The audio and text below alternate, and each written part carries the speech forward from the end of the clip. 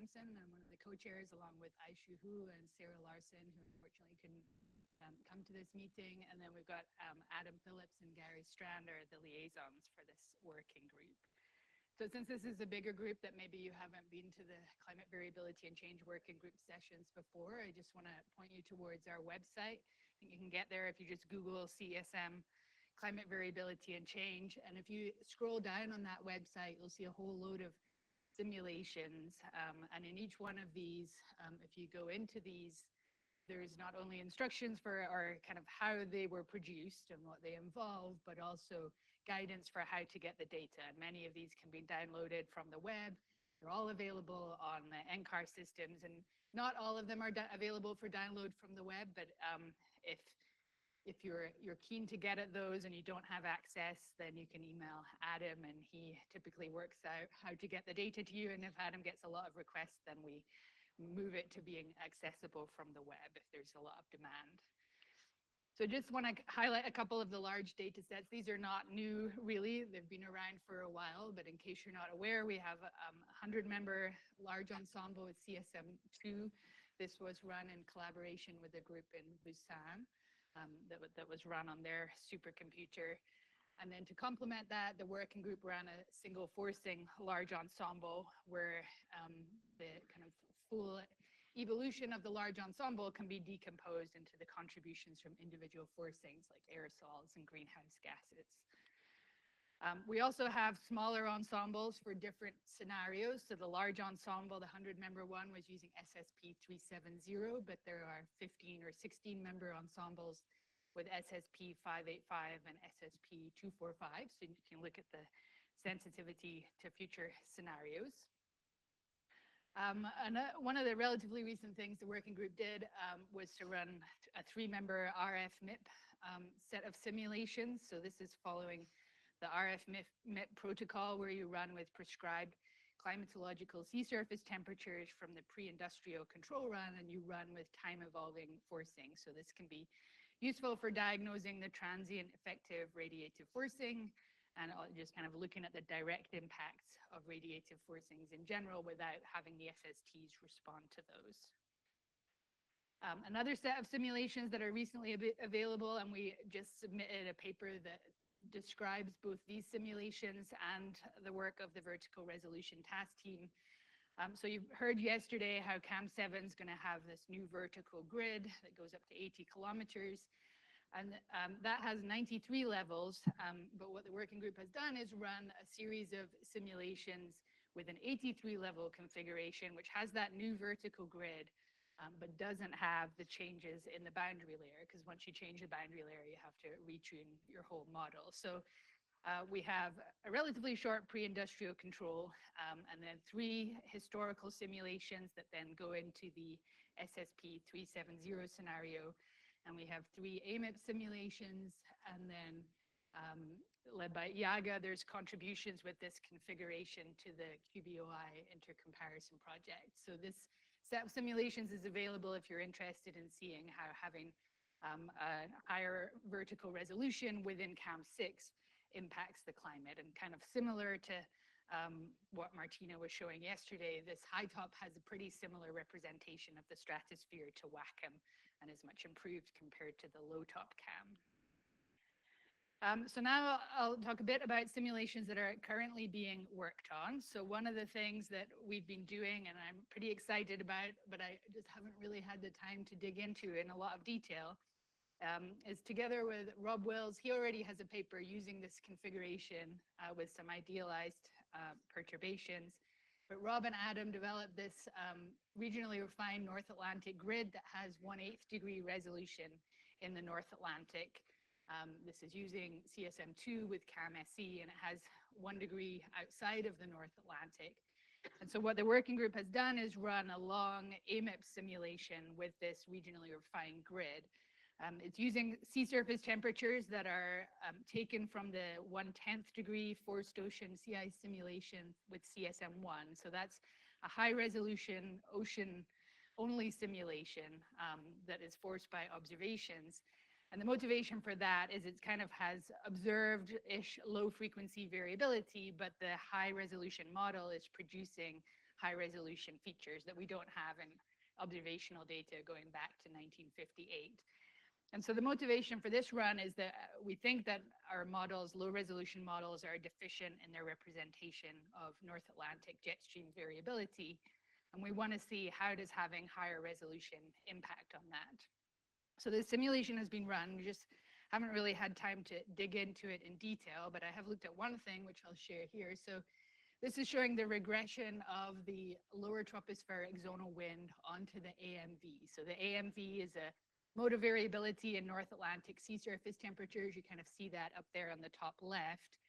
And so accompanying these SSTs, you tend to have, when it's warm in the subpolar North Atlantic, you have an equatorward shift of the jet stream. And of course, in observations, the connection goes both ways.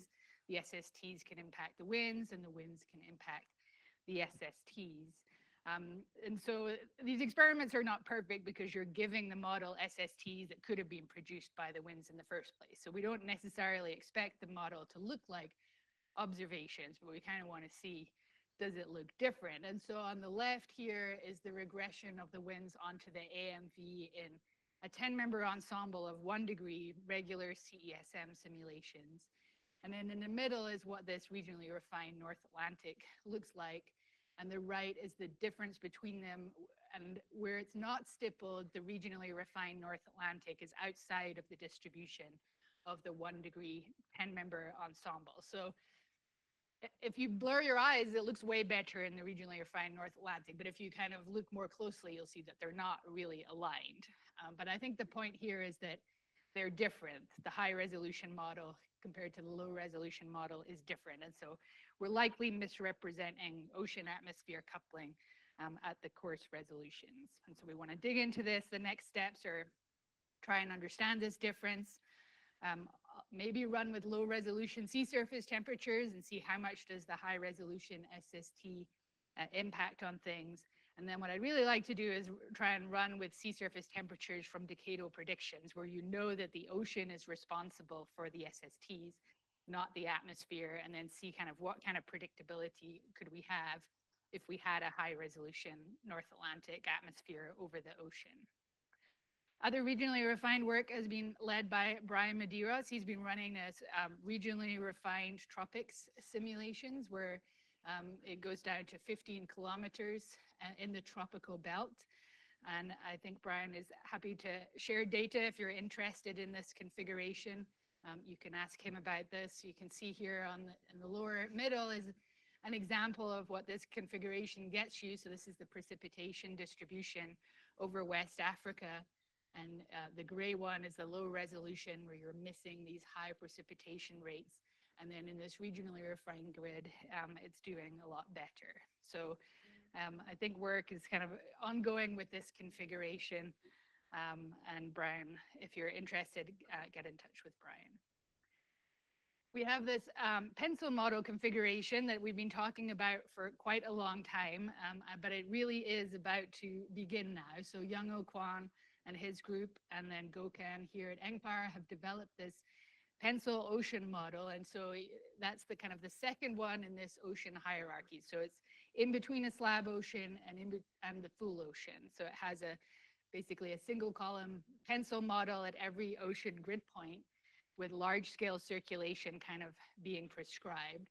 And so what that gets you is, it gets you a prognostic mixed layer depth, whereas in the slab ocean, you have to prescribe that. So you kind of have the mixed layer physics acting, but you have constrained large scale circulation. So Young-Oh and his group are about to start long pre-industrial control with this configuration any day now. This is with CSM2 because it was developed in POP. And so I think there's a question of whether there will be resources to try and develop this in MOM. There's also some work going on with perturbed parameter ensembles and emulators. This is a figure from Adisu. He's using working group resources to run these perturbed parameter ensembles to look at the representation of microphysical processes. And what you see there on the right is some comparison between observations and then a kind of, I guess, a physics-based microphysics scheme, and then the orange is an emulator. And so they're doing some tests to explore both parameter perturbations and the use of emulators for these warm rain processes. Okay, I'm going to hand it over to Aishu for a bit to describe these.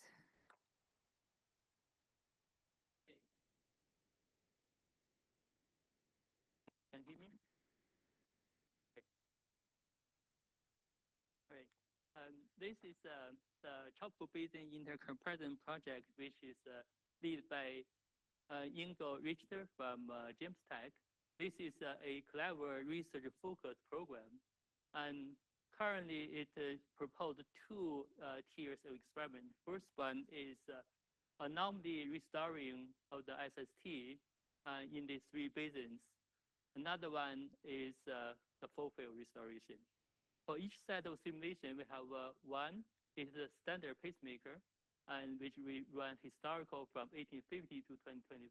But for CESM, we run start from 1880. The other side is the the handcast pacemaker. That is means we run 12 months or 24 months. So the handcast give the initial condition and do the forecast, and also relax the SAT in each of these individual basins. And the restoring area is for the Indian Ocean and the Pacific is 15 to 15, and with 10-degree relaxation. And for Atlantic is 10-degree north, 10-degree south. And this setup is a bit different from what we have done for CESM2 Pacific pacemaker. And this is currently we have 6 or 7 modeling group has been doing this experiment for CESM. We have CVCWG and Earth System Prediction working group. We separately did the handcast and the pacemaker, standard pacemaker. And the South Tennessee Institute of Oceanography in China, they using CESM2 run the tier 2 experiment. And there's other modeling groups, and the last column shows how this simulation doing right now, and the paper is still under review, and hopefully it will be accepted pretty soon. And after, if anybody interested in this experiment, you can contact us, and also we can share this data with you. Another project currently going on is funded in Europe. It's called the Tipping Point Model Intercomparison Project. And this project is led by Ricardo Wickman from the Potsdam Institute for Climate Impact Research. The motivation for this research is to study the currently in our climate system we have we call the tipping element, which potentially it can tip. We want to see for the next few decades or a century whether this tipping element will tip, and if they are tip, what kind of impact it will have. So based on this, we designed a set of experiments. We have ramp up the forcing and stabilize the forcing, and the forcing ramps down. Based on this experiment, we can see is first of all we want to see whether the tipping will happen or not. If under this kind of experiment the system does not tip, we will try other methods to make the tipping point to tip. And the third one is actually come from the WCRP safe landing group. They proposed a what-if map. That means the tipping point has happened. If those happen, and what kind of impact we will see. Basically, the tip map, they have this governing structure. They have a governing board, steering committee. Underneath it, they have 6 domains. The carbon model or Earth system model, an ash sheet, permafrost, ocean, biosphere, and method and risk assessment. And I personally heavily involved in ocean domain. And for NCAR, we possibly will run simulation for the coupled and ESM domain experiment and the ocean domain experiment. We're not really heavily involved in ash sheet and permafrost. Biosphere, and Betty, she will do something related to the biosphere, which is mostly for the tropical rainforest and boreal forest. For the deep ocean domain, right now we propose like 5 experiments, but we gave the first 3 with a higher priority. For the first experiment, we basically follows the Earth system model protocol. That means we ramp up the forcing with 0.2 degree per decade increase for 100 years. And on top of this standard ESM simulation, we are going to add the Greenland ice sheet melting, with initially 0 and ramp up to 0.1 swirldrop in 100 years. After that, we stabilize the forcing for 50 years and then start ramp down. And this experiment just to see whether with the additional Greenland ice sheet melting with the standard warming, what kind of additional change we will see for the AMWG. And second experiment, we want to do this using the observed Greenland ice sheet mass loss for the historical period, and also for the projection, we want to use the currently the best estimate of the potential melting of Greenland ice sheet, and to see with this additional, more realistic Greenland ice sheet melting, whether they will have additional impact to the AMWG. Well, if AMWG does not collapse in all these experiments, the third experiment we're talking about will make it happen. That means we put the freshwater forcing in the subpolar North Atlantic and Arctic, and we ramp up the forcing from 0 to 0.5 swirldrop in 200 years. And for CSM, at this forcing, AMWG should collapse based on our experience. For other models, they may or may not. Right? If the modern group participate in this experiment and at 0.5 swirldrop, AMWG wouldn't collapse, we ask them to run the forcing a bit longer, just keep it ramped up until AMWG collapse. After that, we just shut off the forcing and see whether AMWG will recover or not. And if anybody interested in this project, just let me know.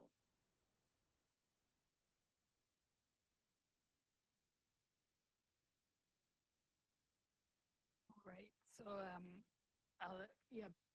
things about diagnostics packages and some other data sets. So in case you're not aware, this is kind of newish. It was available at the summer meeting, but Adam has developed a new climate variability diagnostics package that has the ability to handle large ensembles. So you can get some nice diagnostics on the right where you can look at individual members and compare large ensembles in various diagnostics. It also has new ways that you can choose how you want to detrend or try and remove the force signal before you do the diagnostics. It also has regridding capabilities for the spectral element dicore, and they're aiming to have a Python version of the CVDP by the end of this year. There's also an effort, and there's going to be a talk about this tomorrow by Nicola Maher at the end of the day, to make a new multi-model large ensemble archive. And so this is basically taking all the large ensembles that exist and regridding them all to a common grid, just certain commonly used variables. And so this should make it very easy if you want to look at these large ensembles for these particular variables to be comparing models. And so the data of these kind of regridded data sets are going to be available on our systems and on the CISL RDA. And then Adam's also run the CVDP on all of these large ensembles, and the diagnostics are going to be available. So this is all going to be available sometime in early February, so I guess very soon. And you can hear more from Nicola tomorrow in the CVCWG session. So now I'll just briefly finish up with our future simulation plans, and I'll try and do this in 50 seconds. So we're going to run CSM2 with aerosols only, but from CMIP5 emissions. That takes a bit of work to figure out what the emissions are going to be, but that's kind of in the plans.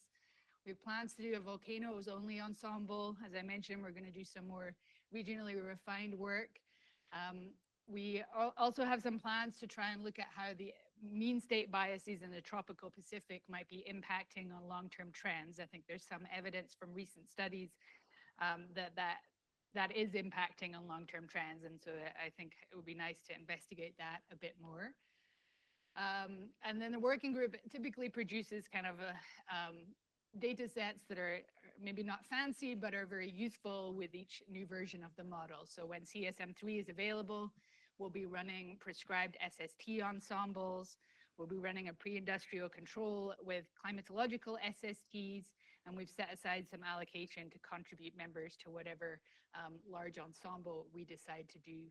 And there's also going to be a development of the mechanically decoupled ocean configuration with CSM. So I think that's it. We probably don't have time for questions, but if there's burning one.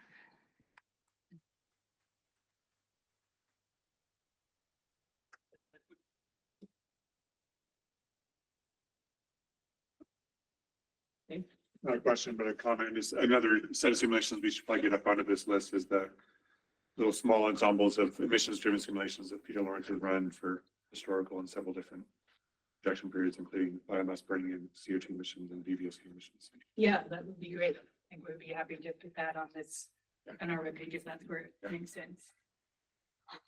Okay, so I guess I'm chairing this session, and our next speaker is was going to be virtual, but unfortunately also had a family emergency, so he recorded the talk. Mark England is going to tell us about methane MIP.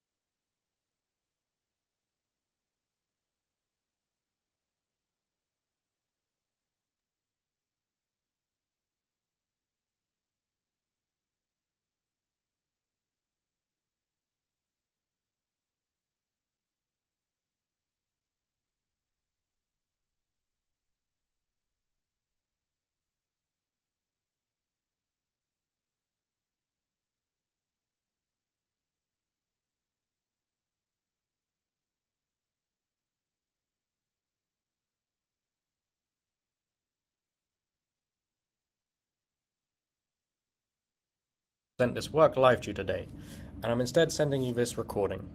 I'm Mark England, a senior research fellow at the University of Exeter, funded by the Royal Commission for the Exhibition of 1851. I'll talk to you today about methane MIP, which investigates the climate and health benefits of methane mitigation.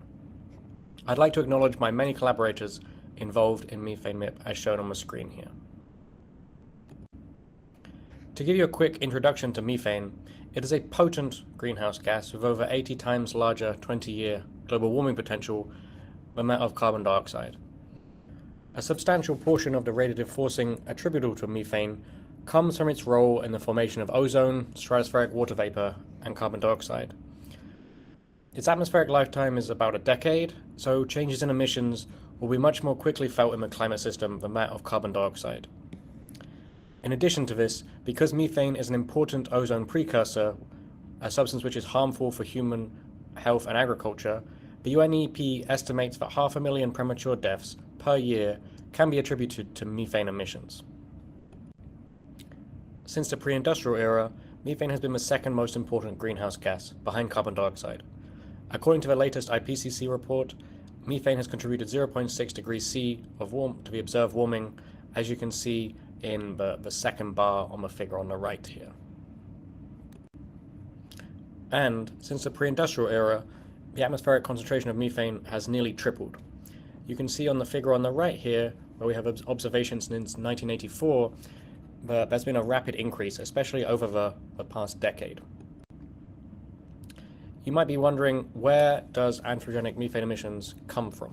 So there's three main sources. The first is fossil fuels, so you can think of the oil and gas sector, as well as coal mining. There is agriculture, which comes mostly from raising cattle, as well as a smaller portion from rice cultivation. And there's waste, so you can think mostly of landfill and wastewater. And these three sectors make up the bulk of anthropogenic emissions.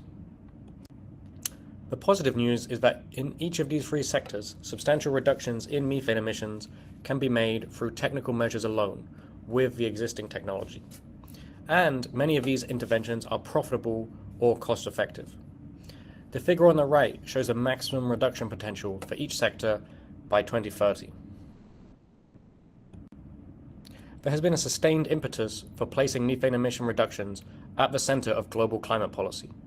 This is best showcased by the Global Methane Pledge, first introduced in 2021, which aims to reduce anthropogenic methane emissions by 30% by 2030. There are currently 150 countries signed up, which account for over half of global anthropogenic methane emissions. However, the current modeling evidence produces a wide range of estimates for how much avoided global warming we could expect from a given reduction in methane emissions. Mostly these studies are based on idealized climate emulators or studies based on comprehensive models with a limited number of models and ensemble members. It is difficult to provide a robust estimate because most of these models are based on different reductions, some idealized, some realistic, different baseline scenarios, different time periods, limited ensemble members. I've tried my best to summarize the literature on the figure on the right here, and you can see that there's quite a spread for a given reduction in methane and the avoided warming you would expect from that. Very few of these studies can provide robust information on the regional response to methane mitigation. And so I identified a need for a coordinated modeling effort, which could impose identical methane reduction scenarios across CMIP6 models, each simulating a good number of ensemble members, and also outputting fields relevant for climate and health. And so this brings us to methane MIP. The overarching research question here is to get a robust multi-model estimate of the climate and health benefits of plausible but ambitious methane mitigation. And there are a wide number of smaller research questions which methane MIP aims to make progress with, and I've listed some of them here. For example, understanding which climate events projected to occur by the middle of this century may be delayed or avoided by reducing methane emissions. We want to try and evaluate when we would expect the signal of the forced response to reduce methane emissions to emerge from a noise of internal climate variability, to gain an understanding of different aspects of the climate system and how they respond to methane across the different models, and also to improve the current set of climate emulators that we use and how methane is incorporated in them. So as of now, the core concentration-driven experiments of methane MIP are underway. So these consist of three scenarios. The first is the baseline scenario, SSP2 4.5, which for the most part for all the models already exist, and there are a good number of ensemble members for. Then there are two new methane MIP scenarios as shown in the figure here. The first is technical measures, and the second is called ambitious mitigation. So the technical measures mitigation, which is consistent with the Global Methane Pledge, is shown in blue here.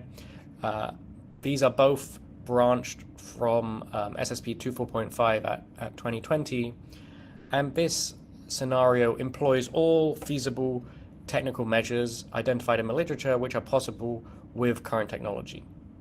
The ambitious mitigation scenario builds upon the technical measures scenario, and the ambitious one is shown in red here.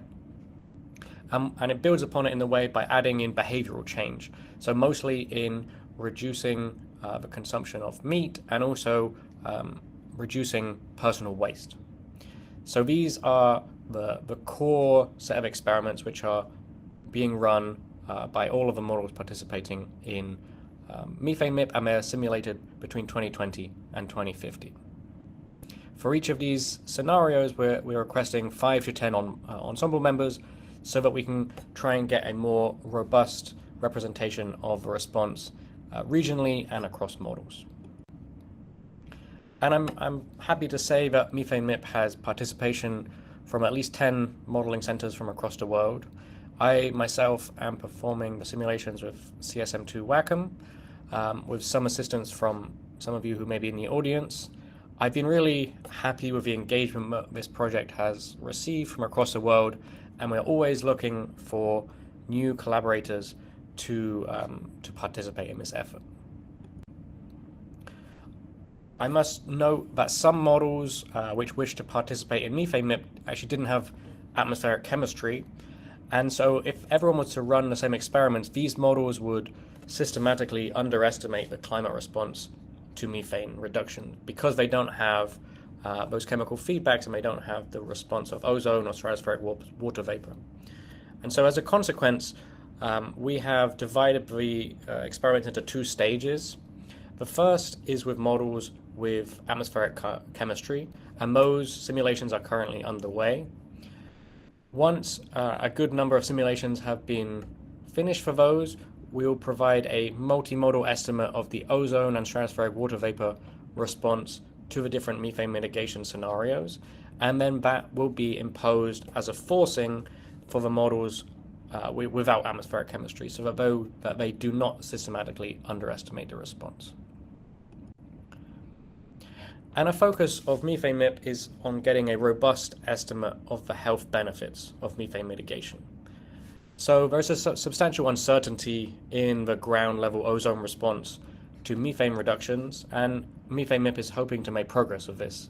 And as a part of this, we're requesting some non-standard variables, which includes surface hourly ozone concentrations, and that's important for best translating these results into the health impacts and for being consistent with the health literature. Methane MIP has also been designed to ensure that the results are policy relevant. And so I've had as many discussions as I can with think tanks, non-profits, government agencies to understand how the methane MIP simulations could be most impactful for them. And these conversations, which I did before any simulations started, helped to shape the protocol. We've also attempted to limit computational expense as much as possible by utilizing as much as the existing CMIP6 archive as possible. And we're also hopeful that our results can be directly compared with other scientific efforts in similar fields, which are looking at simulations which look at air quality regulations and as well as specifically at the Global Methane Pledge. So today I'm going to present a few preliminary results from the simulations I've been running with CSM2 WACCM. So as a very large note of caution, this is obviously from a single model and doesn't represent the results of methane MIP, but in other models, because the other groups are currently still running the core experiments. This is also from a limited number of members. I've only finished 1.5 members for each ensemble so far, so please take that as a note of caution. So what I'm going to show you first here is the global annual mean temperature anomaly for the surface from 2020 onwards. The black will always be the baseline scenario, which is SSP2 4.5, which we now have 11 members for. The blue is the technical measures scenario, and the red is the ambitious mitigation scenario. So we find that the methane mitigation is consistent with roughly 0.2 degrees of avoided warming by 2050. However, with a limited number of ensemble members, the signal doesn't cleanly emerge from internal climate variability. Obviously, we're going to need to wait for more members to robustly estimate the response for this model. So one thing I was interested in from the outset is whether aggressive methane mitigation could successfully delay the onset of the ice-free Arctic in the summer. And this is something which, because of its near-time horizon, the thinking is that perhaps methane would be best suited for trying to delay this. But from these limited ensemble members, it is apparent that methane mitigation cannot successfully avoid the occurrence of the ice-free Arctic, at least in this model.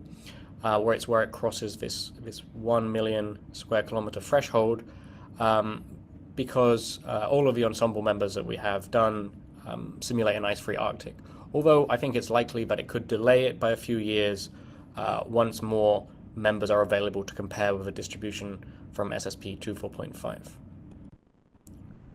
One metric in which the methane mitigation signal is detected very early is actually the global mean, annual mean surface ozone. So you can see that within a decade, the trajectories cleanly separate. For the case of ambitious methane mitigation, this reduction in ozone concentration from a back of the envelope calculation would likely translate into about 200,000 premature deaths avoided per year. And the response to methane mitigation is also quickly seen in the stratosphere. So what I'm showing you here is the response of stratospheric water vapor in the upper and mid stratosphere. By the 2030s, the signal starts to emerge in the upper stratosphere, and in the 2040s, it starts to emerge in the mid stratosphere. So these are examples in which one member is sufficient to detect the force response. And obviously, we're going to need to wait for more members and more models to get a clearer picture of the full climate response to methane mitigation as outlined in the motivating questions. And we've also done some work with the FAIR emulator to try to anticipate what results we could expect from methane MIP. The top figure is the avoided warming for the technical measure scenario, and the bottom figure is the avoided warming for the ambitious mitigation scenario. And these are broken down into the contributions directly from methane, ozone, and stratospheric water vapor. So these suggest median avoided warmings for the two scenarios of 0.15 and approximately 0.25 Kelvin, respectively, by the mid-century, and that's relatively consistent with what we saw from CSM2 WACCM. And this would reduce warming by between 21% and 36% by the mid-century. In both scenarios, methane accounts for 60% of the warming from methane emissions. The ozone accounts for 33%, and the remaining fraction is from water vapor. These emulator results suggest that even ambitious action on methane will be unable to avoid crossing the 1.5 degrees Celsius Paris commitment. However, it would reduce the chance of crossing the 2 degrees by 2050 by a factor of 4. Putting the methane MIP scenarios as simulated by FAIR in the context of the main SSPs, we find that they have the slowest warming of any SSP for the next 2 decades, underlining the importance of methane for setting the pace of climate change in the near future. But obviously, by the time you get to 2050, with the higher intervention scenarios such as SSP 1.9, carbon dioxide becomes more important. And once all of the core simulations are completed, the next phase of methane MIP will be to explore the impacts of methane mitigation in emission-driven configuration, rather than the traditional concentration-driven configuration. So this represents really the state of the art, and it's only something that a subset of the models participating in methane MIP have the capability to do. There is reason to believe that this use of the emission-driven configuration may increase the estimates of the radiative forcing attributable to methane. And we're going to be performing first pulse experiments to compare how different models simulate the response to methane emissions, as well as repeating those methane mitigation scenarios in that configuration. And we're also interested here in exploring how natural methane emissions, which are a substantial source of total methane emissions, evolve in these scenarios. So that was a brief introduction to the methane MIP project. Expect to hear more in the future once those core set of simulations are completed and you can start seeing the wider set of results from those.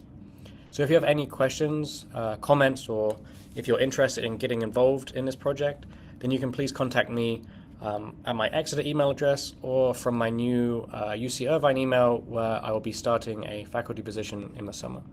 So thank you very much, and I hope you enjoy the rest of the meeting. Thank you.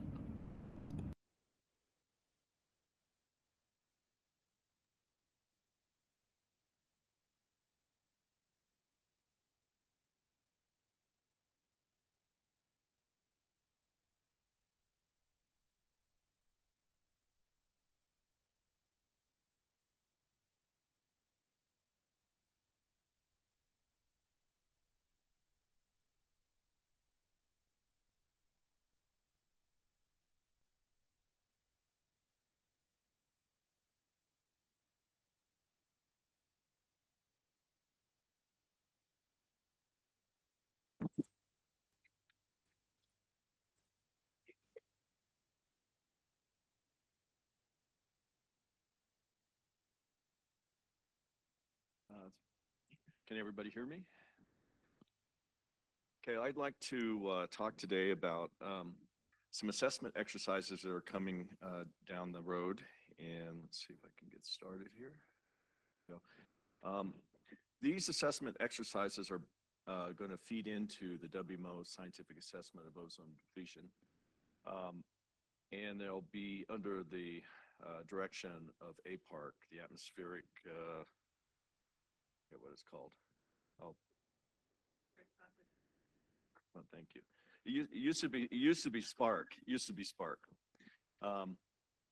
The history here is that this is a figure from Paul Newman that he gave me.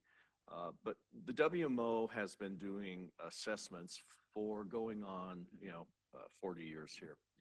And if you look at, oh, good. Yeah, the first assessment really for the stratospheric assessment happened after the ozone hole, which was in 1985 when it was discovered. In fact, my first participation in this was this red report here, the trends report. My research advisor at Berkeley started, and it was part of this, and he got me involved. And I think I've been involved in every one of these reports going forward. And they're really valuable for a couple reasons. One is, they assess the science that's going on with ozone depletion over the years, but they also allow modelers to compare their models, and we can, get an idea of where we need improvement. And so that's been very useful. But what I want to talk today about are two different assessment exercises for APARC. The very short-lived substances assessment, which is just being announced. And there are multiple reasons why we want to do this. So let me do a little background here. You can see that on the left, you have the CFCs, which are the ozone depleting substances, kind of the long-lived ones that have lifetimes of, 50 years or so in the atmosphere. And then on the right, you have the very short-lived substances like dichloromethane, which have lifetimes on the order of about 6 months. The long-lived substances typically are related to industrial processes, as shown in this figure. And the short-lived can be industrial or natural. It can come from phytoplankton or macroalgae. And what we want to know is how much of this short-lived stuff gets into the stratosphere. And they have lifetimes on the order of about 6 months. So it's a little, your models have to get convection right, and you have to know where the emissions are. And so there's a big uncertainty there. And there's never been an assessment across modeling groups for this type of constituent. Now, what does that look like? If you look at the three main ones from the chlorine family, you have tetrachloroethane, the C2Cl4, chloroform, CHCl3, and dichloromethane, CH2Cl2. And again, the lifetime is shortest for the tetrachloroethane, which is 109 days, chloroform is about 178 days, and dichloromethane is about 167 days. The main one, though, we're really concerned about is the dichloromethane. It has the largest abundance, and it actually has a trend, as you can see in the bottom right left corner there, that's increasing with time. We have some new emission scenarios for this, and that'll be included in this assessment. There's also a hemispherical difference between these gases, where there's a lot more emissions in the northern hemisphere than in the southern hemisphere. There are some very big regional differences also, where a lot of the emissions of these constituents happen in Asia. And you can see from this figure here from the WMO assessment, the blue line up there is the Asia contribution. Europe is the dashed line, which is down at the bottom there. North America is the dotted line, which is very small. So a lot of the emissions come over a region where you have large convections, for example, the Asian summer monsoon region. Now, the primary objective of this assessment is to assess the impact of industrial-related emissions of these species, and then to bring in new metrics to examine them. And one of them that was put together, was suggested by John Pyle for the last assessment, was the integrated ozone depletion. And so you just integrate the depletion with time. And that can be used for both the long-lived species and the short-lived species. We're also planning to do some ozone depletion potential calculations for these species. They've never been done, and that'll be included in the WMO assessment. And there's a couple different ways you can do it, and I'll talk about that in the next slide. And then and then we're going to evaluate the VSLs for long-term trends. Since we have better emissions now over the historical period, we can compare that to observations and see if our models do the right thing. So the scenarios and the deliverables, we're going to run 2 simulations, one with and without VSLSs, and this will be nudge meteorology, so specified dynamics for WACCM. We will go from 1990 to 2022. We will then also do these ozone depletion potential simulations, which will be requested. There will be 4 species we'll look at in 3 regional emission scenarios. Since again, these things really depend on how much can get convected into the stratosphere. We want to test the sensitivity of that. And now an ODP is just the delta total column ozone for a unit emission of some species X versus the same unit emission of CFC 11. This is, and what's different in doing these ODPs is we're going to do stratospheric ODPs because since these have short lifetimes, not a lot of the chlorine gets into the stratosphere. So you want to look at just the impact of the chlorine that gets in the stratosphere from these emissions. This will be the first model assessment, as I mentioned earlier, of ozone and halogen changes via VSLSs, and the evaluation of metrics for this will be ongoing. And hopefully we'll have a bunch of peer-reviewed publications that will be coming out of this exercise and included in the WMO 2026 assessment. Now, the activity timeline is as follows. We've already sent out the scenarios to people in the community, and we're kind of waiting to get feedback on it. We'll have a virtual meeting in late February, and then the runs will start in March, and they have to be done by September because in order to get into the assessment, we have to have a publication, and then the publication has to be peer-reviewed by the following May in 2026. So it's kind of a tight timeline to get all this stuff done. For NCAR, we will be using Alfonso Saez Lopez group, who have helped develop the VSL package in CSM2 WACCM, will lead that along with Rafa Fernandez. But there's going to be a half a dozen additional NCAR ACOM scientists that will be interested in participating in this effort. That's all I have to say. Now the second part is another APARC assessment activity. It's the ozone return date simulations for, again, support of the WMO 2026. And this is, I just want to highlight that in order to really look at the return date of ozone to say a 1980 condition, you really have to look at your model structural uncertainty. This is the impact of the chlorine and bromine forecast. Excuse me, scenario uncertainty. This is the impact of the chlorine and bromine forecasts. Structural uncertainty, which is important to have a good representation of model physics and chemistry, and then internal variability, which depends on the number of realizations you do. And I think most people realize all that.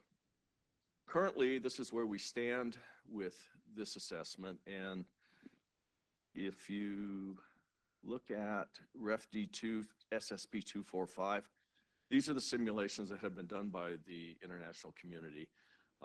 There are a few, multiple models that have done these with a few realizations. This isn't really enough models and enough realizations to do the assessment. And so there's been a push from David Plummer of APARC to get more of us to do more realizations and more of these assessment exercises.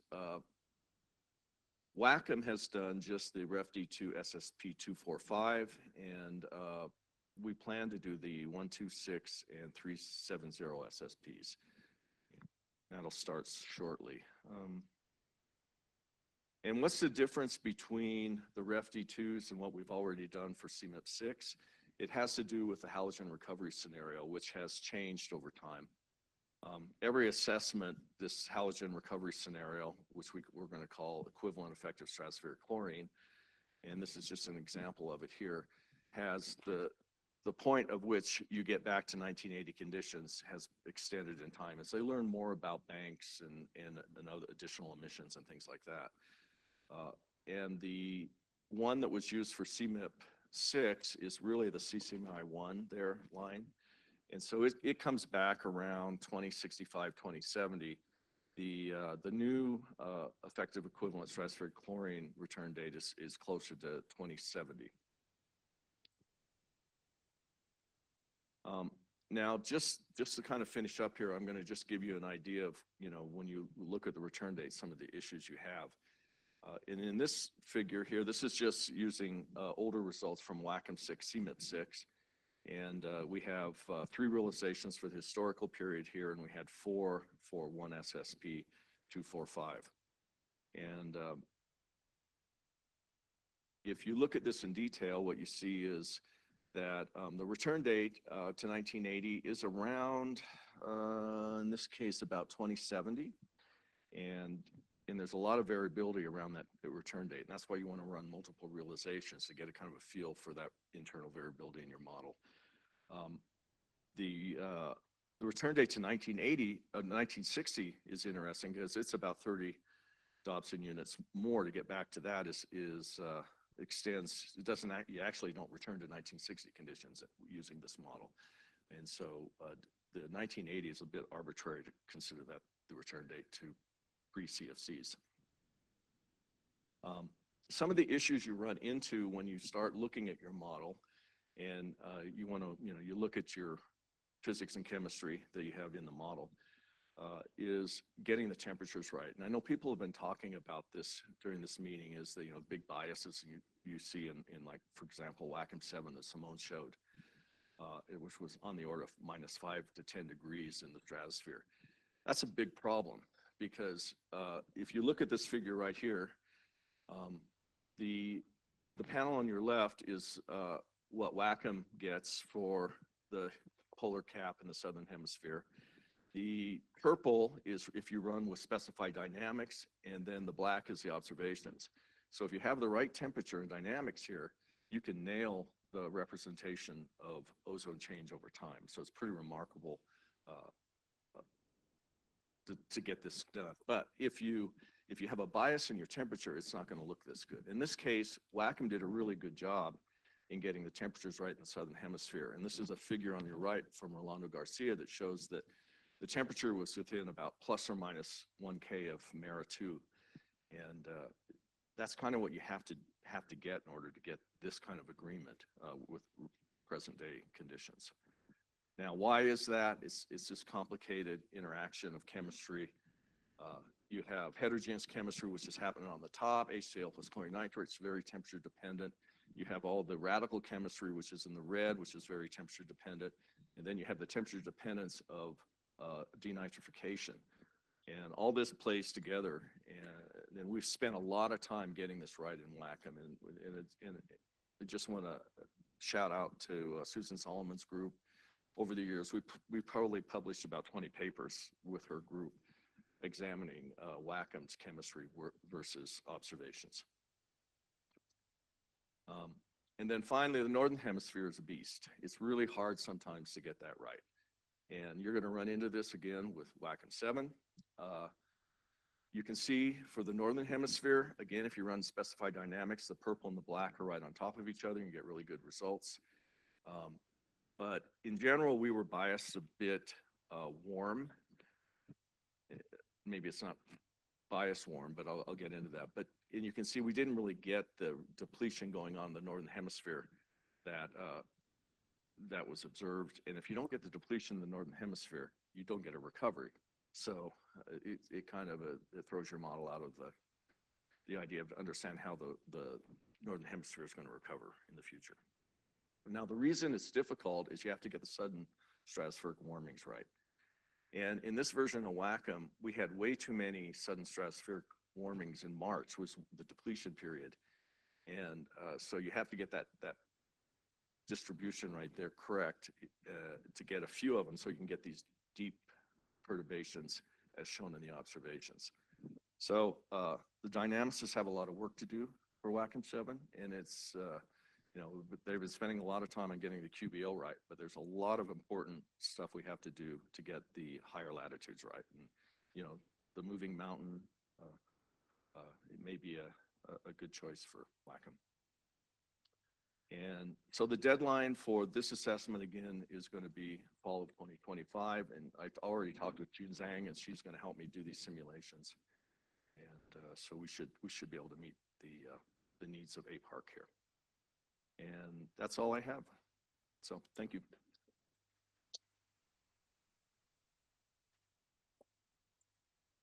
Questions for Doug?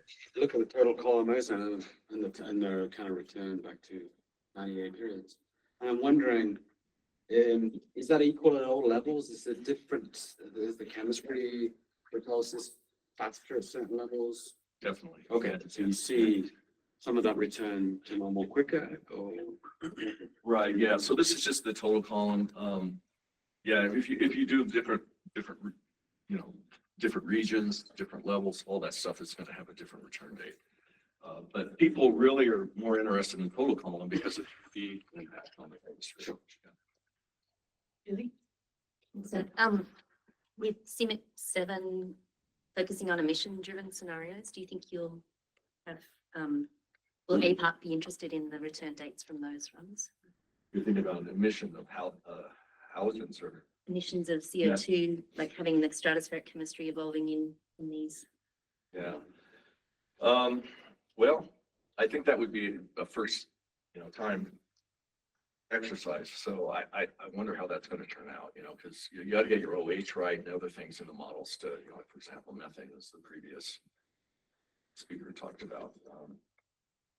I imagine WACCM or the mid-top model will, you know, this is open to the group, will be using mole fraction evolution of methane, CO2, N2O, things like that. Maybe there'll be shorter other runs that will use the emission scenarios too. I don't know. I had a question about the Northern Hemisphere depletion. And so in the 90s is kind of a known time of a lack of sudden warmings. Mhm. I was kind of under the impression that could just be internal variability. Right? Are you saying that is something that we should be capturing? Well, Like a I mean, burst, you can see the deep depletions here in the 90s, right? Yeah. Well, there's 2, 3 of them right there. Or, you know, we didn't get, if you looked at one realization, you don't get that number in WACCM. Yeah. But is there a chance that just that kind of chance lack of sudden warmings is making it cold? That it could just, like maybe if we had many members, we would get it, or? That's an interesting question. I don't know.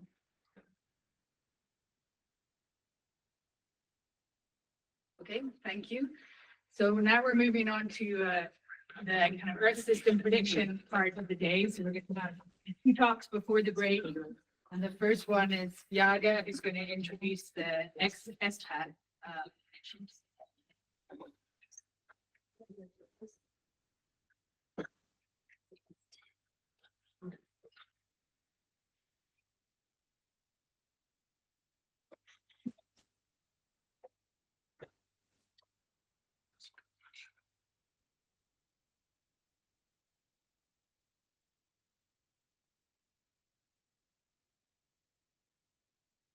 All right, good morning, everyone. My name is Yaga Richter, and I'm the lead for the Earth System Predictability Across Timescales, or SPAD initiative, which is an initiative ran out of the NCAR Directorate. So a little bit of motivation first for it. So every country, region, and community is progressively more impacted by effects of extreme weather and climate change, right? This is nothing new to this community. And also there is an urgent need for more research on Earth system prediction and predictability. hear me? Can you hear me? I can move it. Step. Okay. So in October 2023, NCAR decided to launch this SPAD initiative to accelerate the fundamental research on Earth system predictability across timescales with the overall goal to enhancing societal resilience. So we held a large workshop in April 2024 to identify grand challenges, key science questions, and potential solutions. In this talk, I'm not going to get a chance to summarize all of it, but I'm going to just talk about the key takeaways and the items that are most relevant to modeling and also the CSM community. So again, the vision or the goal for SPAD is deeper understanding of the Earth system through coordinated and collaborative research integrated across disciplines and timescales for societal resilience. And there are 3 pillars to this. The first, in order to do this, we need to integrate across NCAR. So including integrating convergence, research, and education and outreach. Also integrate with and enable the university community and include UCP, which is UCAR community programs, and the UCAR university members. And the third pillar is also integrating across US agencies. So NSF, DOE, NOAA, NASA, and USGS. And mainly in this space, serving as a community nexus for fostering collaborative research. So we have an extensive advisory panel. And the reason it's extensive is because the scope of the project is extensive. So we have expensive too, yes. It will be expensive. We have a person representing convergence research, the weather timescales, machine learning, ocean atmosphere coupling, seasonal to decadal prediction, land atmosphere interactions, climate interactions, space weather, air quality, data assimilation, integrating observations into models, solar variability, and weather and climate interface, right? So all of those aspects are in part of SPAD. So during the first year, we spent a lot of time on engagement. So we had internal working group meetings, we had lab town halls. I went to many universities, we did town halls, AGU, AMS. Then we had an internal workshop, and then we finally in April 24 had a big community workshop, but it was during the week of the solar eclipse, so the solar community didn't show up. So for the solar community, we did a mini space workshop on space weather in September 2024. So far what we have is a draft roadmap with key science questions, tools, and capabilities that we need to work on further. We identify our focus areas. Our workshop report is actually complete and out. That slide did an update. And the BAMS article is almost done. I'm going to submit it on February 15th, so you should see that soon. Some of the priority objectives into our strategic plan were pulled from the input that came from SPAT. And this fall, we were able to make a first investment, and that went to in subseasonal to seasonal or S2S predictability. So one of the key outcomes of the workshops, all of them are summarized on this slide, that climate change is global, but the impacts are local. And for this community, I think this is one of the key messages, that people are really looking for trustworthy and actionable information on scales of communities, so 1 to 25 kilometers. So it kind of puts our perspective of CSM, the main one being developed in 1 degree in perspective. What can we do to provide that information in lower communities? So there's been a tremendous interest in the mesoclip simulations, the CSM1 simulations at 25 kilometers. They're just at that edge of where the information becomes more actionable or more usable. There are some downscaling efforts that have been discussed. There's regional refinements. Ayla was talking earlier about how the regional refined simulation. That is the information the communities are looking for. Also, what strongly came through the workshops is that people are looking for interdisciplinary cross-time and spatial scales, and that kind of an approach is needed. So we need predictions on weather, S2S, S2D, and climate timescales, right? So we want to know whether the heat wave is coming next week, or want to know what the chances are coming in the next 3 months. And also in 10 years, if I leave my house here, what are the chances I can actually grow something in my backyard? Or worse, if I'm a farmer, if I can feed my community, right? So across timescales approach is needed. And then very lastly, but that came loud and clear, that science needs to be done with community needs in mind. So that bidirectional feedback between users and scientists is very much needed. I don't think Marika is here in the room, and I'm not sure if the polar working groups are meeting, but she is a great example of doing that research in the polar regions, working with those communities and feeding that information back to CSM. So that's been a great example of that bidirectional feedback. Okay, so here's the summary slide of the identified grand challenges and key science questions. And they really come down to three. So first one is, how do interactions across spatial and temporal scales affect predictability? How do scale interactions influence predictability from short-term forecasts to long-term projections? And how does changing climate affect predictability across the Earth system? So a lot of this is already covered by what we're doing in the climate variability working group. Ayla this morning was describing the simulations with the regional refined mesh, where you're trying to see whether representing smaller scales, what impact has on the larger scales, and the feedbacks back and forth, etc. We know that with the drastic changes in climate change, predictability of ENSO or MJO may be changing, but how? Maybe it gets better, maybe it gets worse. And then we also feel that you need to bring together all observations, machine learning, AI, modeling, data simulation together in order to create, get to the advancements faster. And this dotted line here that spans all of this is its convergence research, right? So the intentional approach of bridging between disciplines and also integrated with the users, communities, and the societal needs. So going to the approach of what questions does society really need, and how does that feed back to the questions that we ask of our models?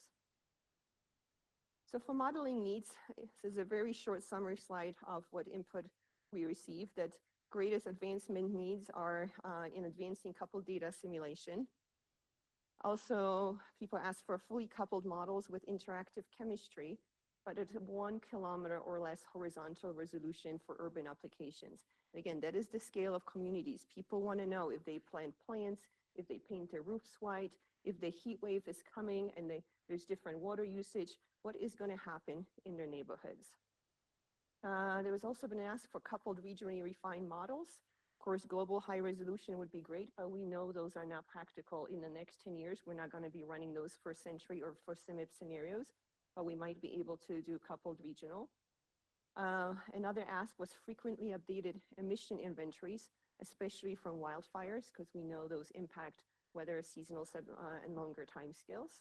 And really what people are asking for a unifying, highly modular framework, enabling seamless development and exchange of components among organizations. And it includes from the weather all the way to the climate scale. So digging in a little bit more to the science questions, in ESPAD, we're very big on science questions. And then from those science questions, talking about tools that need to be developed to answer them. So one of the questions around urban is, how do human activities such as land use changes influence regional climate variability and extreme weather events across timescales? So in order to answer this, you would need to have an Earth system model with interactive land use, land cover changes, including urbanization and agricultural practices, also nested or regional refined models. Another question, how can models more effectively represent urban scale and human environment interactions? Again, you would have to think about incorporating the urban scale models into Earth system models and develop frameworks to include human decision-making and its feedbacks, right? Depending also on the forecast, you make a subseasonal forecast that is going to be really hot. There's going to be different use of air conditioning. There's going to be different use of water, and it goes across the time scales. How do we put those human feedbacks, responses, to get that piece into the Earth system model? Okay, some other key questions. How do models need to evolve to capture Earth system component interactions? A lot of time we spend talking about land atmosphere feedbacks, ocean atmosphere coupling, cryosphere dynamics. And it was a big ask for strengthening verification using process level observation, as well as historical data, but greater integration with field campaign. And also thinking, what observations do we need? And I'll talk about that a little bit more in the context of the land and atmosphere interactions. But one more on the modeling needs is, can we develop a common and consistent framework for harnessing and assessing predictability across scale, system, and applications? So can we apply the same model across timescales, all the way from weather to climate? And we would need ensemble approaches for reducing uncertainty and scale-aware and globally applicable parametrizations. And I use the term globally applicable because in the weather community, people like to tune their parametrization to the specific region that they work on.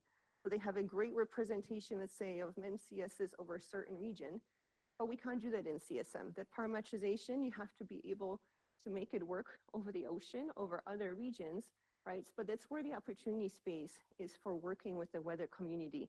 They have the 3 kilometer scale dialed in. That was their medium resolution, right? This is not their finest resolution. So they know how to parameterize convection on those processes, but they may have 5 different parameterizations that they're using, or a person down the hall will use something different. But there is a lot we can learn from the community, especially as CSM is going down to 3.75 kilometer resolution. And another pitch for integrating across timescales and including that into the model development, what I have here, this is based on CSM1, biases in temperature on the top plot and biases in precipitation on the bottom in AMIP simulations, so 30 years, and at week 1 and week 4, right? So basically what you see there are biases in our CSM1, they're the same at week 1 that they are in 30 years. So really that prediction framework, you can be using that in order to look at a lot of the phenomena. And Steve Yeager talked to me a little bit about that. He's got a new way also maybe thinking about ENSO. So there's just a lot more we can learn for prediction of climate if we start actually using the models a little bit more integrative across timescales. So I know you all know about machine learning and AI, so I just mentioned that, make sure that we also thought about it, but there's lots of sessions coming this afternoon. So I think all of these things are going to come up using them, machine learning for simulators, model bias, understanding processes, for subseasonal to decadal prediction. I know looking at windows and sources of predictability is a very large application, and then also ML replacement for certain parameterizations. So in short, the approach that we think is needed is this multi-scale and multidisciplinary approach, integration of modeling, observations, data, simulation, and machine learning and AI, that intentional convergence research between disciplines, so it could be between computer science and earth system science, between oceans and atmosphere, et cetera, and then also bridging fundamental science needs and user needs. So prioritizing our questions that we work on based on what is going to make the largest improvement for the communities that we're trying to serve. Okay, so for SPAT so far, we have come up with 4 focus areas. So the first ones I mentioned is seeded and growing, so subseasonal to seasonal predictability. We are getting ready to seed space weather. That's the second one we've been going after. And we've been getting a lot of input on atmospheric composition and emission and hydrological predictability, so I call those in development.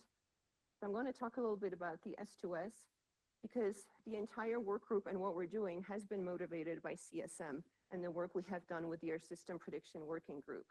So in the last many years, we've been doing reforecast or hindcast in S2S, so 45-day reforecast starting from 1999 to present day, forecast every week. And this figure on the left is a redrawing of a famous figure by Paul Diermeyer, which tells you where predictability is supposed to come from on S2S timescale. So some is supposed to come from the atmosphere, but you see this big green blob that's supposed to come from the land, and then the ocean is supposed to give you predictability as you go past week 4. So we ran this reforecast suite 7 times over by setting one or multiple sets of initial conditions to climatology to tease out the role of land. So in particular, if you set the land to climatology, you would expect that our scale gets much worse if land atmosphere interactions were really important. But the exact opposite happened. We actually gained scale. And therefore, if we derive this diagram that Paul hypothesizes for CSM, it looks like this. We don't have any scale gained from land, and we are gaining scale from the ocean a little bit in weeks 4 through 6. So based on this, we think there's more work to be done on land atmosphere interactions. And we all want to know how this is in CSM, but also in other models. So our SPAD working group is working on this topic using CSM, also MPAS, NOAA, MP, and I think Ji Zheng is going to talk about that 10 minutes after 12. We're also leveraging the cooperative agreement. So E3SM, they have a slightly different land model. And we're going to invite university collaborations on this very topic, land atmosphere interactions in subseasonal prediction, starting soon. We're just getting the communication out. If you're interested in working with that, contact Meg Fowler. She's going to be liaisoning with the university community. And we're focusing on S2S, but really it's one model, one CSM. So whatever we learn from that is going to transfer to the other timescales. And we'll learn from NOAA MP, and we'll learn from the other models. So we're leveraging the CSM or System Predictability Working Group as much as possible. I believe Meg's talk is going to be there tomorrow. And in order to make sure that there's nothing wrong with the income models, that we just can't get the land atmosphere coupling right, we're going to have a cross-agency workshop right here, June 16th to June 18th. So we're going to also invite NASA to the table, and UFS is going to come to the table. So we're going to just bring all the modeling groups together, come up with some common protocols to really get at this land atmosphere interactions problem. Okay, so that's where S2S is. And we're now trying to stand up the space weather theme. And some of you might be less familiar with space weather, but solar activity affects the power grid industry and satellites. So the key relevant phenomena there are geomagnetic storms and coronal mass ejections, or CMEs. And CMEs can often be associated with solar flares. And in February 2022, CMEs caused a large geomagnetic storm. And basically the storm heats and expands the Earth's upper atmosphere. It increases the Earth density. And then what that means is enhanced drag on the satellites. So if you put your satellites a little bit too low, SpaceX tends to put them around 200 kilometers. Then if the drag gets too much, that they basically fall out, and 20 million of damage goes just like that. So there's a big industry with SpaceX and others going up that there is huge opportunity to contribute to this research. So we have WACCM-X.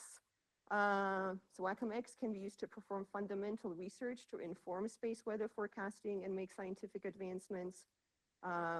Just to remind you, it goes all the way from the bottom to 500 kilometers. WACCM-X predicts thermospheric density variations under different solar and geomagnetic conditions. And the opportunity spaces in particular are there in advancements of data simulation, also high resolution coupling, which I think Nick Pitatella is going to talk Thursday morning at 9:50, if I have that right, close to that time. There's also opportunity perhaps to bring in ML-based hybrid modeling, etc. All right, so the key takeaways, advancing Earth system predictability we think is essential for societal resilience. We advocate for a multi-scale interdisciplinary approach, which is bridging between the weather, S2S, S2D, and the climate communities. The high resolution or the regionally refined couple models are required in the meantime because we can't really, well, at least for the simulations that we need to run, we can't run high resolution for the century-long simulations, but there's a second set of applications that really does require that small scale. So those are for urban applications in air quality. There's 1 kilometer or less is what people really want. And ideally nested within a global model, right? So ideally they want that 1 kilometer model nested within something that is giving you the regional scale. Otherwise it is just too isolated. You're not getting those multi-scale interactions. Integrating AI and machine learning can help to make things better. So we have a liaison for the Earth System Predictability Working Group, Sasha Glanville. So she's still serving that group. And then Meg Fowler is going to be just particularly working with those university researchers who want to focus down on those land atmosphere interactions. And I can come back next year, let you know where we are in atmosphere composition and hydrological predictability. The atmosphere composition is largely leaning towards wildfires, again, across timescales, from something people looking at how do wildfires start, bring different conditions, to bringing that all the way to the seasonal forecasting. How does it affect ENSO? Then how does fire frequency change in future climate? And now you have a different climate. So really that fire they first looked at, how does that gonna look differently if the land is completely different or those ambient conditions are different. So really that full circle, that's what our subject matter experts are tracing. So if you'd like to learn more, there is we have a workshop report, there is the little URL, and then the BAMS article will be submitted by the 15th of this month. So, thank you.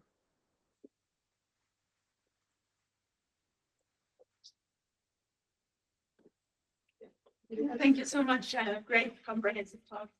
I just wanted to stress, and I think we're in agreement, that just because users want to have information on 1 kilometer scales 3 weeks out, it might be just outside the scope of predictability, outside the predictability horizon. And so I think uncertainty and ensembles, uncertainty quantification, and really good communication are needed to also say, we cannot predict this, or there's a really high uncertainty on it, and you know, maybe do not paint your roof, or paint your roof because you can't lose. And so I think we should be aware that there are limits to predictability and communicate that well. Yeah, and that's a great point. I think in the subseasonal prediction, the grand challenge is still knowing when there are windows of opportunity, when there is an upward forecast that's going to be very skillful. We don't know when that happens. We know that they happen, but we don't understand why.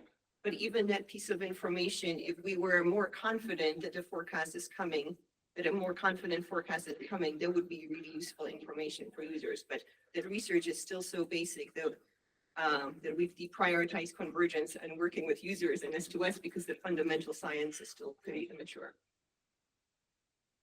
William? Thanks, Jagger. Your predictability plots seem to imply that there's no real utility in trying coupled forecasting for several weeks. I mean, for forecast up to several weeks. Is that what this is saying? What it's showing is largely that the atmospheric initial state in our model at 1 degree resolution with the physics that we are initializing without a data assimilation system, right? There is a caveat after caveat to that. And that is exactly why we want to do this in a multi-model framework. Some of these models are going to have GA, some of them are going to have different land processes, etc. But I think Judith did run AMIP simulations. Can you answer that part? I mean, I think that the big question is this plot on the right as a statement about true predictability out in the atmosphere or shortcomings with the model?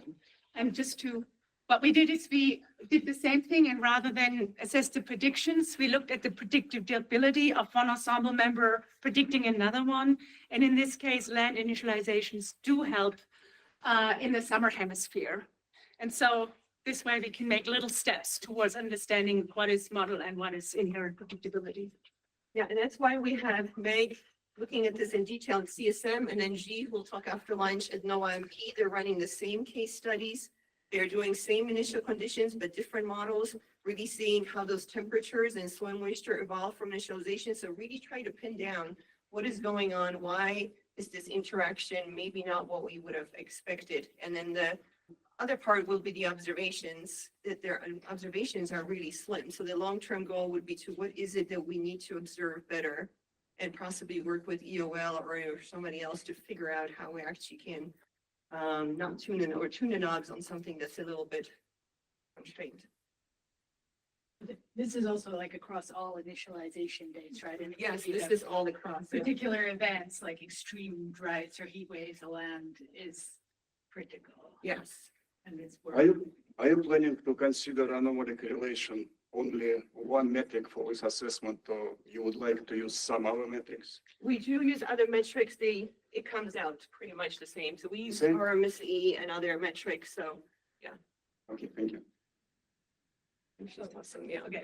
Yeah, quick one. I'll get the slides up first. Yeah, I mean, just two things. One, land atmosphere interactions is the interaction. And so it could equally be the atmosphere is not responding to land Yeah. vibrations or vice versa. And also, I mean, Paul's diagram is also very idealized. It's Yeah. sort of a hypothetical what we would expect, but, and that would probably be in places where the land might provide predictability. There's lots of places where you would never expect it to provide. So we shouldn't be targeting that thing, but we definitely should be exploring like what's going on. Yeah. So we're trying to find case studies where we think that should matter, right? And then see if it matters there, and then maybe only matters 1% of the time, right? So. Thanks.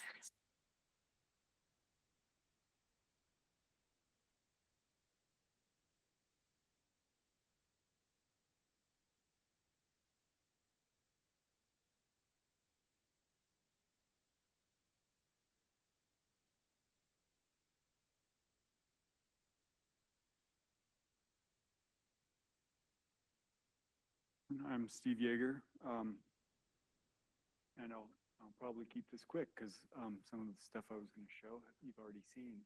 I'm a co-chair of the Earth System Prediction Working Group together with Kathy Pejon from University of Oklahoma, Sasha Glanville, who's our working group liaison. I put up Anne's name here because she's just an invaluable help to this working group.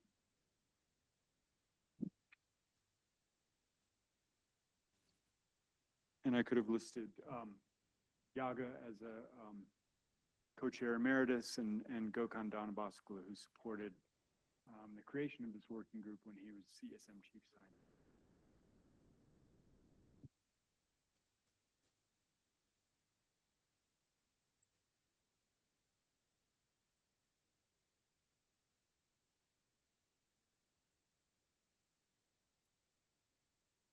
All right, so some of you might not have attended ESP working group meetings, so I thought I would start just telling you what we're about. And I took this paragraph from our webpage, our sort of mission statement for the working group. The aim is to advance fundamental understanding of Earth system predictability, and with a particular focus on subseasonal to decadal timescales, so climate timescale. And we're going to do that by bringing together a multidisciplinary group. It's kind of an important aspect of the working group. All kinds of researchers who are interested in how initial conditions influence the near-term evolution of the Earth system. And so a primary focus is the generation and analysis of initialized ensemble simulations. Using CESM primarily, but we're model agnostic in the sense that we welcome talks from other modeling systems. So we've got a web page linked here, and you can go there if you're interested to sign up to the mailing list to get informed about upcoming meetings or new data sets that have been released. And I put it in this last statement. It's sort of stating the obvious, but I thought in this plenary with a lot of model development working groups, sometimes it helps to state the obvious. ESP working group is a synthesis activity that would not be possible without the domain expertise contributed from each of CESM's foundational component model working group and development efforts.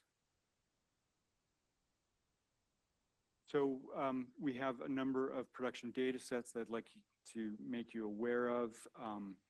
We are in the progress of migrating these data sets to the Research Data Archive and minting data DOIs.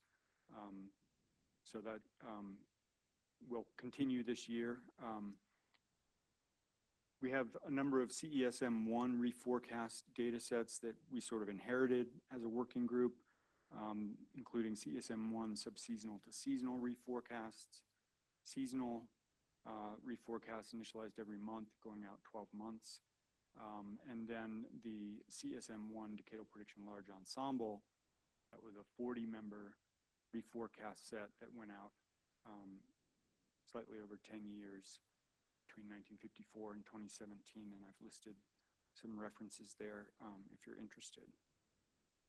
And then the working group really came into its own with CESM2 with focused effort to update these reforecast sets. So Yaga has already mentioned the CSM2 S2S reforecast sets that used both CAM6 and WACCM 6. These are 11-member reforecasts that go out 45 days over the period 1999 to 2000. So we have those both for CAM and then high-top WACCM. We pioneered this seasonal to multi-year large ensemble reforecast data set that extends out into year 2. So we're essentially doing extended seasonal prediction, initializing 4 times per year and going out 24 months into the future, initializing 1970 to 2023. And we've recently completed and made available the CSM2 decadal prediction reforecast set. So this is an extension of CSM2 SMILE initialized in November out through 122-month lead times. And this is a data set that spans 1958 to 2023. And I'll note that we used the CSM2 decadal prediction forecast initialized in 2023 to contribute to the World Meteorological Organization annual to decadal climate update that they put out every year. And so we were able to contribute last year.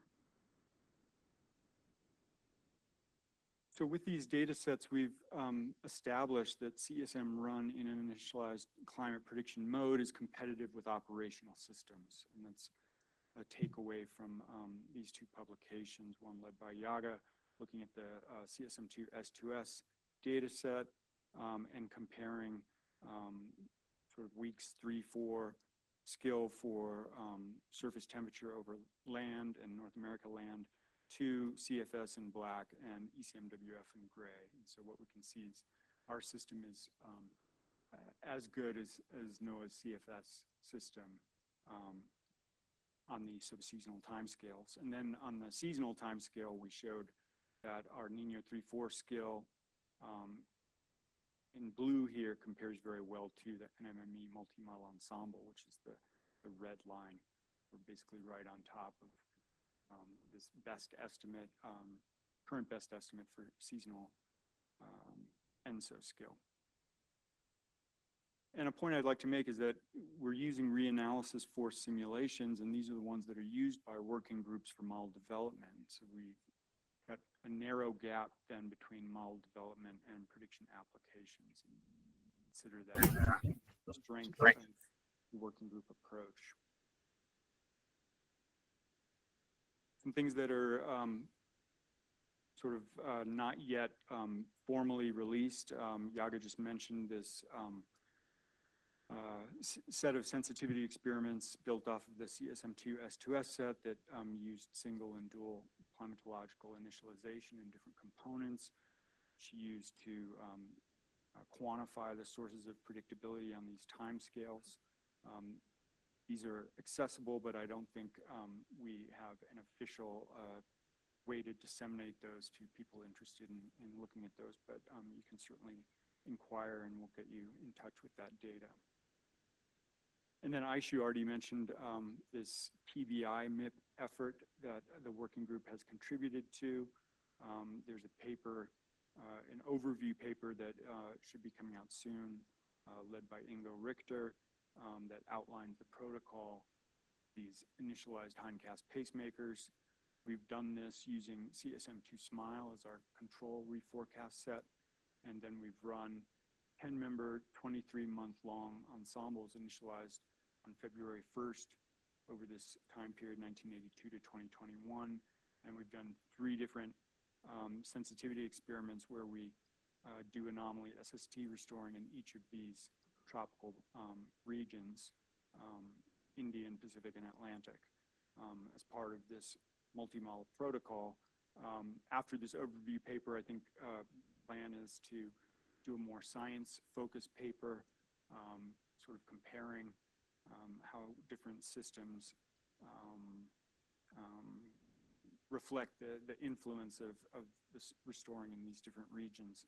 I'll just give you a flavor of what that looks like in our system. So this plot here on the right shows our forecast skill for SST in the equatorial Atlantic region, Atlantic 3. Clearly, when we restore to observed anomalies in the tropical Atlantic, we do very well here. That's the blue line, much better than we do in the control SMILE set. But that restoring really does not appear to have any influence on our prediction of Nino 3-4, and you can see that in the bottom plot. So the blue basically falling right on top of black, the control, out through the first winter. This is again initializing in February, so a 10-month lead prediction of Nino 3-4. And it's really only in the ENSO decay phase that the Atlantic is showing any influence on tropical Pacific. So these are the sorts of results that we'll want to compare with other modeling systems. I wanted to note that we've recently used working group allocation to extend the CSM2 decadal prediction set into a multi-decadal initialized prediction set. So these are extensions of CSM2 DP, 10-member 20-year ensembles initialized on November 1st, every 5 years up and including 2023. We've contributed this experiment to a European multi-model study looking at this sort of extended range initialized projection. So ongoing and future work, as Yaga alluded to, there's a lot of attention now on the CSM2 S2S system using CAM6 with a lot of sensitivity reforecasts being run and being planned, including using the DART simulation system to initialize the atmosphere and land and look at how our S2S skill is sensitive to initialization methodology. Judith Berner and Will Chapman are looking at including stochastic physics and assimilation-based nudging and seeing how that impacts S2S skill. Another effort to use machine-learned online error correction. And then we just heard a lot of attention now on land-atmosphere coupling and how we might be able to improve that to improve forecast skill on subseasonal timescales. We're also doing decadal prediction mechanism experiments. I won't go into detail, but these are coupled ensemble experiments with motive variability-based external forcing applied. And this effort is in support of the DCPP Fatal Climate Prediction Project protocol for CMIP7. And then, of course, we're interested in supporting the CSM-wide collective effort to test CSM3 in initialized prediction mode. The idea would be to perform some limited sample hindcast sets to directly compare against our CESM2 subseasonal and extended seasonal systems, and maybe target some production hindcast data sets next year. All of this depends on how soon the model is ready and how our initial tests look. And I just want to end with communication of an effort to advance capability for initialized prediction case studies. So we've been doing work to try to better understand how to de-drift initialized forecasts. When we use full field initialization, which is the method that we use in all of our working group prediction systems, the model drifts away from where you initialize it, which is close to observations. And so you conflate then the initial condition signal that you're really interested in with systematic model drift, and that complicates skill assessment. And this figure on the right sort of illustrates that. It doesn't matter what the field is. These happen to be decadal prediction simulations from CESM1. We're initializing from near observations, which is the black line. And you can see how these ensemble mean reforecasts quickly drift away from the observations towards the model attractor. So one method to compute hindcast anomalies would be to assume the model is bias-free and that the forecasts have no drift, and you can get an anomaly by subtracting the observed climatology. And that's what I'm showing you in the top panel. Not a good assumption. These don't give you anomalies that look skillful at all, because these anomalies are dominated by model systematic drift. Another method, and this is the standard that's generally used in the climate prediction community, is to compute anomalies relative to the model's own climatology. That's a function of the forecast lead time tau. And you can do that if you have a large set of reforecasts, as we do here.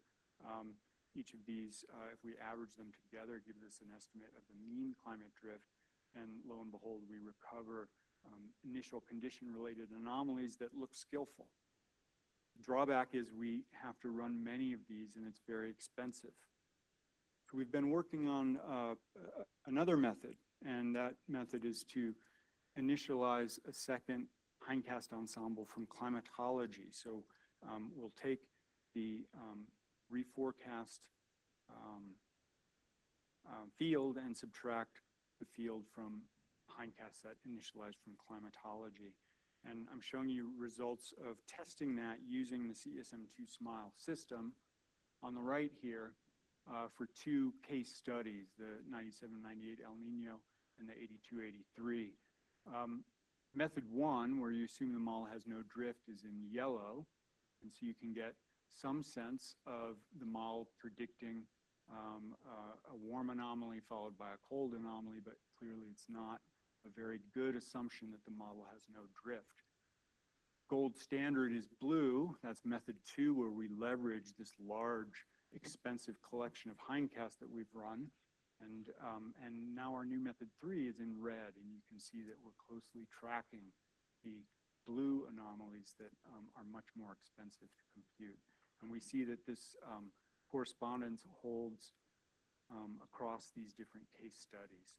And in terms of cost comparison, if we were to do a prediction case study of a seasonal event, like one of these El Nino events with 20 members, method 1 is very cheap.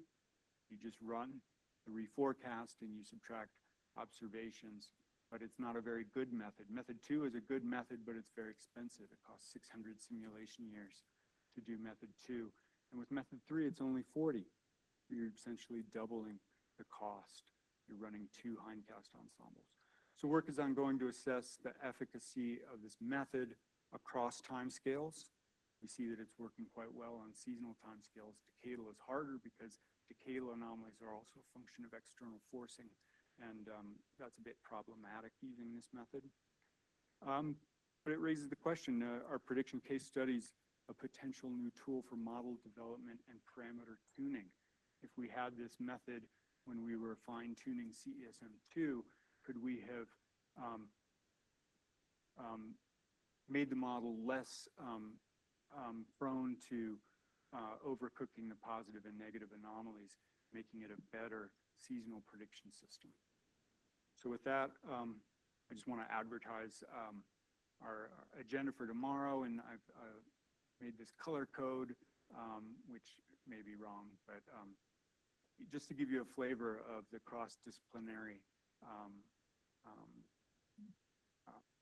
group that we have, and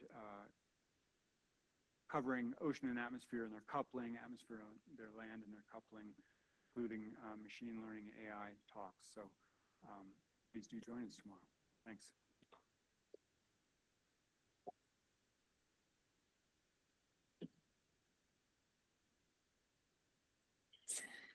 Yes, Dan.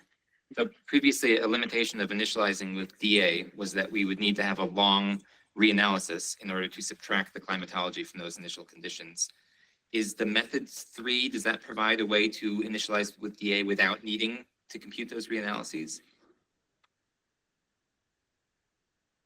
I think so. If you can compute climatology from your simulation runs. So you'd still need to be able to compute the climatology from a long assimilation. Is that what I'm hearing? Okay, so it does not get around that issue necessarily. You just need the initial dates. Well, you need the initial dates, and you need, a long enough assimilation that you can compute a reasonable climatology. Because the climatology that you use has to match climatology that you're going to use for observations. Okay. Thanks. Questions for Steve, Julie? And Steve, Yaga was mentioning importance of refining the resolution, and I'm just wondering, and I know there's studies saying land atmosphere coupling improves with resolution, but you're not focusing on any higher resolution in coming year, is that? Yeah, this working group cannot afford any of the high resolution funds. And so our proposal that we submitted is really focused on sort of advancing the CESM through low res prediction accuracy. With this new method, if it works, then you would have more of a chance. Can I shamelessly plug? I'll talk about high resolution seasonal forecasting on Thursday using statistical methods and get around a lot of these issues.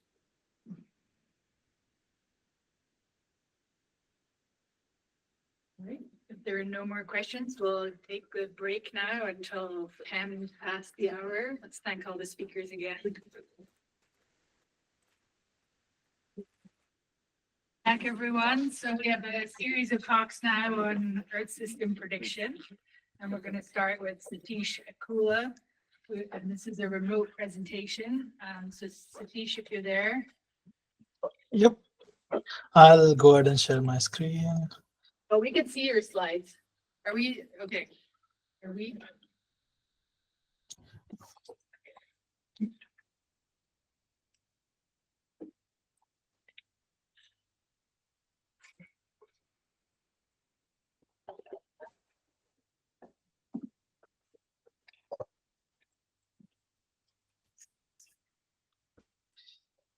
Good morning, everyone. My name is Satish. I'm a faculty member in the Department of Computer Science at Florida Polytechnic University. Today, I'll be presenting a long-term ENSO prediction using large ensemble data with AI/ML approaches. A collaboration with Dr. Sanjeev Kumar from Auburn University. ENSO plays a critical role in shaping global climate patterns, and our research explores how machine learning and transfer learning techniques can enhance forecasting accuracy beyond traditional methods. Coming to the motivation of our study, ENSO is a critical climate phenomenon that influences global weather patterns. Accurate long-range predictions is essential for mitigating climate risks. Traditional physical models have limitations on long-term forecasting. Using the AI/ML methodologies, we offer a potential improvement by learning complex patterns in climate data. The graph presents ACC versus lead anomaly correlation coefficient versus lead month, showing the skill of different prediction models. Over time, prediction skill decreases, but AI/ML approach aims to extend useful prediction window. AI can significantly reduce computational costs compared to traditional numerical simulations. Long-range ENSO prediction impacts agriculture, water resource management, and food security by enabling better planning and decision-making. Studies by Ham et al., Kim et al., and Lu et al. Shows convolution neural network significantly improves ENSO prediction accuracy and extends lead times up to 24 months compared to traditional models.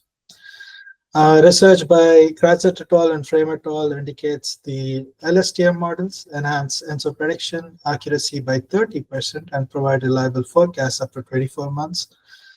Barnes et al. Uses ANN, artificial neural network, to improve climate change signal detection by 10 to 15% over traditional statistical methods. Coming to our research objectives, one of the key challenges in deep learning models is the data-hungry nature of these models. To address this, we leverage a large ensemble data set from CSM to LE, which consists of 251 members spanning over 100 years. This extensive data set ensures robust training and better generalization for our climate predictions. A common issue in climate modeling is the discrepancy between model prediction and real-world observations. To mitigate this, we incorporate transfer learning methodologies, which help adapt model trained on simulated data to real-world conditions, ultimately reducing biases and improving prediction accuracy. Our work focuses on developing and evaluating deep learning models specifically designed for long-term ENSO event predictions. We compute the effectiveness of multiple deep learning architectures.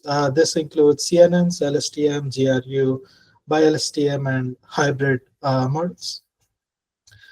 Other important aspect of our study is investigating how different look-back periods impact model accuracy over lead time of 1 to 24 months. In this section, we will discuss the dataset, processing techniques, and methodologies used for analyzing these patterns. We mainly use two different kinds of datasets. One is the CSM2 large ensemble dataset and the Berkeley Earth dataset. The CSM2LE is a model dataset from Community Earth System, while Berkeley Earth uses observational data from meteorological stations, satellites, buoys, and ships.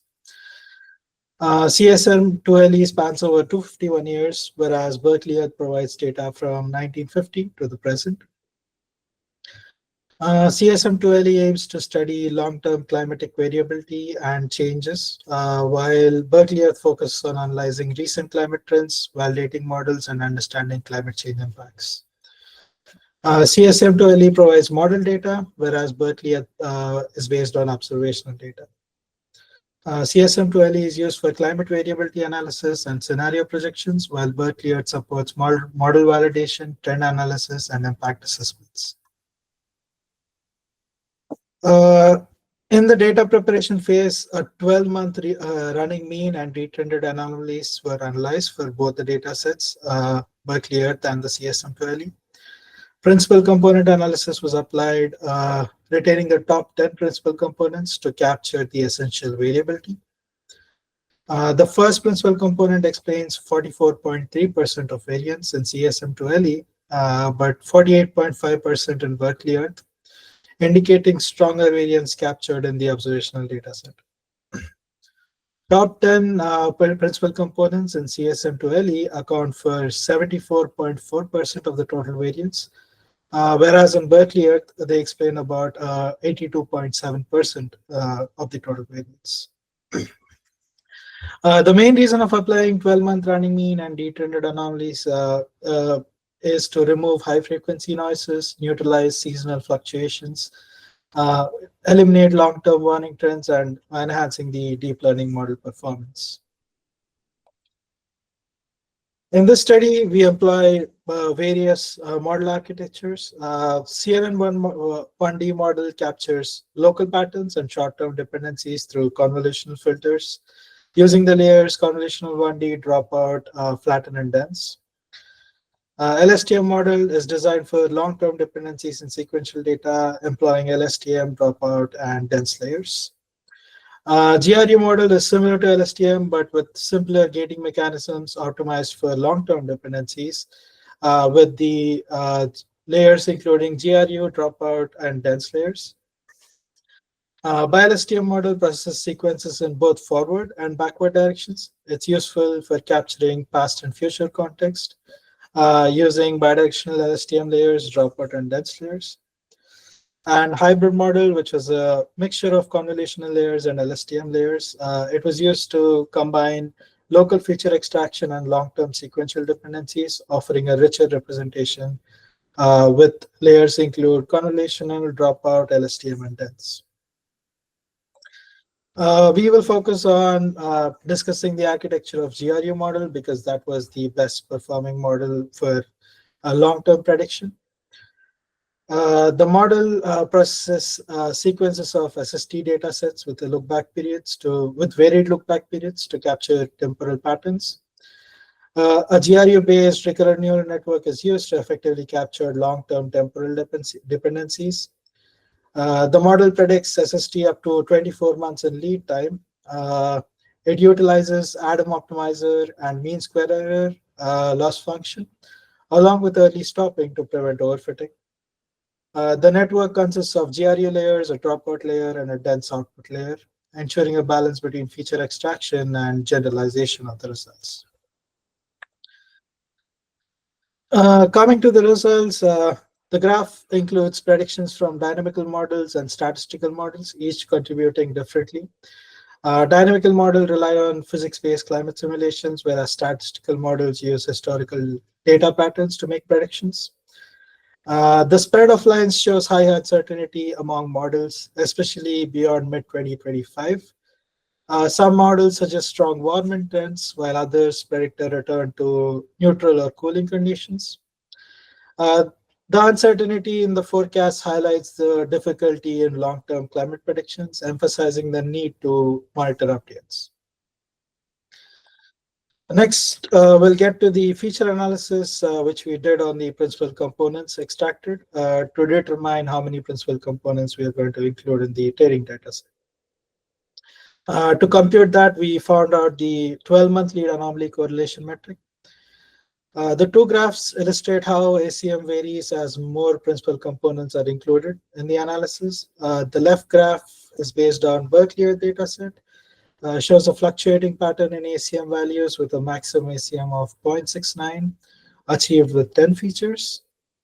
Whereas the right graph using the CSM2LE dataset demonstrates a more consistent improvement in ACM values, reaching a maximum ACM of 0.738 with 10 features. This indicates that using all 10 PCs, or principal components, captures the most critical information needed for accurate prediction without significant loss in performance. Next, we get to the model selection results. The heat map presents anomaly correlation metric values for different deep learning models predicting sea surface temperature from 1 to 24, actually 1 to 15-month lead.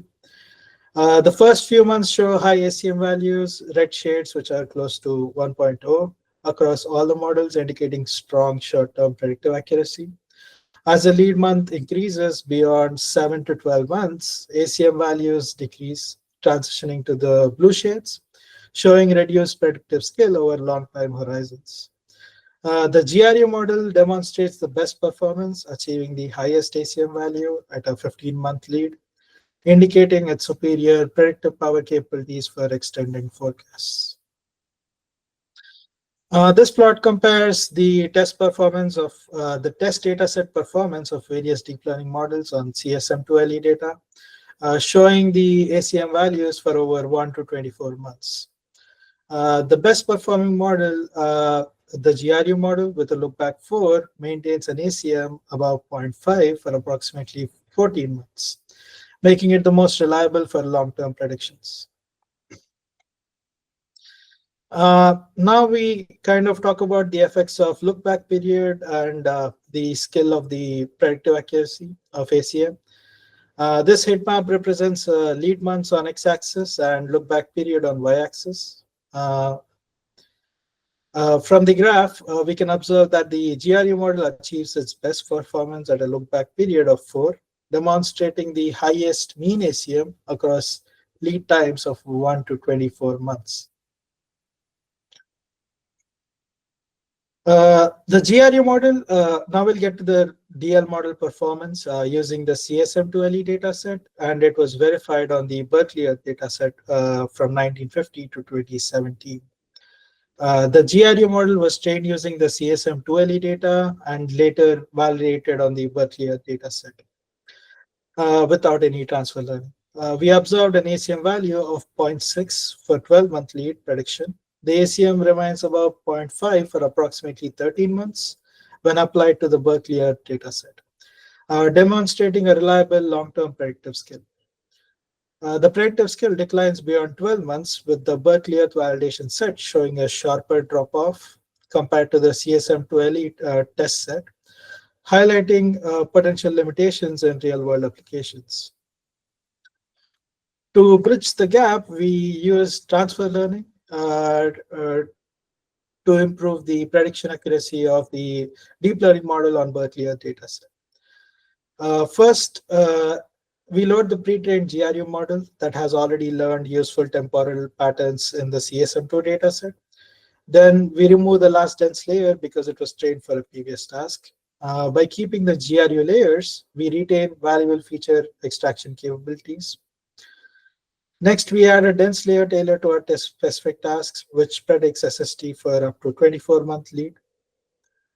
We compile the model using Adam optimizer and mean square error loss function. We also use early stopping to prevent overfitting to ensure stable training. To measure the model performance, we use anomaly correlation metrics, which helps us compare prediction with the actual SST. This ensures the model is effectively capturing climate patterns. We then apply the fine-tuned model to a separate test data set to verify its performance. We analyze the ACM values across different lead months to see how well the model generalizes the results. After transfer learning, this is what the results look like. The GRU model was trained using CSM2LE dataset, and then transfer learning was applied. And later, we had a separate validation dataset, which is the Berkeley Earth dataset from 2004 to 2017. This is what we validated our transfer learning model on. In the early parts of the sequence, roughly the first half, the values of both the methods are almost identical with only very minor differences. Starting from about the midpoint, however, the values for the model with transfer learning remain notably higher. For instance, the without transfer learning model drops from around 0.38 at index 14 to 0.13 at index 24.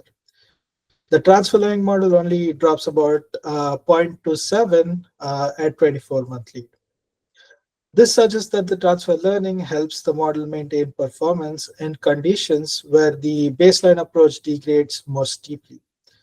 It appears to stabilize performance when the task becomes more challenging. Coming to our research findings, the length of the look-back period significantly affects the model performance and accuracy of the deep learning model. For the CSM2LE dataset, the highest predictive performance was achieved within the look-back periods of 1 to 6 months, where the mean ACM values are highest, indicating that the recent data is most relevant. Beyond 6 months, the mean ACM value declines, suggesting diminishing predictive power from older data. Thus, shorter look-back periods are more effective for the CSM2LE dataset. Principal components, increasing the number of principal components generally improve the performance of DL models by capturing more data variance. This was evident in the study as the ACM values increased with the inclusion of more principal components. The study found out that the GRU model was most effective configuration for accurate long-term ENSO predictions. These models leverage their strength in extracting spatial and temporal features. Transfer learning significantly enhanced the model performance on low availability data sets like the Berkeley Earth dataset. The GRU model was the most effective due to its ability to leverage knowledge from larger or high-quality data sets. Coming to the future work, we want to further enhance deep learning models and transfer learning techniques which we are using. We want to investigate the use of advanced methods such as transformer models to improve the initial model performance before applying transfer learning. We want to broaden the range of input features by incorporating additional climate variables such as ocean heat content, which we would hypothesize that it would provide better prediction accuracy results. We want to finally extend the application of our study to other climate factors as well. That marks the end of my presentation. Thank you everyone for your time. Let me know if you have any questions.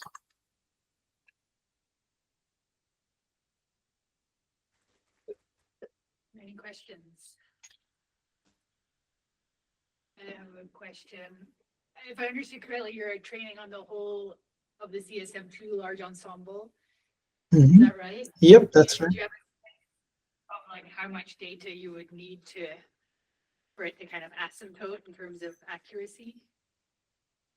Sorry, you were cutting off. Could you repeat the question? I'm just wondering if you have a sense of how many members you'd need, like, to get the level of skill that you're finding with 100 members. So right now we are using 80% of the members to train the model and 20% to test the data set. We would further evaluate on experimenting of how changing these limits would affect the model performance in future. But right now we are just doing 80%, 80-20 split on the training and test data set. Okay, thanks. Yep, Kirsten. It looked like you were evaluating your model on data that you used, like on years you used to actually train your model. I was wondering if you explored years that you didn't use to train your model. So let me go back to this slide. So in this slide specifically, we evaluate the model on the data set which we did not use to train the model. That is from 2004 to 2017 of the Berkeley Earth data set. The next step is to procure the data set from 2017 to 2024, the Berkeley Earth data set, and see how our model performs over a large time period to generalize our results.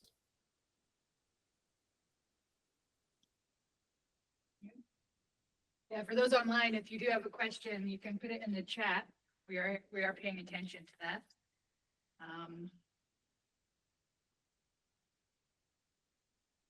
If not, then thanks for the presentation, and we'll move on to the next speaker, and that's Melissa Breeden on Thank you. predicting VPD in the Western US.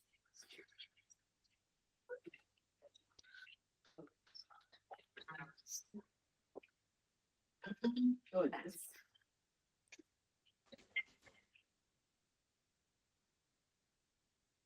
And make sure it's.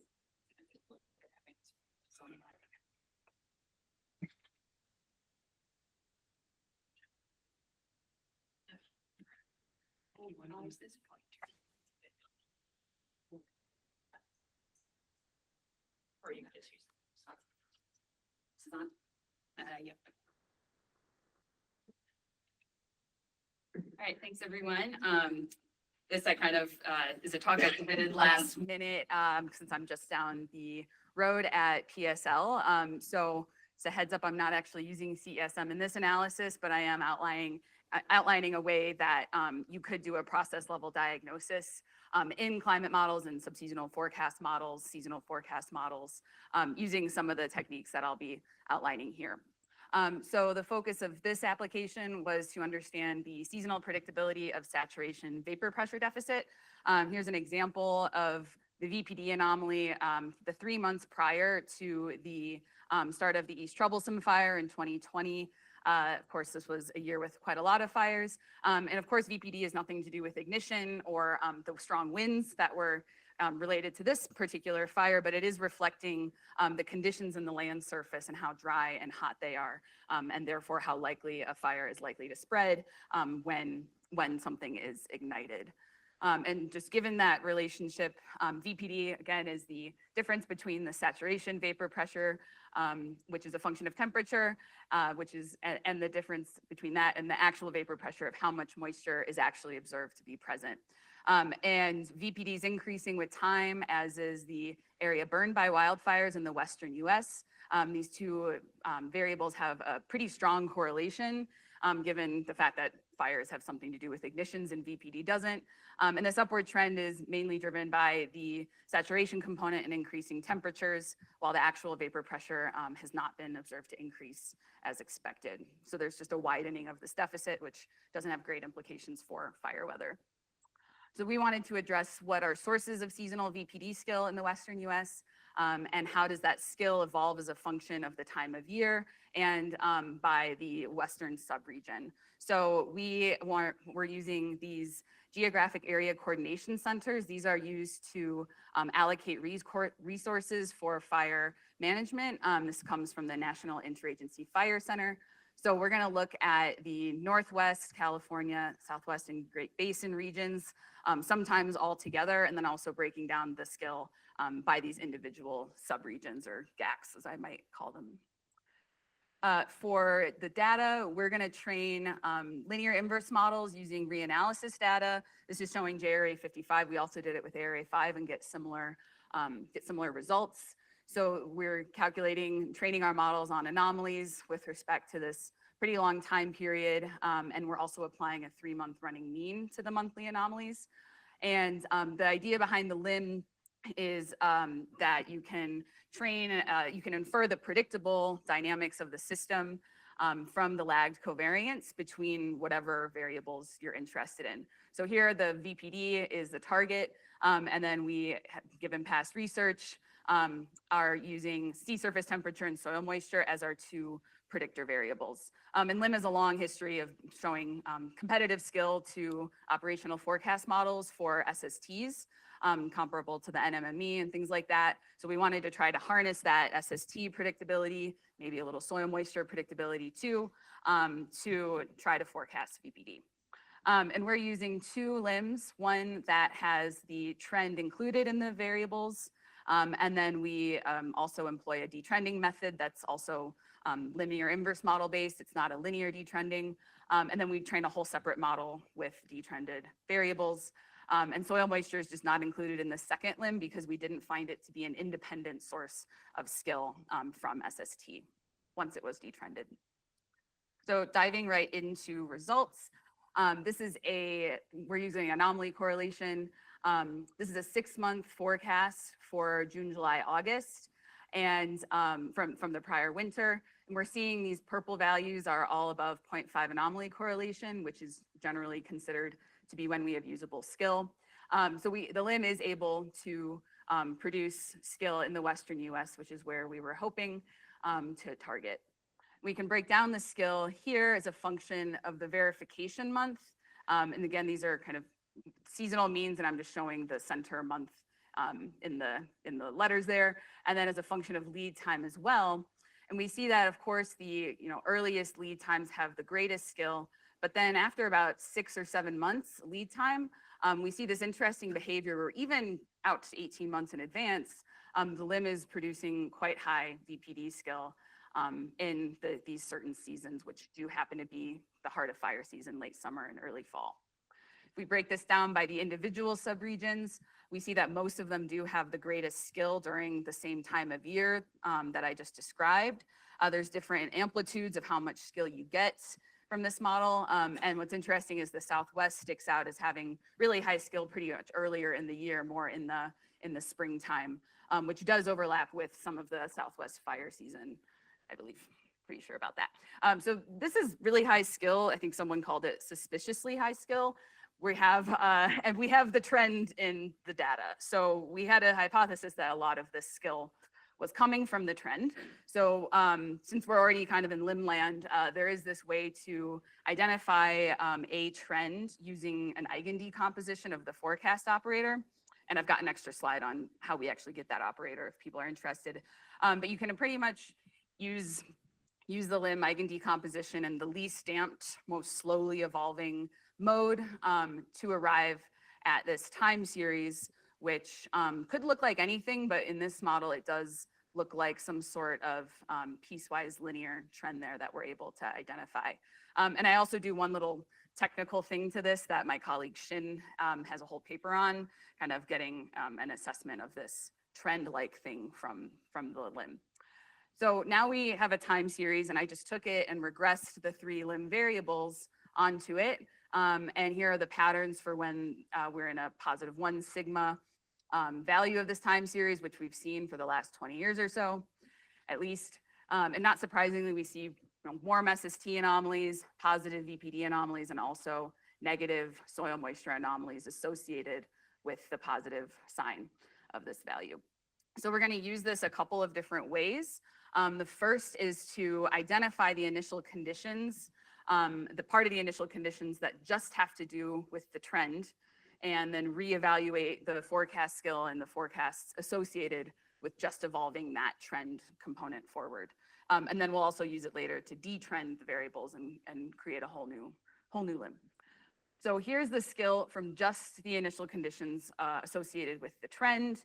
And when we compare that to the unfiltered initial condition skill from before, we do confirm that most of the skill here at the longer lead times, pretty much all of it at the really long lead times, is coming from the trend. So this probably isn't surprising, but at least we were able to sort of do this assessment of how much the trend is impacting the forecast skill. And to me, as someone who lives around here, this to me is kind of saying that there is not a lot of non-trend variability in the heart of the fire season in a lot of these areas to throw off this signal. Or in other words, the trend is kind of emerging as a dominant component of the VPD in these seasons. Not necessarily surprising, but also not, someone who wants to buy property here maybe someday, not really my favorite result, to be honest. So, so this is kind of step one. The trend is a first order source of skill, but we can see these areas where there's plenty of skill that's not coming from the trend. And maybe there's more skill also showing up in the kind of cooler seasons that's not coming from this trend mode. So we wanted to next take the step into detrending the variables, recomputing a whole new limb. So yeah, that's what I did using that same time series and pattern to detrend the full field anomalies and then kind of start the whole limb process over here with just these 2 variables. So now the assessment of skill that we get looks quite different, and we are seeing more skill that's coming in the cold season and quite an absence of skill in a lot of areas like the Southwest in the late summer and early fall season. And it's pretty hard to generalize across these different areas when skill is high or low or how much skill there is. The Northern California region's interesting. It does have some skill at up to 6-month lead times or so, more in kind of May, June, July. Southern California also has skill at that time, but also has skill in the winter months. So there's just quite a lot of variation in when there's skill in the detrended limb. So of course, this is, we hypothesized skill that is associated with sea surface temperatures. So we employed the limb eigen decomposition one more time, or this limb filter, to split our detrended anomalies into two groups. One that is joint SST VPD variability, and one that has amplitude only in vapor pressure deficit. And it turned out that the timescales of these two groups of modes separate themselves so that the SST VPD modes are more slowly evolving, more slowly decaying, as we kind of expect, and these VPD only anomalies are very fast in comparison. So just to show the amount of variance in the two variables that are explained by these groups, the SST variance by design is mainly in the SST VPD subspace, pretty exclusively in there in the tropics. And then conversely, the VPD variability is pretty evenly split between the coupled and the uncoupled subspaces. So one way we can sort of view why we even have VPD variance in a lot of the US is by the constructive interference between SST-related modes and non-SST-related VPD modes. And I should say that the variance here does not, it's not linearly additive because it's a quadratic quantity, but overall these patterns do look similar to the total VPD variance when it's not partitioned. So here are the filtered kind of forecasts and their associated skill with the coupled VPD SST modes and the uncoupled modes. And we did broadly confirm that in almost every subregion, it's the SSTs that are driving the seasonal forecast skill. But the Great Basin does kind of stick out as having an important contribution to skill from the VPD only modes, even a few months in lead time. And the other regions as well also do have skill at the short term from the VPD only mode. So not surprising that knowing the initial VPD is also important. And the real benefit here is being able to have a model that can convolve the initial VPD state and any persistence or evolution that might be predictable with what's coming from the SST. So that's sort of our average assessment of skill for the detrended limb, because it's easy to sort of calculate when we've already done all of this limbing. We decided to do one more thing, which is assess seasonal forecasts of opportunity for VPD and see if we can find these forecasts that are really highly skillful and test if they're related to the amplification of familiar patterns like ENSO. So this forecast of opportunity, we can calculate this in the linear inverse model using the signal to noise ratio. And this is something that was explained sort of at first quite a while ago. And then Albers and Newman 2019 and 2021 have shown two subseasonal applications of this. And in these two papers I'm highlighting, it is shown that when we can identify forecasts of opportunity in the limb, those same times are actually more skillful forecasts in other forecast systems. So there is some relationship here that can be explored between limb identified forecasts of opportunity and other forecasts that are not limb based. But that's not what I'm going to do here. So here we pretty much get a time series of the signal to noise, and we turn that into this value expected skill, which is pretty much at the time of your forecast, how much skill the limb thinks its forecast is going to have. So we get a time series of this, and then we can filter, or not filter, but sort the forecasts and see for the 15%, or it's pretty insensitive up to about 30% of forecasts, for these periods when the limb thinks it has really good skill, is the actual skill better than the remaining forecasts? So that is what's showing here. The 15% of the high confidence, high signal to noise ratio forecasts on the top, and then the remaining 85% of forecasts on the bottom. And we do see that there's higher skill and statistically significantly higher skill than the skill of the non-forecasts of opportunity. And then lastly, I just wanted to filter the skill from the initial, from the forecast of opportunity And most of that skill's coming from the SST modes, but not exclusively, where you do get a skill increase from the VPD only over the kind of Arizona and New Mexico Southwest region in particular. One last thing, we wanted to then test if these forecasts of opportunity are related to the El Nino Southern Oscillation, or what patterns they're associated with. I kind of hated not having any, that many maps in my presentation. I like maps. So we are able to use the limb one more time to diagnose patterns that maximize system growth over some specified growth period. So you get out of that these initial conditions that are optimal in that they optimally grow into these final patterns. So you can think of this as like a day 0 kind of map, and then this is 7 months later for this example, where we're seeing that there's La Nina-like SSTs co-evolving with positive VPD anomalies. These are linear patterns, so you can just flip the sign of one and the other, the sign of the other will also flip. And if I kind of ramped up the contour interval here in the optimal initial pattern, you would see a Pacific meridional mode-like structure, which is a known optimal precursor to La Nina amplifying. And then we can also look at the second most rapidly growing mode as well. And that is associated more with these colder SSTs right along the coast here in the East Pacific, as opposed to the Central Pacific pattern. And these are co-evolving over a shorter interval. So 3 months is the peak growth of this pattern, as opposed to 7.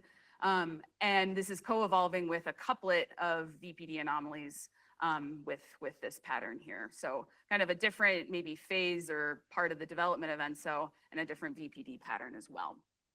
So to link this to our forecast of opportunity, I just measured the similarity between the actual initial conditions and these optimal ones that might not be relevant at all. And evaluated if the similarity with these optimal initial patterns is greater during the forecasts of opportunity. So this is the last piece of analysis where that similarity, or the projection for the forecasts of opportunity for the first optimal pattern, is this black line, where it's very shifted towards a greater similarity to those optimal initial conditions than the non-forecasts of opportunity. For a 3-month forecasts of opportunity, we also see that the second optimal pattern, the forecasts are more similar to the optimal initial conditions than the non-forecast of opportunity. But for a 6-month forecast of opportunity, it's only this first optimal pattern that seems to be relevant, and we don't see any shifts related to the second optimal pattern because there's a shorter time scale associated with that one. So that's all I've got. I kind of whipped through this entire paper we just submitted. So there is a preprint available, first order nonlinear warming trend, dominating VPD skill, followed by SST. And there's different times a year where those are relevant. We have a real-time product that's available. We update it monthly. And I have just a little keep the trend or remove the trend here. And again, it's really highlighting how dominant the trend is in most of even the initial conditions and also the forecasts that we're making. So yeah, I'm just down the road. Feel free to reach out to me now or in the future. And I just want to point out, what do these optimal patterns look like in CESM? I'm really curious about. I would guess there's going to be a westward shift here in the SSTs, but does the VPD care about that or not, is something I'm curious about. So I'll just wrap up there, and thanks so much.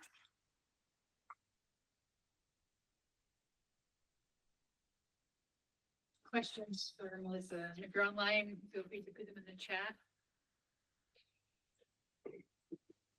As I was wondering, for the interannual predictability, do you have a sense of are you getting the temperature part or the humidity? I think it's mainly the temperature part. I did prelims on just the saturation and the actual vapor pressure, and the vapor pressure component doesn't seem to have much skill in the Western US. And it's also, it made the limb like more unstable. So I think it's just less, it's not as highly autocorrelated. So yeah, how much is this just, you know, sub in temperature here and, you know, copy repeat? I'm not sure, but probably a lot. Yep, Dave. Can you address this from the perspective like of how much additional fire risk you're getting from using the SSTs as opposed to just the trend? You know, if it's like a non-linear, if it's a VPD is non-linearly affecting the fire probability, and so that perturbation on top of the trend might be really important. Or I don't know if that's even the right question, but Yeah, so like how much is the bump if you have two of these acting together versus just? well, the trend is definitely acting, right? And so then, Yeah. and then the question is the intraannual SST variability. Is that bump and, Yeah. you know, whatever the amplitude, I guess, of the signal plus the predictability. Yeah. Affecting your predictions of fire weather or something like that.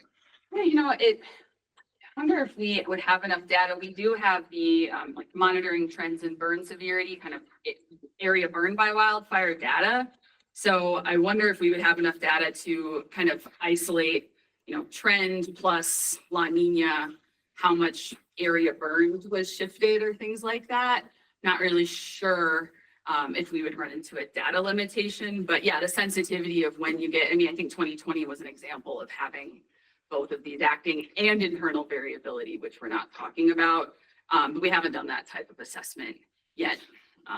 Because otherwise, right, it's just saying that this year's fire season is gonna be worse than last year's fire season, which is gonna be worse than previous year's fire season. Yeah, and you know, I've sat on the seasonal forecast calls at NIPSI, and sometimes that is kind of what they're doing because the warming is really there. But I think that's what's good about the LIM maybe is that we could pick those times where there's destructive interference or constructive interference.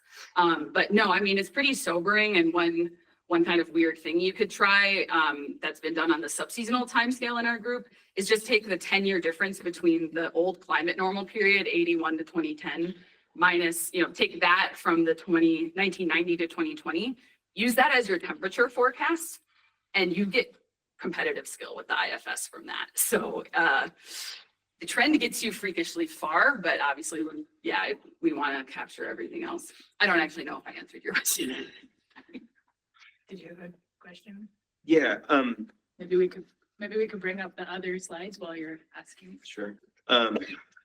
You said that you had also tested with ERA5 and you said the results were similar. I guess I'm just wondering to what extent you can improve all this with higher resolution models, making sure that you get the land atmosphere interactions correct. And I mean, it's a really topographically diverse region, the American West.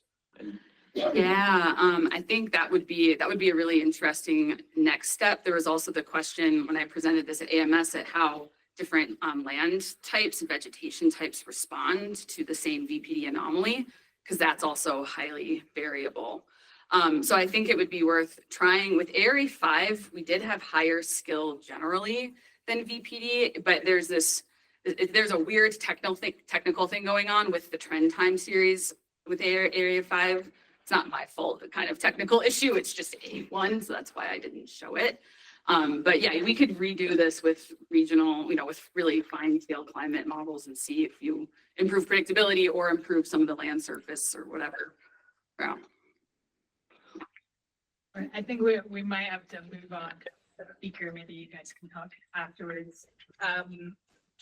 Thanks. So our next speaker is a remote presentation from Irene Darksali on the predictability of temperature extremes in Bronxian forecasts.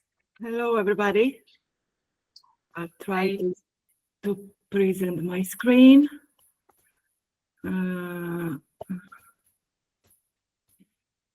So, should be working. Present. Okay.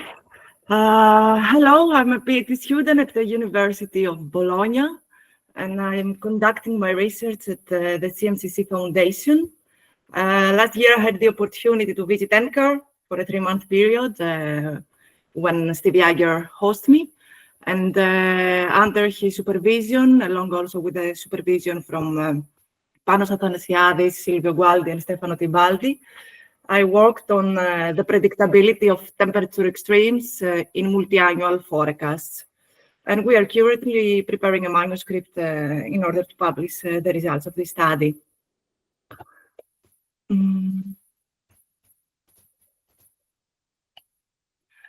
I will start with a brief introduction, providing an overview of the different timescales of climate predictions and some relevant recent studies.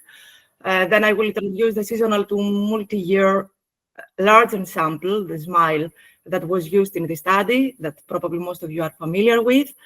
And following that, I will present the results of our analysis, which first assessed the skill of the hindcast on predicting temperature extremes, and then explores the impact of initialization and ENSO on the forecast skill. And I will summarize in the end with the key findings of our analysis. So initialized predictions span various timescales, from some seasonal to seasonal, seasonal to interannual, seasonal to decadal, that is from a few weeks up to a decade ahead. And at different timescales, different climate phenomena are considered to be key sources of predictability. So the design of the prediction systems vary depending on the targeted timescales. For example, it is well known that important source of predictability provides ENSO for seasonal forecasts, while for decadal predictions, AMB, the Atlantic decadal variability, should be an important source. The last years, there has been a rapid advance in general of the initialized prediction systems, especially for seasonal and decadal. However, the potential for predictions of temperature extremes, and especially multi-year predictions, remains relatively underexplored. There are not many studies investigating the predictive skill of temperature extremes at these timescales between the seasonal and decadal. Recently, two studies focused on the predictability of North America's summertime heat and wintertime cold extremes in GFDL's per seasonal forecast system. And they did this analysis for longer lead times than usually the seasonal predictions are focusing on. So they did the analysis up to 9 months. On the left, we see the scale of the frequency of the heat extremes for different forecast times. So 0, 3, 6, and 9 months, as shown by J et al. 2022. And we see that there is a significant correlation scale over most areas of the United States at lead month 0, so when it's initialized in June. The correlation scale decreases at longer leads. However, some areas of the United States have significant scale even at lead month 9. On the right, we see the scale of the frequency of cold extremes during winter, again up to lead time 9. Here we see an inverse pattern with higher scale on the northern part of the Northern America. Approximately 70% of the land areas have significant scale for lead season 0. However, the scale is dropping rapidly and arriving at lead season 9, lead month 9, only 25% of the land has significant scale. This is one of the few studies focusing on temperature extremes in these time scales.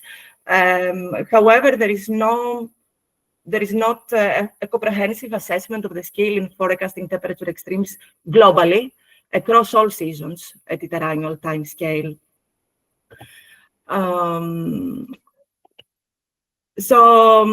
In this study, we use the seasonal to multi-year large ensemble, which is specifically designed for exploring the predictability in multi-annual timescales.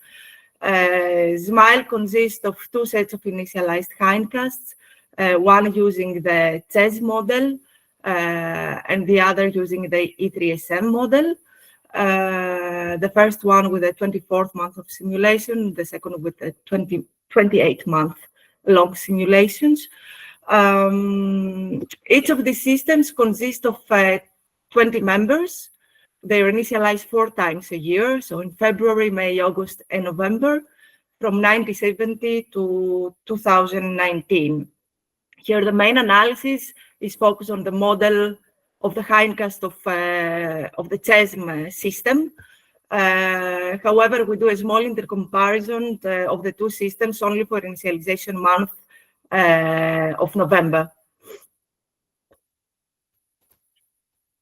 Jager et al. 2022 documented the experimental design of SMILE and provide an overview for the CHES2 SMILE skill. So here we see the global ACC maps of the detrended surface temperature. Each column is a different start month and each row a different lead time. The last one is the decadal prediction system skill, but I just want you to focus on the fact that the skill is high in the first forecast season, and it's dropping through the lead time as expected. The surface temperature skill is higher over the ocean and lower over the land.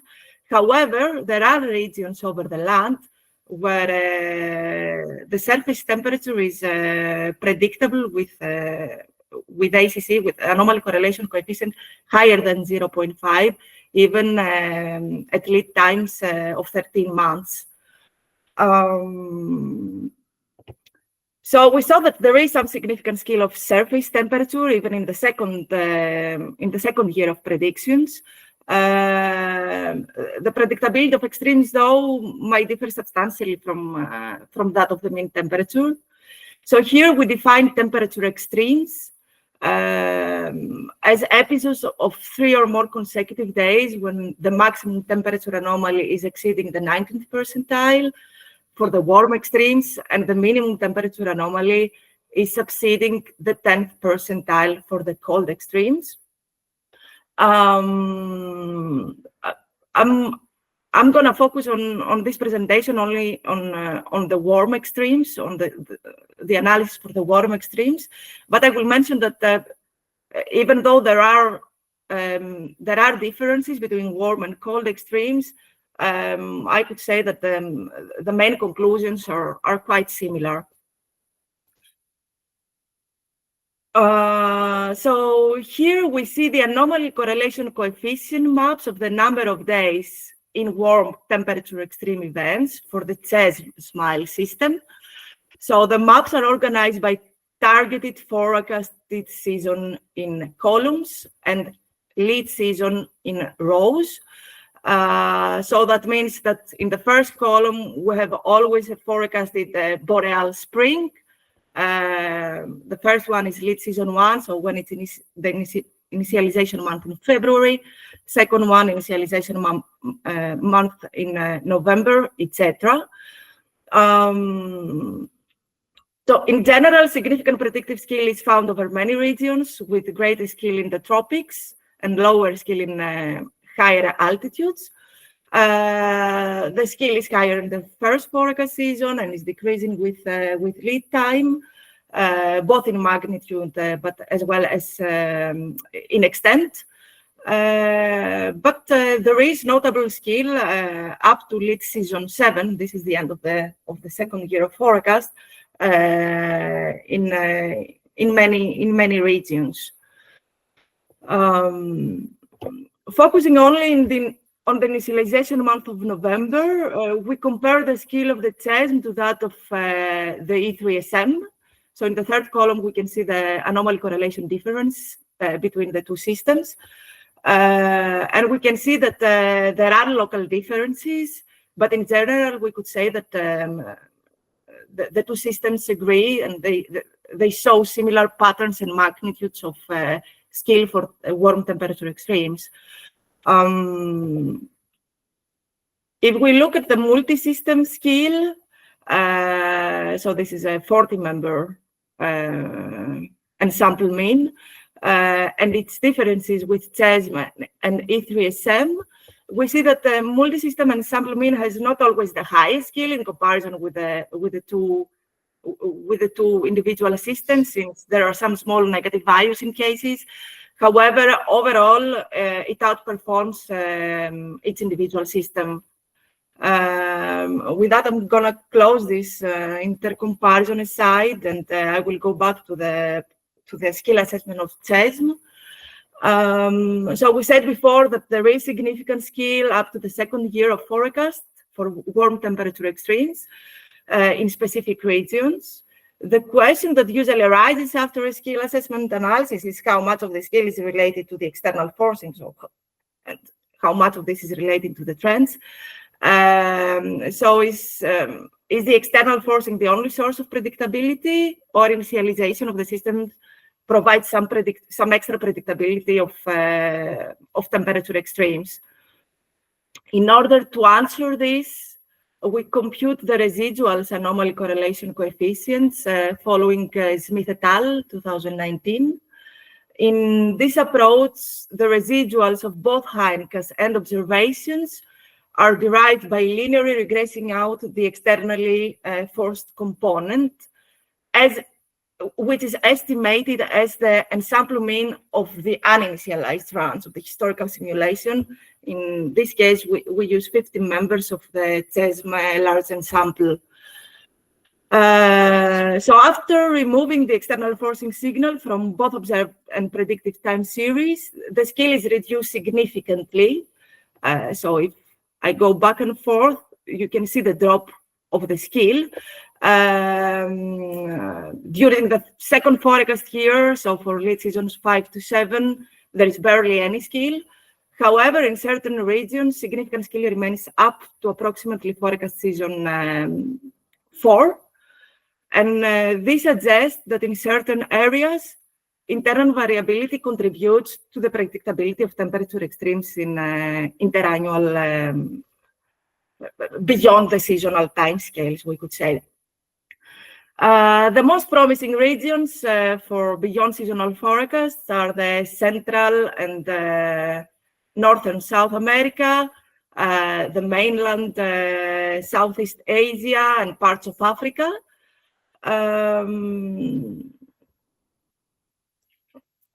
So most of these regions are strongly affected by ENSO. Therefore, we remove the ENSO signal from SMILE hindcast to determine whether any skill remains or if ENSO is the only contributor in the predictable signal. And to do so, we regressed out the ensemble mean Niño 3.4 signal from the residual variability using a linear or a logistic function, depending on the coefficient of determination. So actually here we see the anomaly correlation coefficient that remains after removing both external forcing and the ENSO signal. We see that almost no skill remains, with some exceptions in seasonal timescale, so in the first lead season. And another exception is the Northern South America,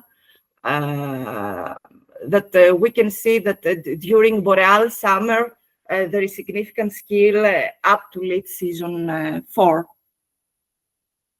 So to conclude, there is high skill in predicting the number of days belonging to episodes until forecast season 7, but is decreasing with lead time. The two systems, the E3SMs and the CESM, exhibit similar skill, both in mapping and dependence on forecast time, and also in magnitude. The multi-system prediction generally outperform the individual system. And for some regions and calendar seasons, significant added skill. We found significant added skill from initialization up to forecast season 4. And most of this remaining skill is found to stem from ENSO. That was all by my side. Thank you very much for your attention. And I'm here to answer any questions you might have, if I can. Thank you. Any questions? Feel free online to post them in the chat. I guess I'm wondering if you have any idea what leads to that remaining skill over the Amazon. I'm working on this. I cannot say for sure right now, but I have some evidence that it could be related, because now we remove the ENSO signal, the simultaneous ENSO signal. So in that case, it could be some influence from ENSO from the previous season, which can affect. It's larger, the scale over the Brazilian area here, and it could be that affects the soil moisture, for example, that in turn can affect the temperature scale, the temperature extreme scale. So it could be a delayed influence from ENSO that we haven't looked at. Okay, thanks. Other questions?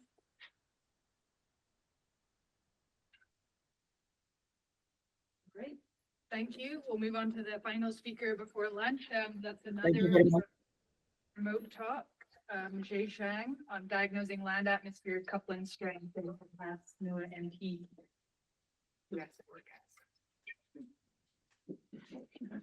Oh, you're here.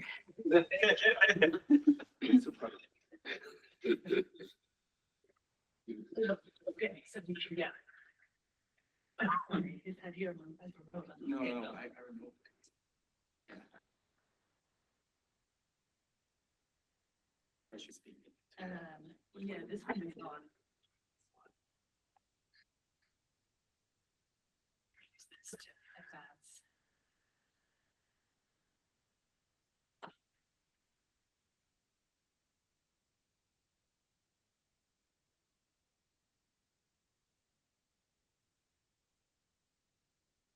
Okay. Can then everyone hear me? Okay. Hi. So yeah, I'm glad to be here. So my name is Zhe Zhang. I just finished my postdoc and then now transitioned to a project scientist and NCAR. I work with, first of all, thanks all this amazing collaborator together with working with Cenling, Abby, Judith, Meg, and Yaga. So this is a part of the ASPAD initiative that Yaga and Steve was talking about. And then here we're specifically focusing on the land atmosphere coupling strength in the diagnostic, then in the coupling MPAS and OIMP system, focusing on the S2S timescale.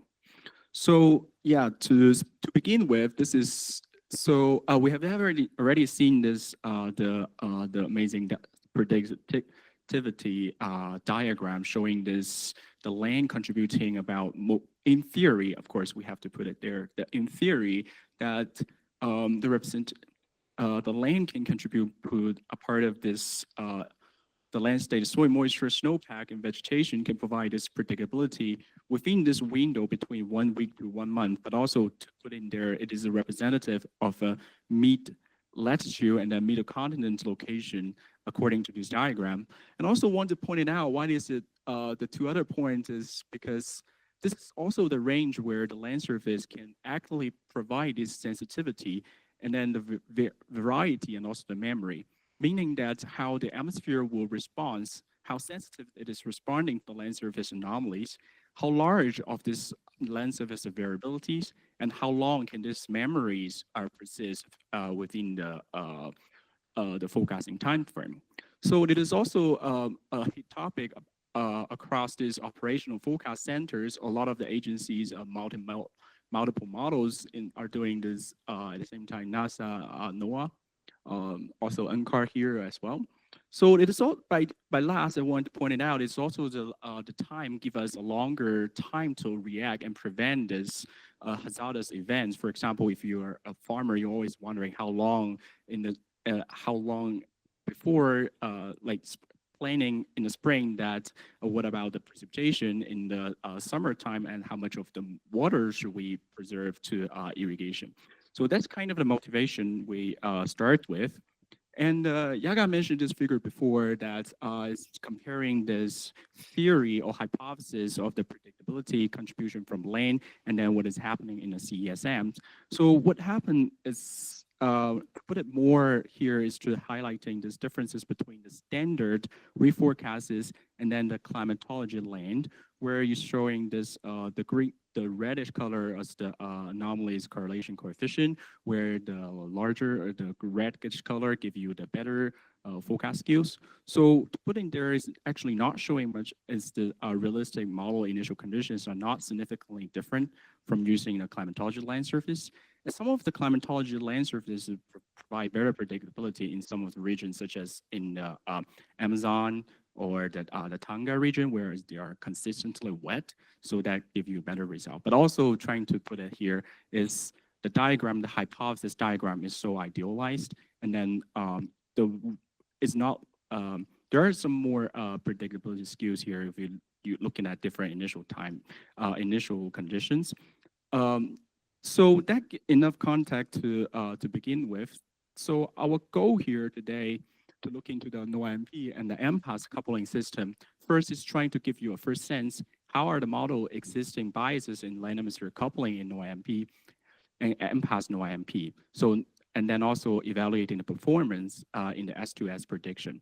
To begin with, NOAA-MP, the MP part stands for multiple parameterization, meaning that you have multiple physics option in the name list. By turning on and off them, you can switch in between different lengths of its first physics.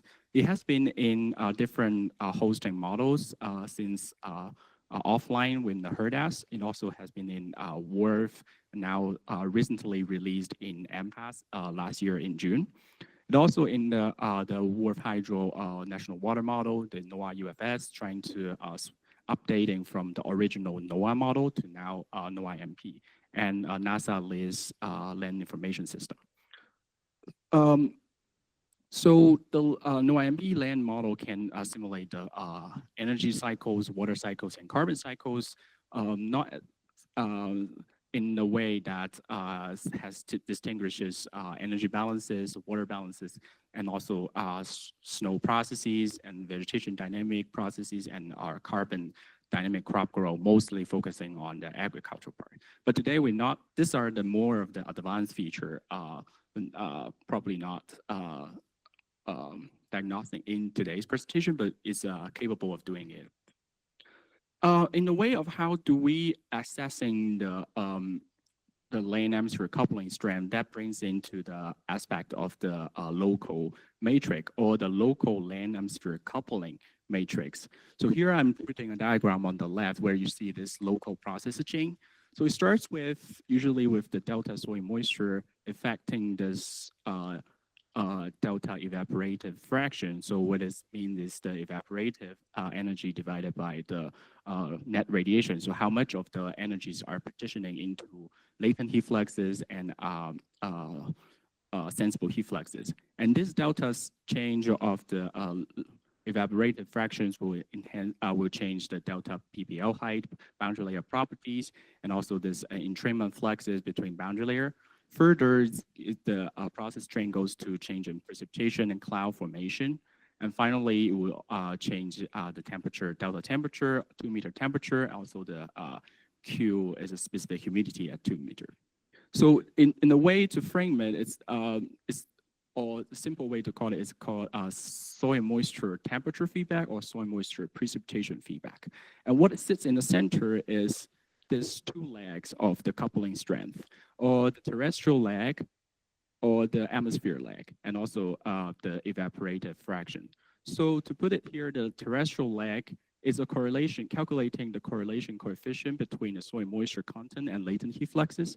And the atmosphere flag is how the sensitive heat fluxes and the correlation between sensitive heat fluxes and lift and condensation level. So statistically, it's telling us how strong or how their correlated together, meaning how, if you have this anomalies in soil moisture, how would the latent heat fluxes response, and how would the lift and condensation level response to sensible heat fluxes.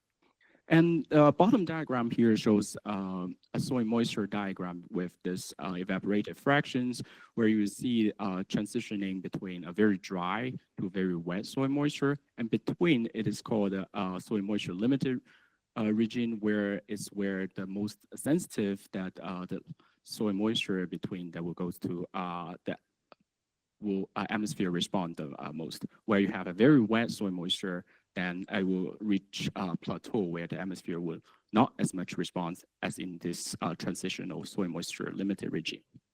How do we assess it? We need to look at the soil moisture and also the energy fluxes data from globally across global about 200 sites. It's called a FluxNet 2015 data set. It's about 200 data sets with data filling and also quality control from about 20 years. Some have longer, some have shorter 10 years data span between up to 2015. So it's some part of the data set we will rely on to evaluate how the model performance by assessing this local matrix. To start with, so I have to put it here, this is initial study that we put on trying to look at how the model performing regarding this land atmosphere coupling in the NOAA-MP and MPAS. So first we look at the two land surface models. First is the NOAA, the original, it has been in the MPAS for longer times.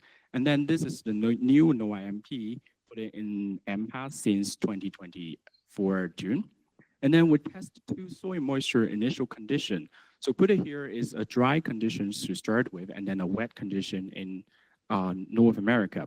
So this is the soil moisture condition are set not in a way that you have a very long time of climatology and then selecting the 25 percentile or 75 percentile. Is a way that we selected from the wilting point and saturated point range. So it's a parameter range where you have this dry 25 percentile in the drier parameter range, and then the 75 percentile in the wetting parameter range. So we do this in a 2-month simulation in about 2021 summer, June and July, with the initial condition from GFS. So we have the discussion going on with switching from GFS to ERA5 conditions and using the ERA5 sea surface temperature.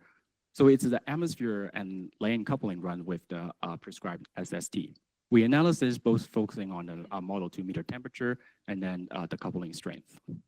So just to give you a link how we artificially perturb or prescribing the soil moisture, being that the dry percentile on the top where it's dry, that you see the large bluish color for the North America, and then also the wettest part is going to be subsetting this region with very wet soil moisture to start with.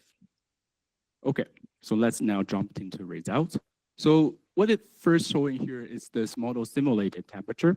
For the left is the NOAA model. It's the model biases with ERA5. And then on the middle is model biases with NOAA-MP ERA5.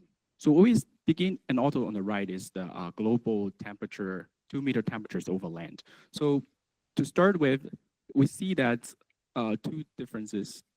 Mostly is that the NOAA-MP model, so and the biases are printed on the screen too. So NOAA-MP has a warmer temperature, and NOAA has showed a cooler temperature. And what is also started to strike me is this large range at the beginning where it is model initiated.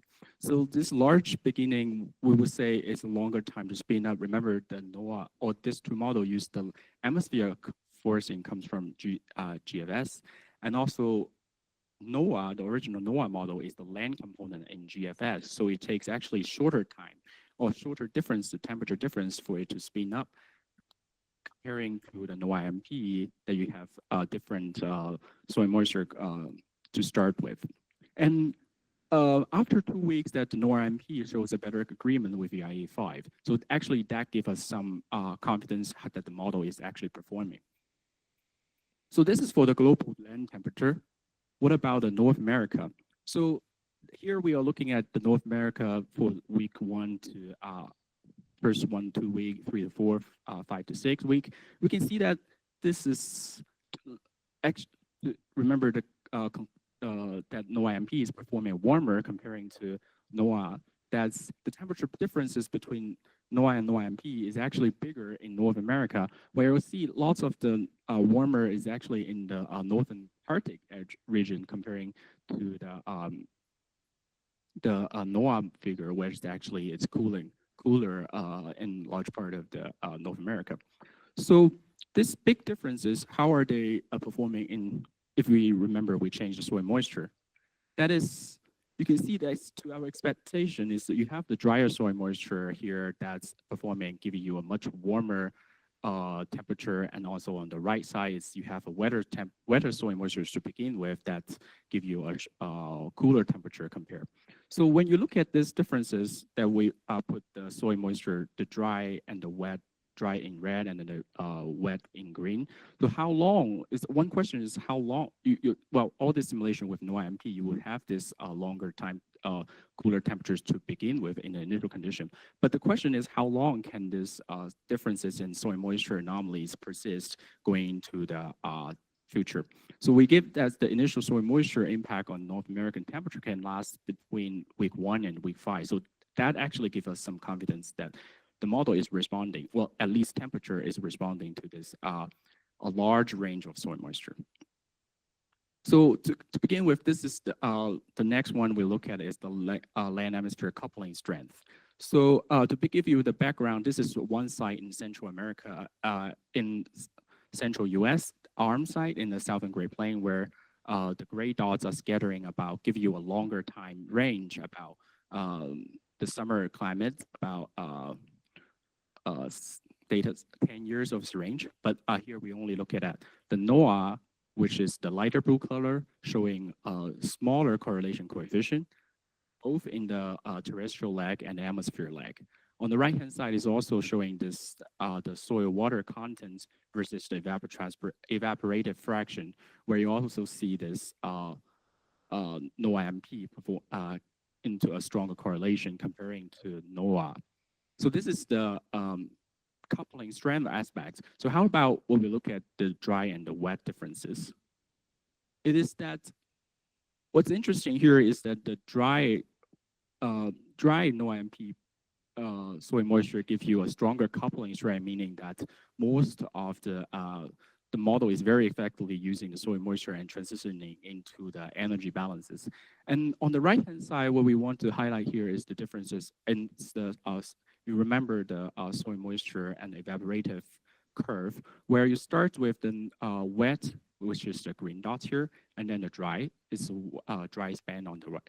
So you see within this 2 months of simulation, the dry and the wet simulation start to converge into the middle part, where the wet simulation is to begin with is hitting the non-responding or the very wet plateau, and then it's converging into the middle zone. Into the transitional, most active and most sensitive region. So this for one side. How about globally? So probably it's harder to see here, as here we're also looking at the correlation coefficient with the red color, meaning stronger coupling. Where we see here is the NOAA on the left and the NOAA-MP on the right. We're seeing this NOAA-MP showing the stronger land atmosphere coupling strength in many of the North Hemisphere mid-latitude region, stronger terrestrial lag and less in the atmosphere lag. And the last one I want to show is this scatter figure, but in the North America with the contrast between dry and wet. So being dry on the left and then wet on the right. So here you see the terrestrial lag on top, where you see the soil moisture strength. The dry soil moisture is strengthening the land atmosphere coupling in the terrestrial lag, where the wet soil moisture is reducing, mostly in the eastern part of the US, where we know it's more into the semi-humid or the humid climate, that is reducing the land atmosphere coupling strength. What could be related to change in the rainfall, but less responsive in the atmospheric lag. So the wet soil moisture strengthen is in the east of the eastern US. So this is my last slide. So I know this is a very early phase of this project, and we tried to look at, give you a first taste of the model that NOAA-MP has this stronger land-atmosphere coupling compared to, with a warmer temperature compared to NOAA. And then this temperature turbulent fluxes are sensitive to our artificial soil moisture perturbation. And then the soil moisture effect with temperature can last about 1 to 5 weeks. That actually gives us some confidence that are the model responding to this land atmosphere coupling and assessing this anomaly range. So some of the future steps that along the side with this SPAD project that we will need to provide from the NOAA-MP group, we will need to provide a bulk evaluation of the MPAS NOAA-MP for different configuration. There are other things going on with the snow compaction and lateral groundwater flow, etc. And to also, for the SPAD, we need to provide optimal sets of the NOAA-MP MPAS configuration for the S2S reforecast. So that's the part of the goal of the SPAD initiative, that we need to do this 20 years S2S, following S2S protocol, and then continuing validating with a longer forecast. Also mentioning the EC flow that Abby and Judith are working on, trying to generate a large ensemble from EIA5 initial condition. Some of the discussion of a refining of resolution is on the page. So I also mentioned Meg is also doing some similar simulation with the CSM side. So it's really great to have this comparison together. Thank you very much.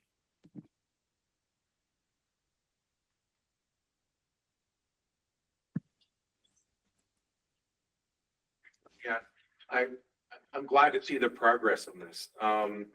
So on your future steps, are you thinking in reference to number 2, maybe before you get to there, could you do some compelling demonstration cases where you actually can go and look at specific, like, extreme events where you think land atmosphere coupling is going to play a role? And I'm not going to say S2S timescales. This is really subseasonal. Yeah. So I think you need to find a few compelling examples where it's either wet or dry, and you know a priori like that's going to impact your subseasonal forecast, or it's likely to, and run those cases. Yeah, thanks, Chris. So actually, the 2-month simulation, actually the 2-month simulation, the 2021 summer, June, July, is occurring to be the North America or Pacific Northwest heat waves event. But we didn't actually look into that because we started to look into the model biases and then the coupling strength. They're already something we need to diagnostic first, then look into further, as you suggest, the extreme, the wet or dry examples. Yeah, we are looking into that. Thanks. Questions? Yeah, I mean, kind of similar to Chris's point, I think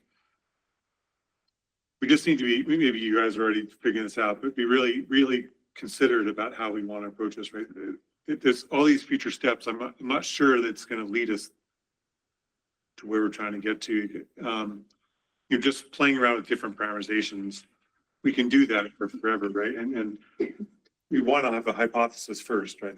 Ideally, we'd have a hypothesis first, like what's going wrong, and say, oh, it looks like it could be snow compaction, rather than just going through and just changing everything we can possibly change in the model. And I guess, yeah, it sounds like you guys are working towards that. Because on the CLM side, I would say, we've spent a lot of time in the last few years on parameter uncertainty. And I'm almost certain we can get almost any answer within our parameter uncertainty. So that makes me a little bit less interested in the physics switches until we kind of get a sense of at least what, where the parameter ranges are. So anyway, that wasn't a question. It's confusing. Yeah, thanks. Yeah. So, yeah, You don't need to. Okay, sorry. Yeah, to address this, it's like, because since it's more of a development and validation at the same progress, because MPAS and NOAA-MP in Worth has been there for many years, and then we know what the model behaviors will look like. But with the MPAS, this is also new to us. So we are working on that progress. And thanks for the comment. Yeah, if I could comment, I mean, a lot of this work is funded by ESPWG based on the talk Yaga gave today, which is why do initializing the land in CSM doesn't help. And so part of it is we're going to redo these simulations with MPAS with described SSTs, exactly the same set that Yaga has shown, and then look at the impact of the land initializations in the other model. My guess is that initializing the land will help a lot in the MPAS configuration just because NOAA MP and MPAS with the whole WRF history is actively being used for forecasts. I would be very surprised if it doesn't help. So then we have a system where initializations help. We can look at the state dependence as Ayla pointed out, et cetera, and then hopefully find out, what was it in CSM that led to a detriment when we initialized the land. So that's the bigger context. And so obviously we want to have a interacts with MPAS. Thanks. I think we should break for a lunch now. Let's thank all the speakers again.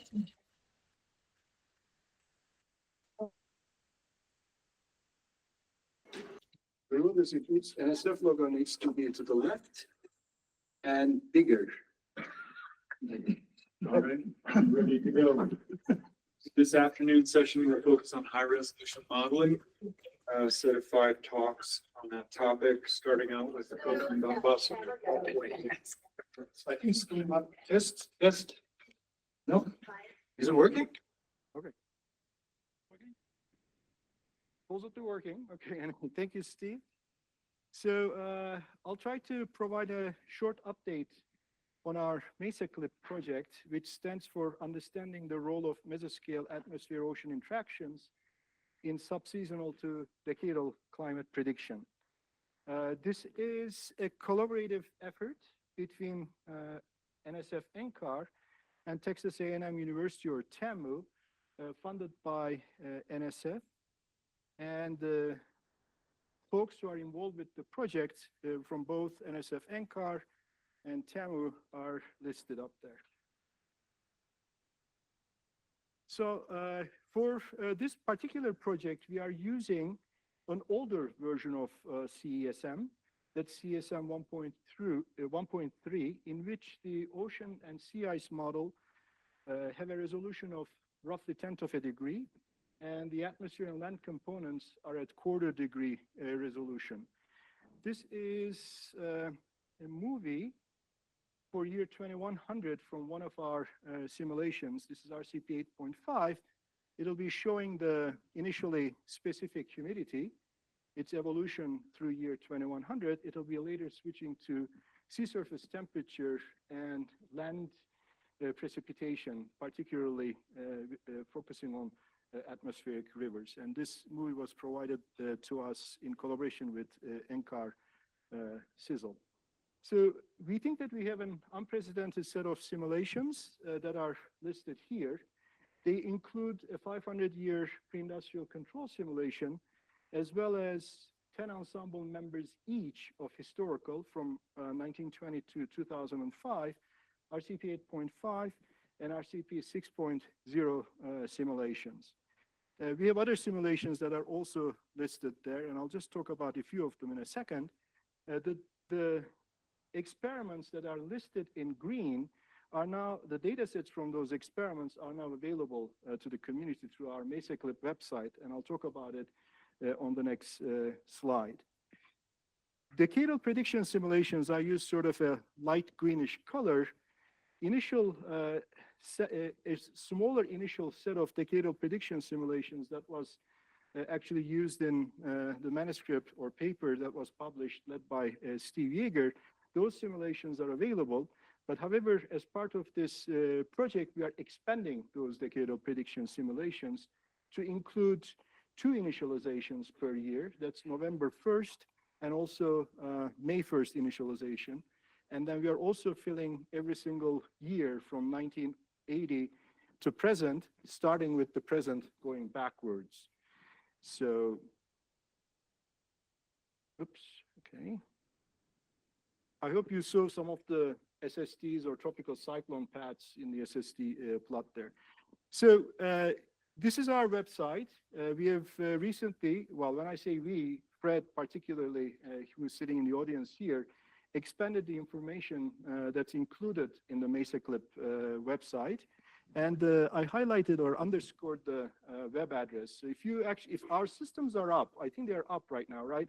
If you just Google MesaClip, you're going to land on this page. If you want to access the release data sets, we are serving them to the community through the NSF NCAR Research Data Archive, that's RDA, so that you can reach those data sets. If you have NCAR accounts, you can either use the NCAR accounts and go to RDA and get them, or you can use, for example, global transfer, which is very fast, to bring some of the data sets to your local machine to analyze them. We have also copies on campaign storage. So if you have NCAR accounts, NSF NCAR accounts, you can essentially access them through campaign storage as well. And the total amount of data volume is about 7 petabytes. And we are serving roughly 2.5 petabytes. So it's a lot of data set. And Fred spent quite a bit of time to make them sort of servable through RDA. And along with Tegan and also Che Feng from Sizzle, they have been extremely helpful preparing these data sets for community use. So for the rest of the presentation, I'll provide a few updates from some of our ongoing analysis. We have other analysis going on, but I don't have time to cover everything here. I'll start with the sea surface temperature linear trends. This was actually first highlighted in the paper, prediction paper that Steve led. What is shown here is the sea surface temperature linear trends for the 43-year period covering roughly 1980 to 2022. And I'll be focusing on particularly Southern Ocean trends and also its connection to the trends in the Eastern Pacific and Tropical Pacific. The top second to the, well, this panel here is from ERA-SST, that's the observational-based data set. You can see actually a cooling trend in the Southern Ocean, and that cooling trend actually expands towards the Eastern Pacific and all the way to the Tropical Pacific. This cooling trend actually is also accompanied by expansion of the sea ice area. The upper left panel shows an ensemble of low-resolution simulations. These are from CESM, but if you look at other ensemble members from, or other ensembles from CMIP5 or CMIP6 participating models, you pretty much get the same thing. They do not necessarily capture they actually show a monotonic decline during this period of monotonic increase of sea surface temperatures in the Southern Ocean, accompanied by a decline of the sea ice area. The remaining plots are showing all 10 ensembles that we have. And you can see that pretty much all of them are actually capturing some kind of cooling trend in the Southern Ocean. And I'm going to cherry pick ensemble number 10 here, showing that, highlighting that particular area. I think we have pretty good agreement in terms of trend, capturing that trend during that period, along with its extension into the Eastern Pacific and tropical regions. We have quite a few efforts trying to understand why this is happening in high res versus low res. Steve is leading an effort. We have ozone withholding experiments to understand if this is associated with ozone forcing.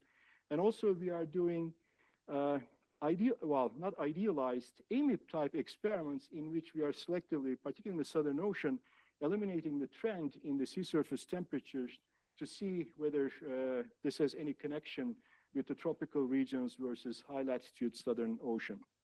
And that work is still ongoing. Next, I wanted to show you tropical cyclones. This was a plot actually published in Chang et al., but I just wanted to repeat that here. What is shown here is on the left side is the observations. The middle panel shows the CSM high-res result, and the right side is from low-res. This is for the 1950 to 2015 period. And we have divided the basins as shown there, and the numbers in parentheses are showing the sort of average number of tropical cyclones for those basins. And the global number is given up top here. So clearly you see better agreement. This is perhaps no surprise with the high resolution, but the latitudinal extent of these tropical cyclones are much wider in the high res, and the categories shown by the color indices, color code here, is not as strong as shown or as seen in the observations. But what I wanted to touch on here is essentially Dan Fu at Texas A&M is looking at what's happening in in tropical cyclones in the future. So what is shown here is the change in tropical cyclone occurrence for a future 30-year period minus sort of 1950, 1980 period. Blue colors are showing decrease, numbers per year. Red colors are showing an increase, and the white dots are actually representing some sort of significance. So you can see that our simulations are predicting decrease of tropical cyclone occurrences in the Atlantic, Eastern Pacific, as well as South Pacific and Indian Ocean. In contrast, we have an increase of the tropical cyclone activity in the Northern Pacific and Northern Indian Ocean. If you look at associated precipitation, this is now showing the trend of annual mean tropical cyclone-induced rainfall only for the continental United States. And we see actually an increase of precipitation associated with a decrease, like most of the decrease in tropical cyclones in the Atlantic, indicating that even though the number is going down, the intensity or precipitation amount is going up. And this is being written still, it's in preparation. For the next slides, I'll be showing relatively recent results. These are just submitted, led by Ping Cheng from Texas A&M, and there are several co-authors in the audience as well. We looked at the annual maximum daily precipitation. In other words, extreme precipitation events. The top panels are showing, and for those of you who are familiar with it, it's the RX1 day metric or variable that we are dealing with this. I wasn't familiar with that, but anyway, I put it up there. The top left is the observations. The 10-member ensemble mean is the middle top, and then the low res is on the right side. And this is for the 1950-2018 period. The white areas are, we don't have enough observational data or to come up with these changes. So you can see quite a bit good correspondence with high res with those of observations. But I just want to, and then you can see that the mean is actually matching quite well. They are shown in the blue line, blue numbers there. And then the low res is simply, even though there's some match of the locations, the amplitude is not matching at all. I just wanted to stress that this is not just coming from our high res versus low res comparison. The lower left here is from high res MIP simulations, a 9-member ensemble. And next to it, you can see the 35-member CMIP6 participating models. You can see similar high res, low res improvements in those simulations as well. And then the PDF distribution as a function of the precipitation rate is shown on the lower right. And the black is the observations, and the CSM simulation high res is the red line there. You can see quite a good agreement with the observations, or better agreement, especially for precipitation rates higher than 40 millimeters per day. Diamonds are the 99.9 percentile rates. And again, you can see quite good agreement in this extreme precipitation metric. This is now showing, we went into a little bit into more detail. Why are we getting these improvements in high res? So what I'm showing here in the top panel is the extreme precipitation differences. That's the total difference between high res and low res. The panel B and C are the resolved and parameterized precipitation differences. So you can see that in high res, this is primarily associated with resolved precipitation component. This is not a linear result. Other high resolution simulations comparisons showed similar things as well. We can further decompose that and try to understand which component is creating it. And it turns out that horizontal flow convergence is the main contributor to the resolved parameterization enhancement. And you can further divide that thing into its dynamical and thermodynamical component. And you can see that that is associated with the dynamical tendency. With high resolution, we are able to, even though we are not resolving clouds, we are not resolving individual storms, with high resolution, you can actually better represent small scale circulations that in turn actually feeds into horizontal flow convergence. I'm not going to show you updraft, that's going to change updraft, and organized convection, that's going to feed into mesoscale convective events. I can't believe that I'm telling you these atmospheric things as an ocean person, but anyway. And to dig a little bit further, we actually use the multi-object analysis of atmospheric phenomenon algorithm that was developed by Andreas Prine, who used to be here, not anymore. And this is a very powerful tool. You can essentially differentiate between 15 different atmospheric phenomena. However, we had to rerun the simulations because we only had 6 hourly output. So we had to get 1 hourly output from the atmospheric model. So we had to run 20-year segments from the control and other experiments to get 1 hourly data. And we only did it for only one ensemble member because we can't really afford the run and we can't really store the data sets. But in any case, what is shown here is that the ERA5, that's the observational base reanalysis product on the left side. Middle panel is showing the high res, and the right panel shows the low res. The goal here is essentially to identify what phenomena is associated with those extreme precipitation events and regions. So you can clearly see that I highlighted there, essentially, both in the reanalysis product and high resolution, we are seeing the mesoscale convective events, those are the red colors, primarily dominating phenomena associated with those extreme precipitation events. And in the low res, we are seeing only jets and fronts, and which is not essentially consistent with the reanalysis product. Finally, I just wanted to, this gives us essentially a bit more confidence in our high resolution simulations in terms of doing things sort of right. So maybe we can take a look at what's happening or what the projected changes are in the future. So the top panel is now showing the projected changes in extreme precipitation. These are 2017 minus, 30-year average over the last part, minus 1981, 2010, another 30-year average.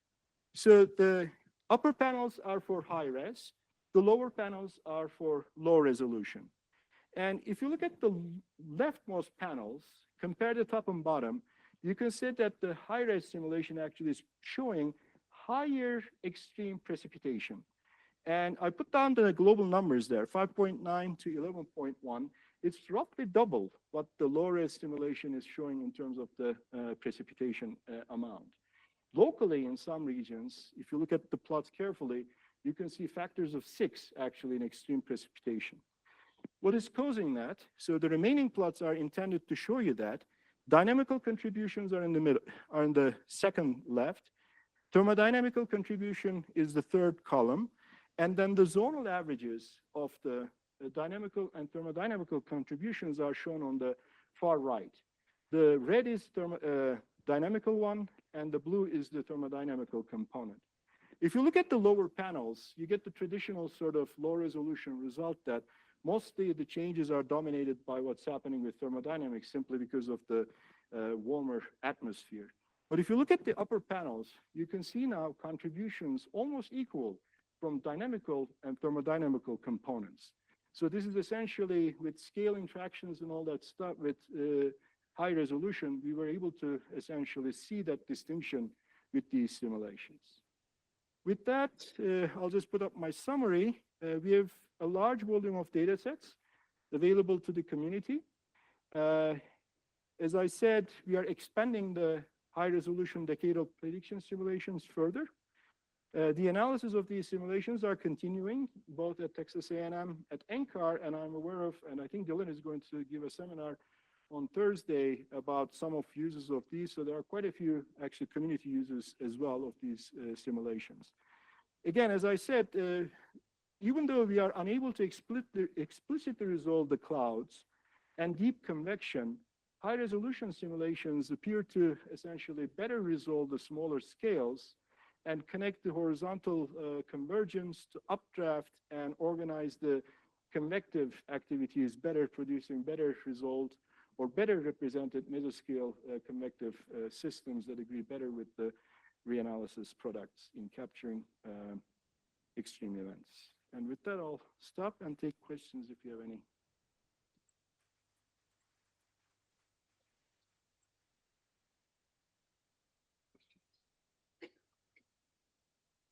Okay. How do you identify the mesoscale convective systems with the 25-kilometer grid? Well, the thing is that maybe it's actually, do you want to answer that question, Julio? No. You should ask Andreas Prine. It's, he's tuned it with ERA reanalysis, so I don't think the resolution of that is much higher than quarterly either. I mean, he in his paper, I believe, Prine et al. 2023, he actually showed that you can get good results and resolve all of these features at coarser resolution, and that was basis that we applied it. But since I'm not an atmospheric person, I don't know the details. One of the reasons we run to save RE was for the MCSs. So according to Andreas, like you need the temporal resolution, but the spatial is not as important for that. I guess the important thing is to get the larger scale horizontal convergence that feeds into the convective activity. That would be my answer, but I don't know the full answer.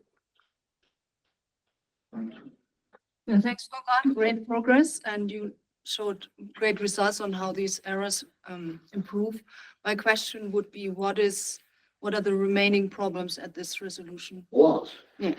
Okay. And I Summary? should mention that the high res is not the panacea to solve all the problems. We do really well in wintertime precipitation, for example, but the summer precipitation is not good. What's that? My understanding is that it's related to moisture content of the atmosphere, and Julio may know better about these things too, but I'm not sure exactly. We have atmospheric issues in the summertime. The ocean model, certain things are better.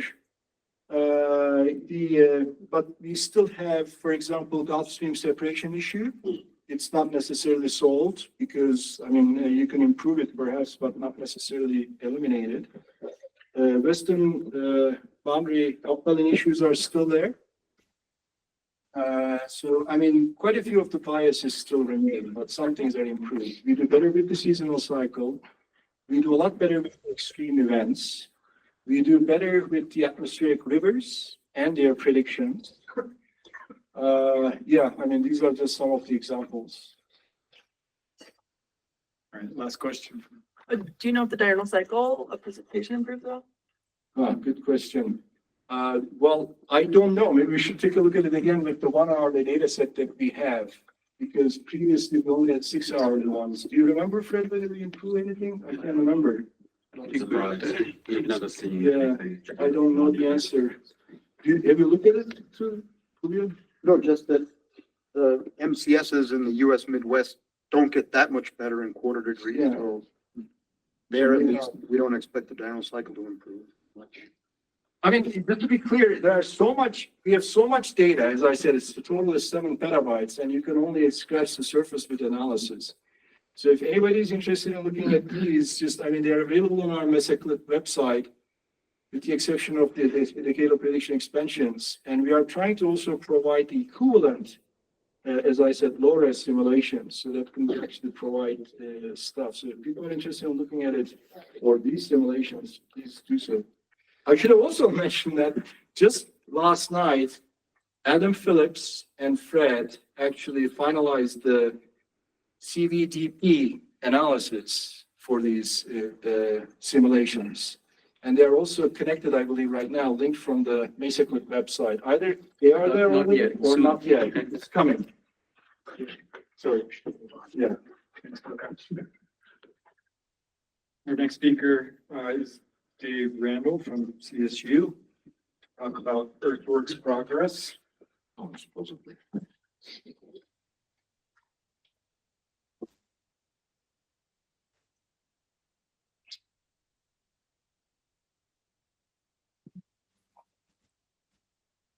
It is on.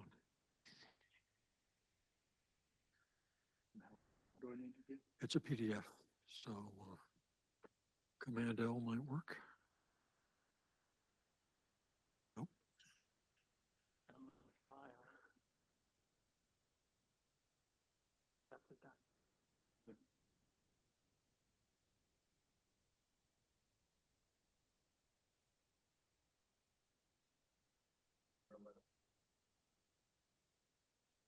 Nothing better than like 50 people watching what you.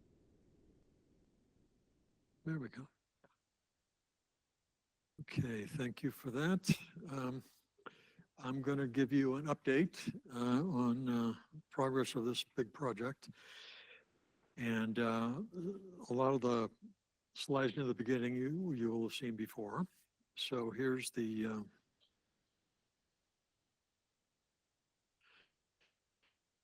Do it in presenter mode. yeah, I want to do it in presenter mode. View. Yeah. Okay. So this is the nature of the project, and I think most of you know this. Project started in the summer of 2020. So this coming summer is the 5th anniversary, and it's a 5-year project. So we've been writing proposals, and I'll say more about that later. We have, it's a cooperation between NCAR and CSU, but we also have collaboration with DOE for the ocean model and some other things, and help from people at NVIDIA and so on. So a lot of people involved, and the red characters there show the various institutions involved, and the footnote numbers tell you who's who. But NCAR software engineers have been really key to the progress we made. And in particular, Don Daslick, who's at CSU, Brian Dobbins, who's in the room, I think, Jim Edwards, Rich Loft, and Sherry Volz have all been really key to this. So the vision is to create a model that uses the same grid with the same resolution for all of its components. And this is really central to the vision of the project. We also aim to develop improved parameterizations that work well over a wide range of grid spacings. This is not something that we've made a lot of progress with in these 5 years, but there's a proposal about to go in that's aimed at this. And it's both weather and climate. And I think that's a good place to be these days. So the components are the MPAS non-hydrostatic dynamical core for the atmosphere. And the physics of the model are basically CAM physics. And we're evolving with CAM. So we'll be using CAM 7 physics in the very near future. The MPAS ocean model was developed at Los Alamos, so there's some collaboration with people at M-Cubed here at NCAR. And they also have a sea ice model. The thermodynamics of that are the same as CICE. The community land model and CMEPS, the mediator or coupler that is used in CESM. And we'll use CCPP when it's ready. So the scientific goals have to do with basically seeing what we can do when we replace parameterizations of both deep convection and gravity wave momentum transport with direct simulation using the 3.75 kilometer grid. It's not quite fine enough to do that perfectly, but it's way better than the coarser resolutions that are typically used. And again, there's some role for improved parameterizations there, but that is something that will unfold over time going forward.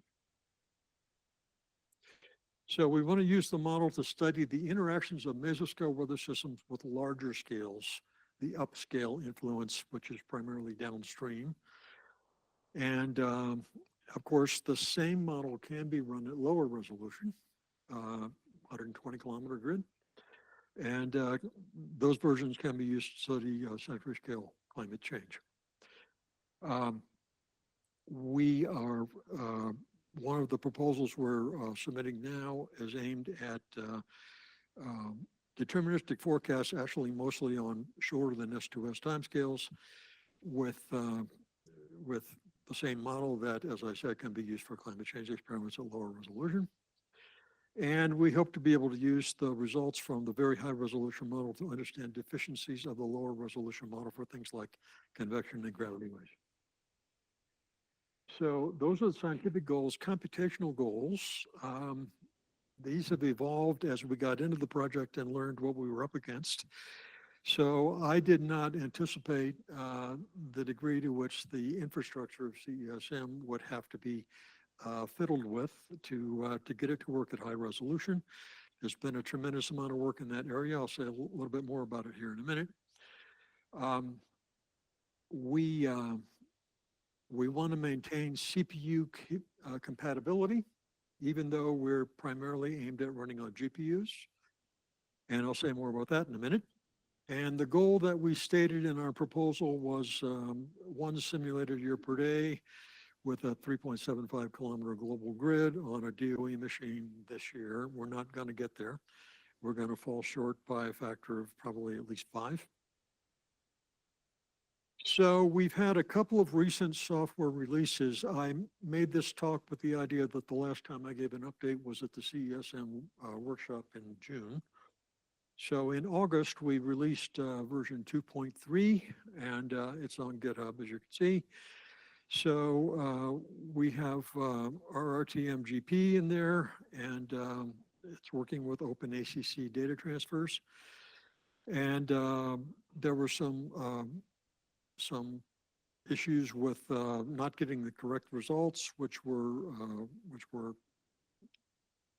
fixed by essentially backtracking with the version of MPAS-A that we're running, and we'll go back to the current version here at some point in the near future. And there's been an issue with the NVIDIA compiler that got in the way of restarting a model, which is pretty important. And that was cleared up. So then 2.4 was released in December. And we now have a more up-to-date connection with the CESM base code. And we now have a non-hydrostatic ocean model. So the first version of MPAS-O that we got from Los Alamos was hydrostatic, but they have a newer version that's non-hydrostatic, and that has been ported into Earthworks. It took a while to do that. So we now have non-hydrostatic dynamics for both the atmosphere and the ocean. Club has been ported to GPUs. I'll say a little bit more about that here in a minute. And there have been various other GPU improvements with simple physics like simple microphysics, Kessler concept. So more about the infrastructure advances. There are 2 boxes, sort of 2 things here. There was a major issue with scalability of an earlier version of ESMF. And the particular problem, the biggest problem had to do with something called state reconcile, which is called at initialization of the model. And this was fixed by the ESMF team. And we really appreciate their help. They said they would do it by January, and they did. So the plot on the right side there at the top shows the time required on the vertical axis in seconds as a function of the number of processors on the horizontal axis.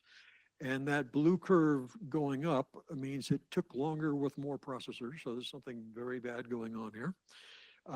You can't really see it, but at the bottom, there's a red curve right on top of the horizontal axis. And that's the result after the problem was fixed. So tremendous improvement. The initialization time has also been sped up, as shown in the lower box here. This is a test with 7.5 kilometer atmosphere, so the grid is twice as big, but including the land. And comparing 2 versions of ESMF, 8.7 and 8.8 beta.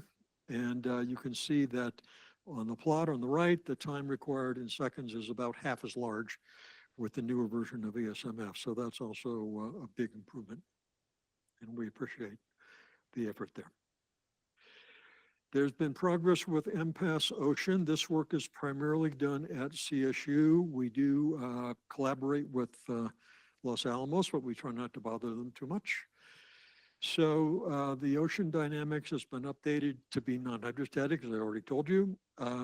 We've been working to generate balanced and computationally stable ocean initial conditions for finer grids all the way down to 3.75. And we are still having a few issues with 3.75, but we're almost there. It works at the 7.5 and 15 kilometer case. There was an issue for a while with bit-for-bit reproducibility on restart. You stop the model and start it up again. You want to get the same answer as if you hadn't stopped it. And that works now. There have been some issues with reading and writing ocean restarts. And we haven't done this yet, but we're still working to generate river runoff remappings for the very high resolution. So where to put the river water when it lands on the ocean grid. This is about club performance and portability. So we're interested in being able to run, again, on both CPUs and GPUs, and that means we need to use some kind of offload directives. And so one approach is OpenACC, another is OpenMP, and this, they both work now. The performance comparison across compilers, again, the NVIDIA compiler versus the Cray compiler, and across architectures, so GPUs and CPUs, and across modes, running synchronously and asynchronously. So the plot on the right there is from Gunther Hubler from University of Wisconsin in Milwaukee, and it shows, this was presented at the AMS conference last month. So it shows the GPU to CPU ratio, performance, runtime ratio, and the numbers of order 30 out there at the right. It's plotted as a function of the number of columns. So this is quite good. And this is more about that. So here we're comparing performance on CPU. That's the yellow or orangish looking curve in the middle that's like a point, like a mountain. And then a couple of GPUs. And the horizontal axis is labeled simultaneous runs, but think of it as the number of grid columns on a node or on the GPU. And so the vertical axis is throughput, and so larger numbers are better. And what you see is that the CPUs give the best results with about 1,000 columns, grid columns, but fall off for larger numbers than that. The axis there is logarithmic. With the GPUs, that's the blue curve and the red curve, you see that they continue to go up towards the right and reach a peak something like 3 times the performance of the GPU, between 1.5 and 3. So this is quite good. We are currently running, just started 2 days ago, a Diamond Light. So Diamond is this big intercomparison of storm resolving global models. And we're calling it Diamond Light because we're running it with a 15-kilometer resolution, but it's coupled. And so we're following the Diamond 3 protocol. And we're using 58 levels in the vertical. And this will be the longest simulation that we've done with a grid spacing finer than 30 kilometers. We have several 10-year runs with a 30-kilometer grid. So one of the applications of the results that we get from this will be to provide input for the global hackathon that's coming up in May of this year. Most of you will know about. And the plots on the right show total column water and upwelling long wave at the top of the model for a particular time. Okay, there's instantaneousness. And we're also about to start a Diamond 1 run. This is 40 days and 40 nights with a 3.75 kilometer grid. It's uncoupled, and we're following the Diamond 1 protocol, of course, and we're about 5 years behind time, I guess more than that now. But I checked with Brian Dobbins at 1:30 today, and it hasn't started yet, but it may start this weekend. So we're just about there. So we submitted, with participation of a number of you in the room here, we submitted a CSSI proposal. CSSI is a computational science, I forget what it stands for. It's a computational infrastructure. It's a proposal to the Computer and Information Sciences and Engineering part of NSF, which is what funded the first 5 years of Earthworks. So this proposal was submitted in November last year, and it's aimed primarily at software engineering. And so most of the funding will come here to NCAR. There's a bit of it coming to CSU as well.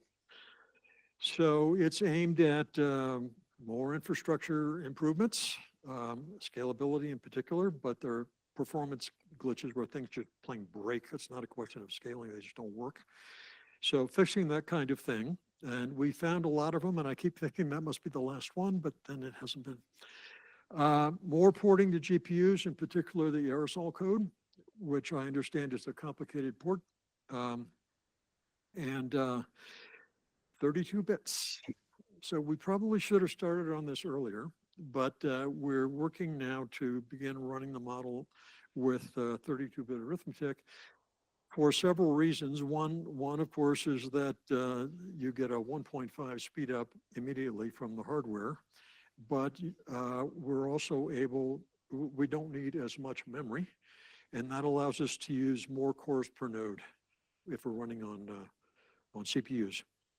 So that gives an additional speed up, of course. And so this is being worked on right now, but it's also built into this proposal. And machine learning for data compression. This means making the output smaller. And also feature identification. This means identifying things like mesoscale convective systems in the output. So the volume of the output is huge, and some AI help there would be useful.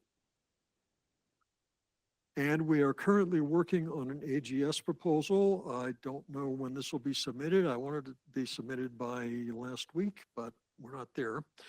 The title is Studies of Mesoscale Convective Systems with a Kilometer Scale Earth System, Community Earth System Model. The word community is important, of course. So it's focused on earth science, and it's going to AGS. But as you probably all know, now today, as of I think last September, it's possible to submit a proposal to the atmosphere cluster. And that's what we'll do. And this will be characterized as a weather and climate proposal. So the review process will be worked out, obviously, at NSF, but we're hoping that the weather side will have significant input. So there'll be case studies of mesoscale convective systems in subtropical South America. This is Kristen Rasmussen and Relampago. And also the North American Great Plains. So two particular focus areas there, both over land. Interactions of mesoscale convective systems with the land surface, interesting angle. And a section on quantifying the advantages of the common grid. So we've argued in Earthworks that using the same grid with the same resolution for all processes is advantageous, but it's time to get some numbers and demonstrate what the advantages actually look like. Finally, I'm coming to the end of this, but we have a collaboration underway with a team at the University of Illinois who has submitted a pre-proposal for an NSF Science and Technology Center. Title is Extreme Events in a Changing Climate. We contributed some results for their pre-proposal. We expect to hear in a few weeks, or well, things are in turmoil, but sometime we'll hear whether or not they're invited to submit a full proposal. This will involve collaboration of Illinois with both NCAR and CSU. So summary, last slide, we have been and continue to encounter and identify and fix issues. Encounter is the unpleasant part, identify is the hard part, and fixing is usually quicker and definitely more satisfying. Issues with the infrastructure. We're porting to GPUs and otherwise updating model components.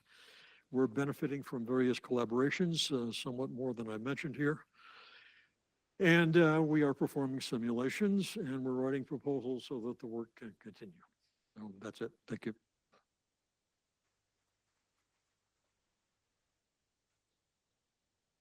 Running behind, so we can take one question maybe as we switch speakers. One in the chat. Okay. From Chuck Hakkinen, Professor Randall stated that the current 3.75 kilometer resolution is close, but not quite enough resolution to do direct simulation of convective processes in a global model.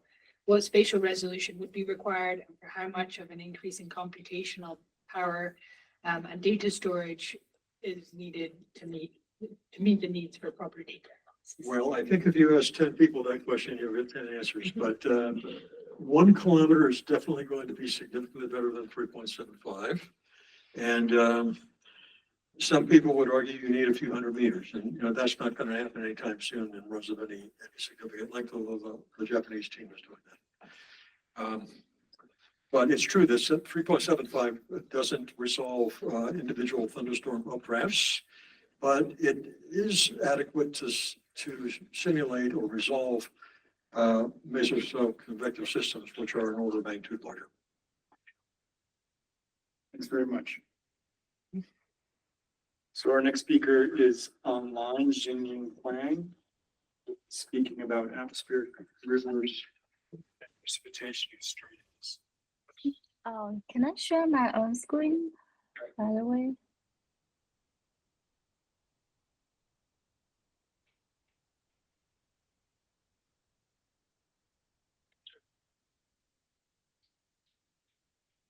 Okay, thanks.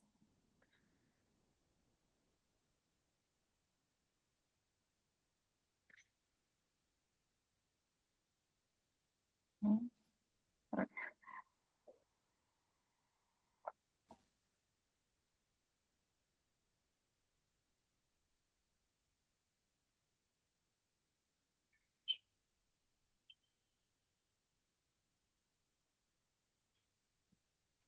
Okay, can you see the first screen?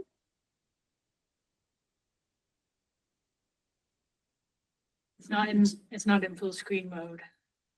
Oh, okay. Oh, how about now? No, we still see just the regular PowerPoint, not the slideshow.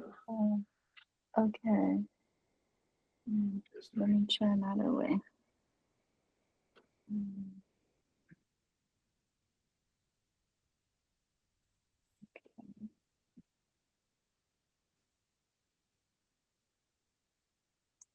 How about now? No, I don't know. Maybe you want to stop sharing and try again. It seems kind of stuck. Okay.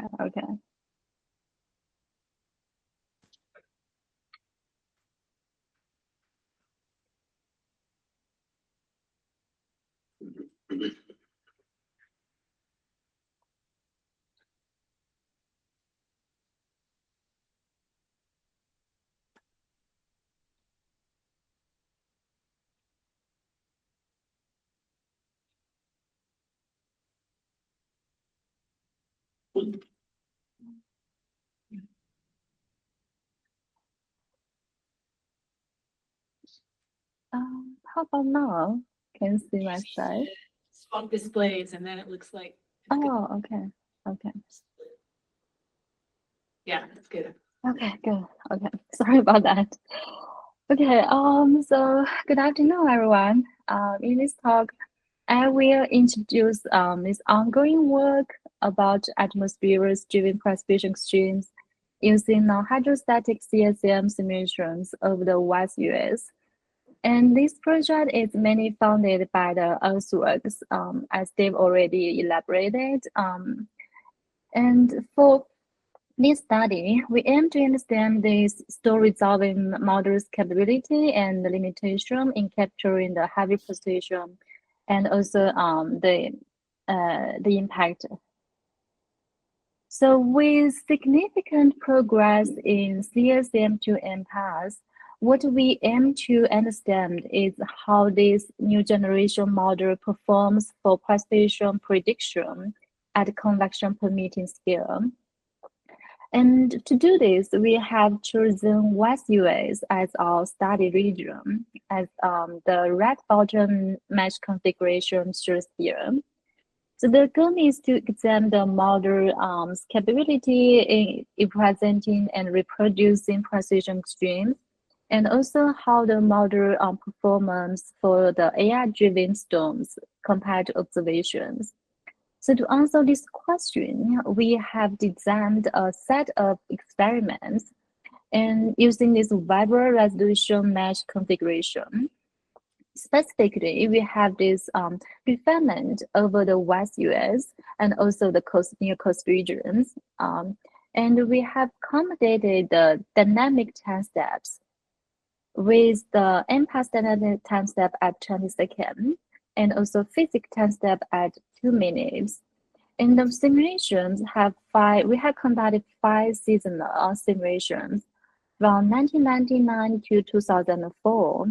And we covered the days from October to March for the wet seasons over West US. And the simulations are initialized with CFSR, the analysis site. Just a quick capture of the AI storms. So this is just an example of how typical the AI events looks like from observations.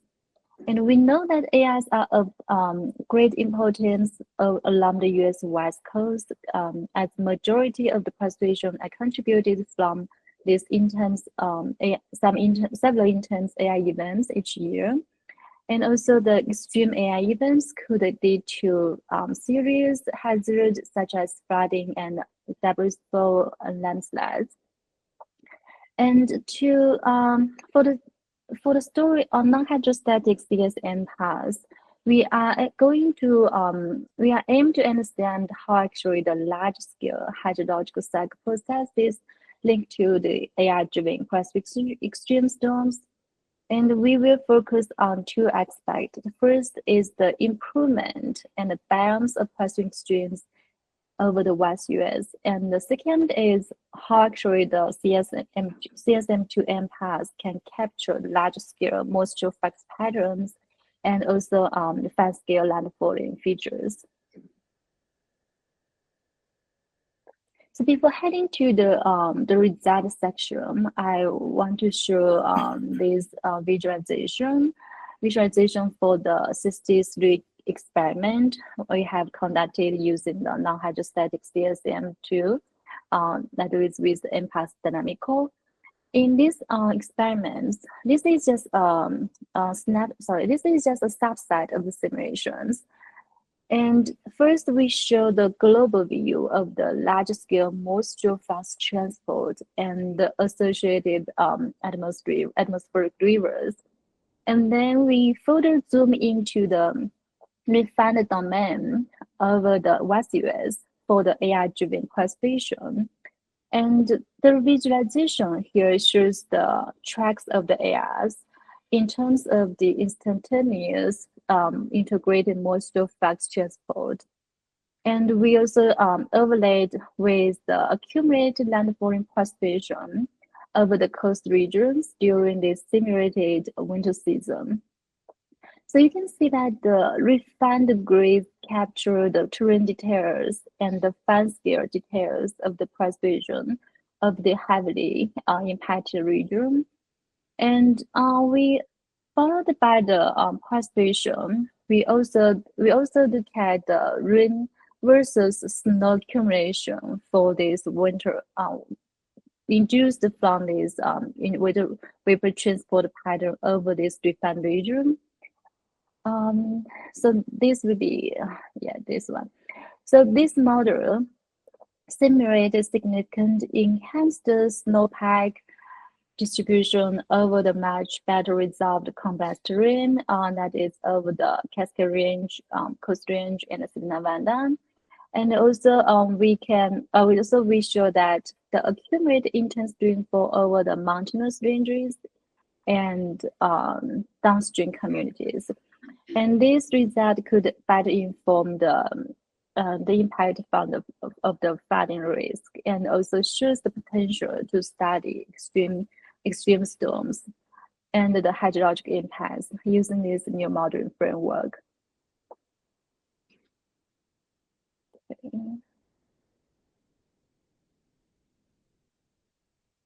So next, I will discuss the details of the result we have diagnosed so far from these simulations. And this is the extreme precipitation compared to prism this side. And for the results shown here, we have separated the regions into two separate regions. That is northwest region at the top row shows here, and the bottom row is for the California region. And we only focus on the heavy precipitation days. The definition for the heavy precipitation days we used here is for the days that is the precipitation days above the 75 percentile when combining all days. And the reason we use 75 percentile is that it captured the extreme capture the more extreme precipitation, but still cover most of the precipitation contribution.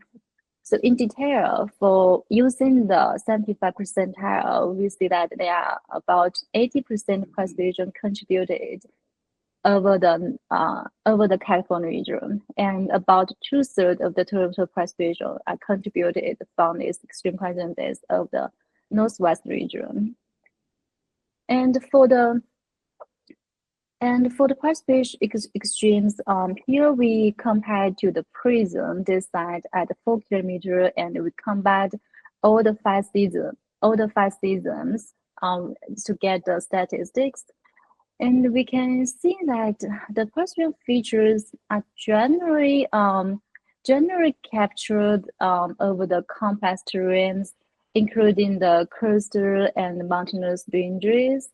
And the spatial features are definitely much improved at 3 kilometer compared to the coastal resolution at 60 kilometer. I'm not showing the 60 kilometer here, but yeah, the result shows the much improvement details of the precipitation features.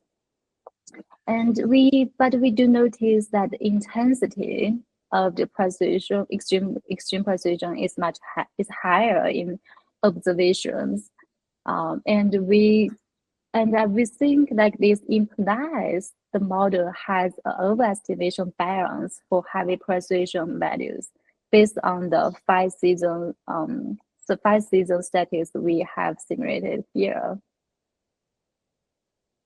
And to examine the AI-driven storm mean features, we first start with the composite of the moisture, the integrated water vapor transport pattern.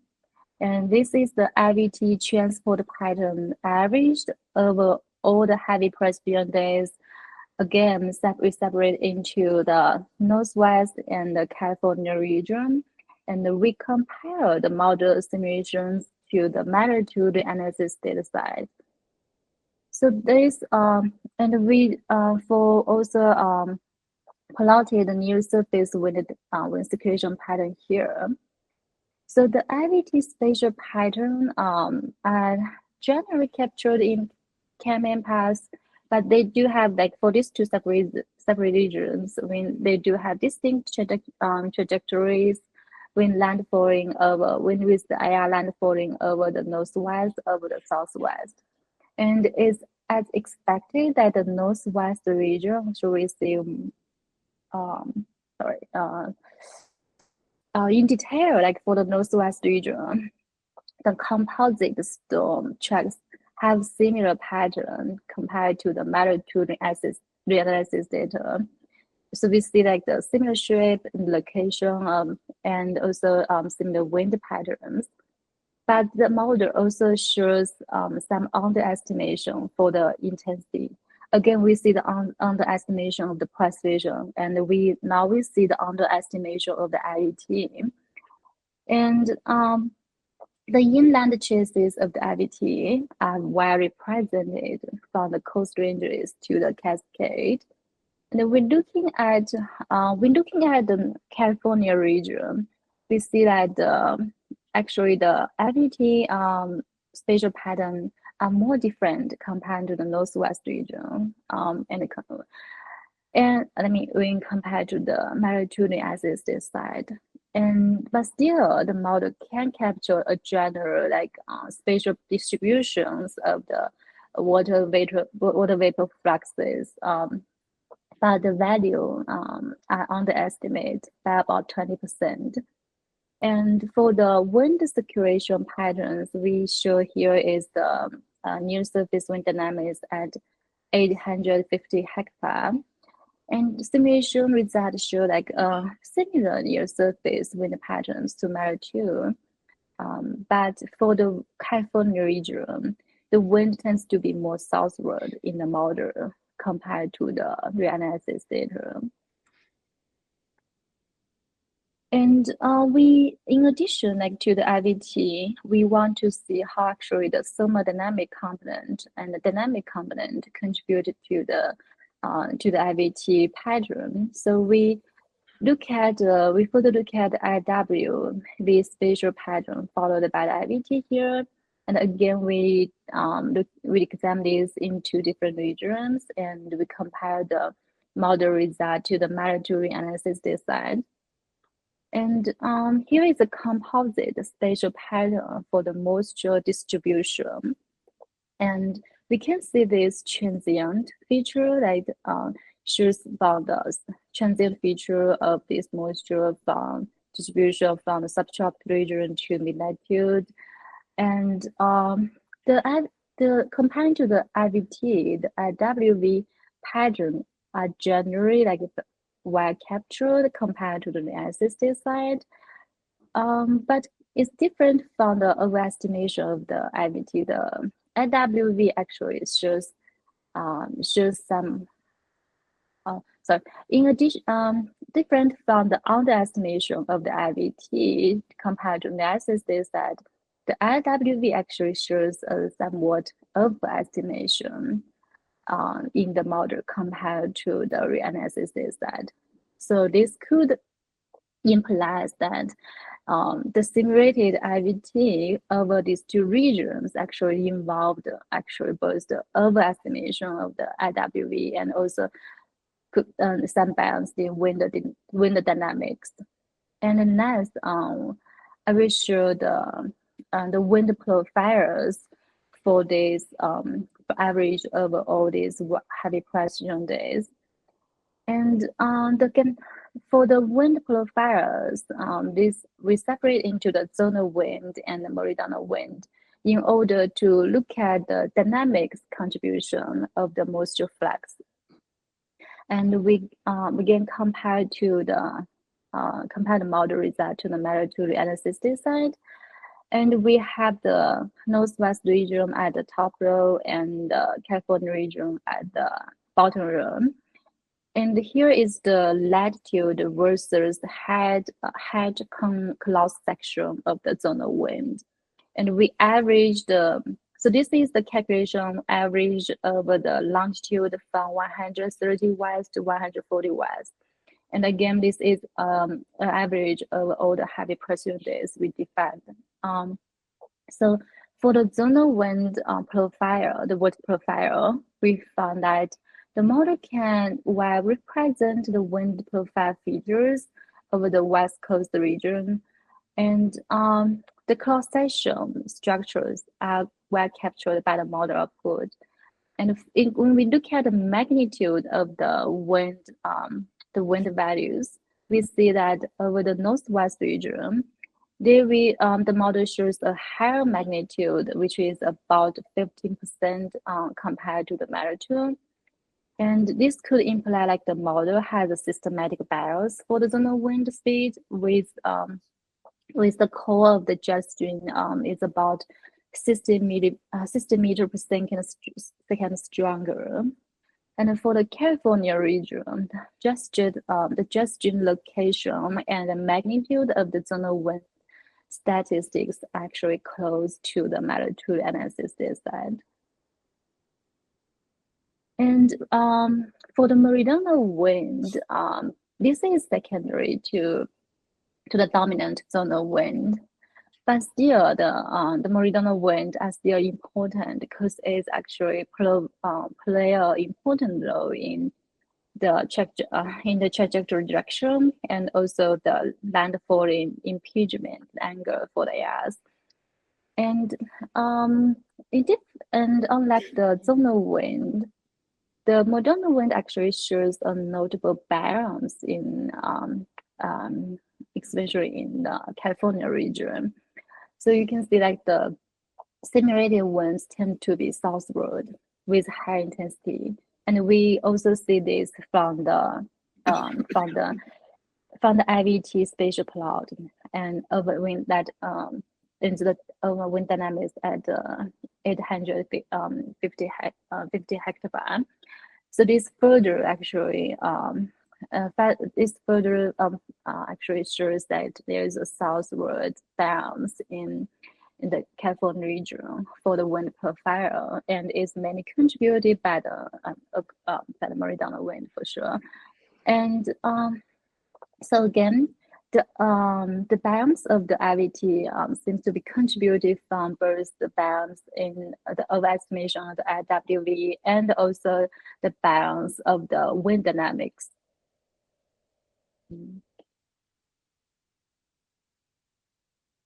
So for these extreme events, it's also important to understand how the simulation capture the associated large-scale anomaly pattern, because we know that over the West US AIS are driven with the integrated water vapor transport paths from the subtropical ocean to midnight regions, and is associated with this low pressure system. So what we examine here is the large-scale sea level pressure anomaly over these two regions, and we again compare the model to analysis this end. So the way we calculate the sea level pressure anomaly is so we first we average the sea level pressure over the high pressure days versus all days, and then we calculate the difference. And compared to the magnitude analysis this side, we can see that overall the high precipitation associated with low pressure system are actually present in a model. And over the northwest region, the large scale pattern, actually the anomaly pattern, shows a very close match to the magnitude analysis. And over the California region, we see that the model actually fails to capture this surface pressure anomaly. And we see like the low pressure, the low pressure is associated, so it's there is present. But actually the upstream pressure system is not, its pattern is different. And we are still trying to figure out what is causing this balance. And so with the very, yes. If you could wrap up, we're over. Yes. Okay, no problem. This will be the last slide. So as we see in the visualization, the improvement of the rain versus snow representation in the CSM path. This is a quantification of the rain versus snow from the extreme precipitation contribution. And again, the rain and snow actually, snowpack has a much improvement and enhance the representation compared to the reanalysis this side. So I think this modeling framework could provide valuable insight for actually the study extreme storms and the hydrological impacts. And this will be the summary. Yeah, feel free to reach out if you have any question or comments. Thank you.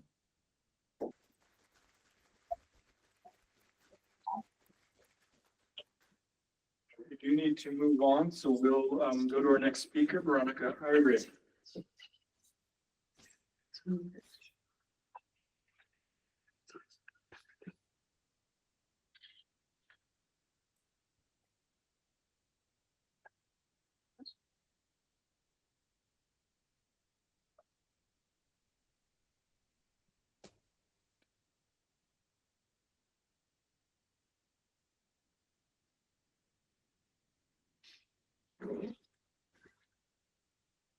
Okay, I'm going to talk about an AI-empowered approach. It should be number 13 in presentation 2. Was actually only here. If you hover down at the bottom, it's there.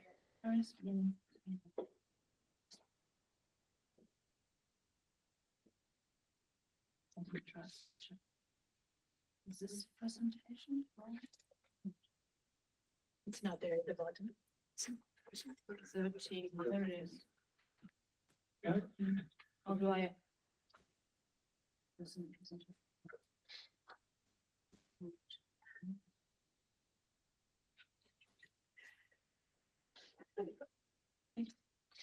Thank you. So great to be back, as always. And I'm going to talk about an AI for the next generation multi-scale climate modeling approach for mitigation and adaptation.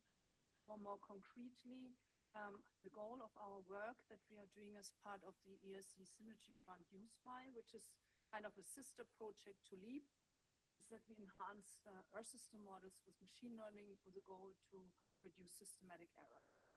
I acknowledge my group members and use my PIs and collaborators. And sorry to those of you who have seen my talk before, it's based on ATU, but I make sure that some new elements are in there for everybody, and also that I link to CSM where possible, because there are actually a lot of synergies we have been discussing throughout last weeks here during my visit. And yeah, so let's get started a bit to the motivation of why we are doing this research. Our system models are, pardon? No? Yeah. Better?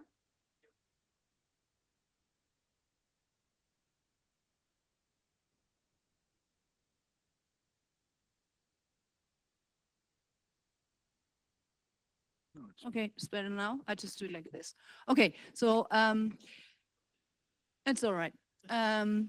Okay, so let's get going on these. So our system models are important research tools for understanding our system processes and feedbacks, and they will remain important tools. They have provided massively important information for the IPCC 6 assessment report, for example, on detection and attribution, as you see here.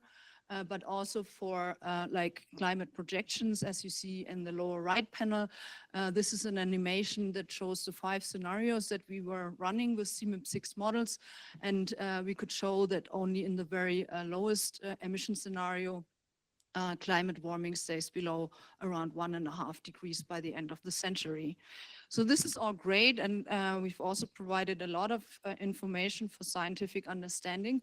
However, when you look across phases, it's really quite frustrating, because some of these systematic errors, and we've heard about them before in other talks, really remain over decades. And this is just one example, which is a precipitation bias compared to observations. And the reason why this actually occurs is because we are not able to adequately simulate subgrid scale processes in these models. So our approach in USMILE, and we are targeting ICANN-XPP, which is going to be the CMIP7 version. We are going to contribute from Germany, but LEAP and CSM are taking a very similar approach. So we combine physics with physics and machine learning to enhance these Earth system models. And I'm going to show you in my presentation how we do this. And I'm going to do this by going through a few of these very prominent systematic errors we have in the models and how we actually improve them. So let's start with a quite actually an easy parameterization, which is cloud cover. So the cloud cover parameterization in the ICANN-XPP is based on the Sundquist. It's a relatively easy and semi-empirical parameterizations that is mainly built on relative humidity. And you can see in this plot that it's not doing very well. It's underestimating low cloud cover in the lower atmosphere and overestimating it in the upper atmosphere. So the approach we are going to take is we want to actually remove the physical parameterization or empirical parameterization in the Earth system model with a machine learning based parameterization. And you see here how we do this. So we've heard in the previous talks that we're moving towards higher horizontal resolution, kilometer scale. We also know that at this stage, at least, these simulations are short, and we are utilizing these simulations, as you see here in the video, kilometer scale short simulations. They could be actually 2 years was the cubic simulation for 5 kilometers, or we could use higher resolution in regional versions up to like a few hundred meters. And we train a neural net on these short kilometer scale simulations for the target variable of interest. And in this case, it's cloud cover that you see on the right-hand side. And we train the neural net with the features that are important for this particular process that our parameterization we are targeting. So here the potential features are temperature, humidity, and so on. Then we coarse grain it, and we replace the parameterization in the Earth system model. In this study, we've done it with Icon storm resolving model simulations from Cubic and Diamond and also Narval. And you see in the video that the machine learning simulation actually really learns very nicely what the kilometer scale model simulation does. We also discovered this was a pure feed-forward neural network approach. We also discovered quite some issues when it comes to trust, interpretability, and generalization. And we've worked further on a variety of studies that you see on the left-hand side. And we are making good progress in terms of improving upon this very first study. And I'm going to show you now the candidates we are hoping to include in our ICANN-XPP machine learning enhanced version for CMIP7. And starting with, again, the cloud cover. So I showed you the neural net approach, and the problem with these neural nets is they are rather complex, and they have a very good performance. So these are the blue, the light blue dot in the upper left corner. You see quite a high, a very accurate performance, but very complex. So this figure shows you the error complexity plane. On the x-axis, you see the mean squared error on the validation set, and on the y-axis, you see the number of parameters. And now our goal on this study was then to learn an equation from the data and to move away from a very complex neural net towards an interpretable and more physical interpretable equation. So when you look at this, and actually these conventional cloud cover parameterizations on the right-hand side, Sundquist and so on, they are not even on the Pareto frontier. So the mean squared error is just totally bad.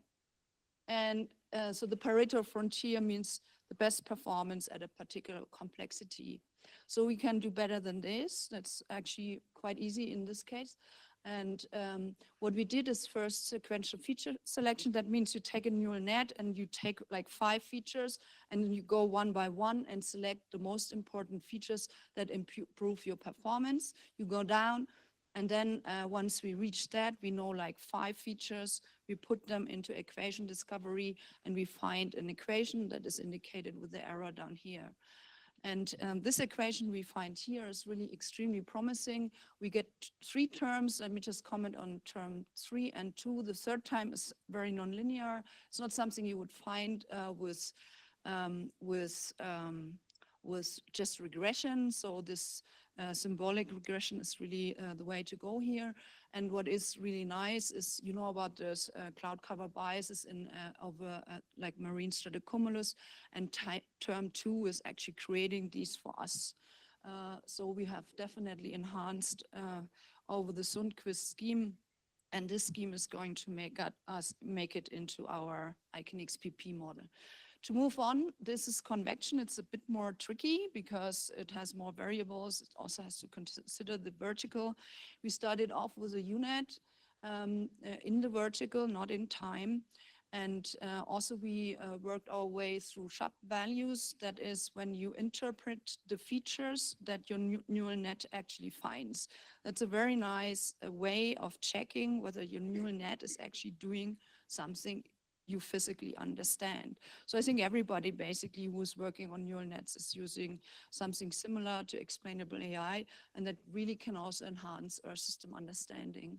We, based on this, we did an ablated unit. I'm not commenting on this in detail now, but what I want to show is that in this study, this is a paper already published by a PhD student from our group, and you can see in the lower plot the precipitation extremes, and we can show that with our ablated unit, we are getting better precipitation extremes than in the than in the conventional scheme.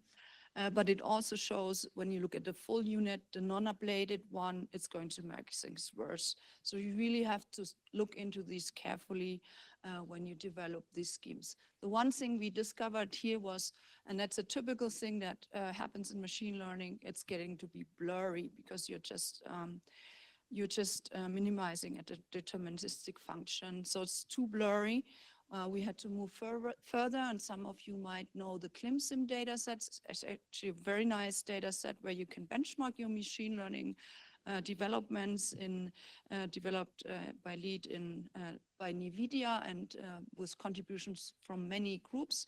And there was also a Kaggle competition, and now Helge is looking at one of the winners there, not the best one, but a bit more like looking at computational efforts, not the most complex one, and we are getting towards stable simulations here. That's work in progress. Paulo Gorman is going to talk about convection scheme later. We have had exchanges and we will see what actually ends up in the ICANN-XPP and in the machine learning based CSM version. That's still work in progress. Just want to say show two more studies. We are also working on emulation of the Earth system model. This is radiation. So basically you can, the goal here is not to improve the parameterization, but to make the Earth system model faster.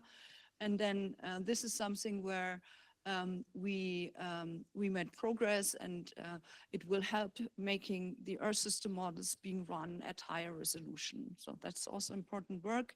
And we have work on the on a similar work on the boundary layer height, which also has huge biases in ICANN-XPP, and the parameterization that is developed is improving the boundary layer height, as you see on the right-hand side, with higher boundary layer height compared to the original version, and is actually also impacting on temperature and precipitation. So these are our 4 candidates we're going to implement, probably, maybe more. So we have talked here about an implementation group across CSM-ML and ICANN-XPP-ML. Maybe things you develop here, like the auto-conversion, we would look into and would also take up in our model. So I hope we can share expertise and can work closely together on these important things to make a good message. Summarizing up this part, we have, so these are all individual studies that we worked on. Is all offline. So that means you just train offline. It's not yet online in the model. We have improvement, very promising in precipitation extremes in the diurnal precip cycle, as you see on the right-hand side, in cloud cover and particular marine stratocumulus, which is huge progress. And if the kilometer scale simulation doesn't include a double IDCZ bias, is also not in our machine learning based convection parameterizations. So that's where we basically stand in terms of offline. And now we want to move forward towards implementation. So we are implementing this in the model. And of course, this brings us to, actually pretty slow, not changing.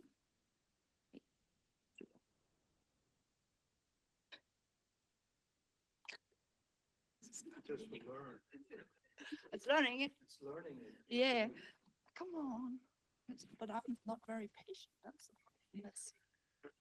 Wow, that I will never learn, you know. Come on. What's that? No.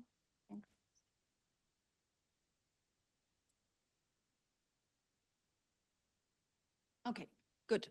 So now that's actually what I raised in the group meeting yesterday. Now we put the perfectly trained cloud cover equation online and it's just totally off. So you see here the shortwave cloud rate. So I'm going to talk again about the cloud cover equation. So we have to retune, which is obvious because we do want to improve the parameterization, so we shouldn't be scared about tuning. But the thing is that we don't have the parameters that we were used to have in the original parameterization, like entrainment rates and so on. So we need to think about that. And we have developed a new approach for tuning, and it's based on another meat, which is called downhill simplex method.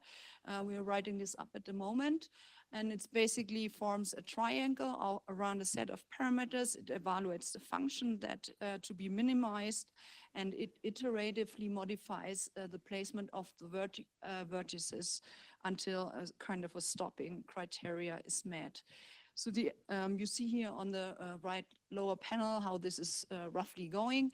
The advantages are it's fast, and some of the disadvantages are that you can get stuck in a local minimum. So it really is dependent on how complex your problem is. But the basic idea is that we run this Nelder-Mead algorithm within ICANN. So it's basically the Nelder, you run ICANN, Nelder-Mead optimizes the tunable parameters, the ones you had before, plus the equations, and then it satisfies all metrics and finds a kind of minimum. And the basic idea here is that we run it first for like very short simulations a day, and then iteratively move forward. And this is because we can do this because in fact some of these errors or parameter estimations, they develop quite quickly, similar to like seasonal forecasting. And this method actually works quite nicely for the cloud cover. And it's maybe something we could also use for helping to tune kilometer scale models. So here you see on the left-hand side, the cloud cover as we put it in untuned. And then as we move forward, we arrive at a very nicely tuned version. And most importantly, we really couldn't find anything in the ICANN-ML enhanced version that was worse than ICANN-A. So we are going to switch over for sure.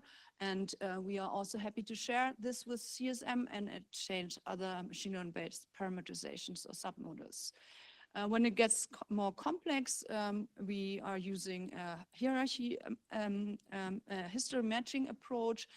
This is a study by Max Baumann together with Katie and Linya for land-atmosphere interactions.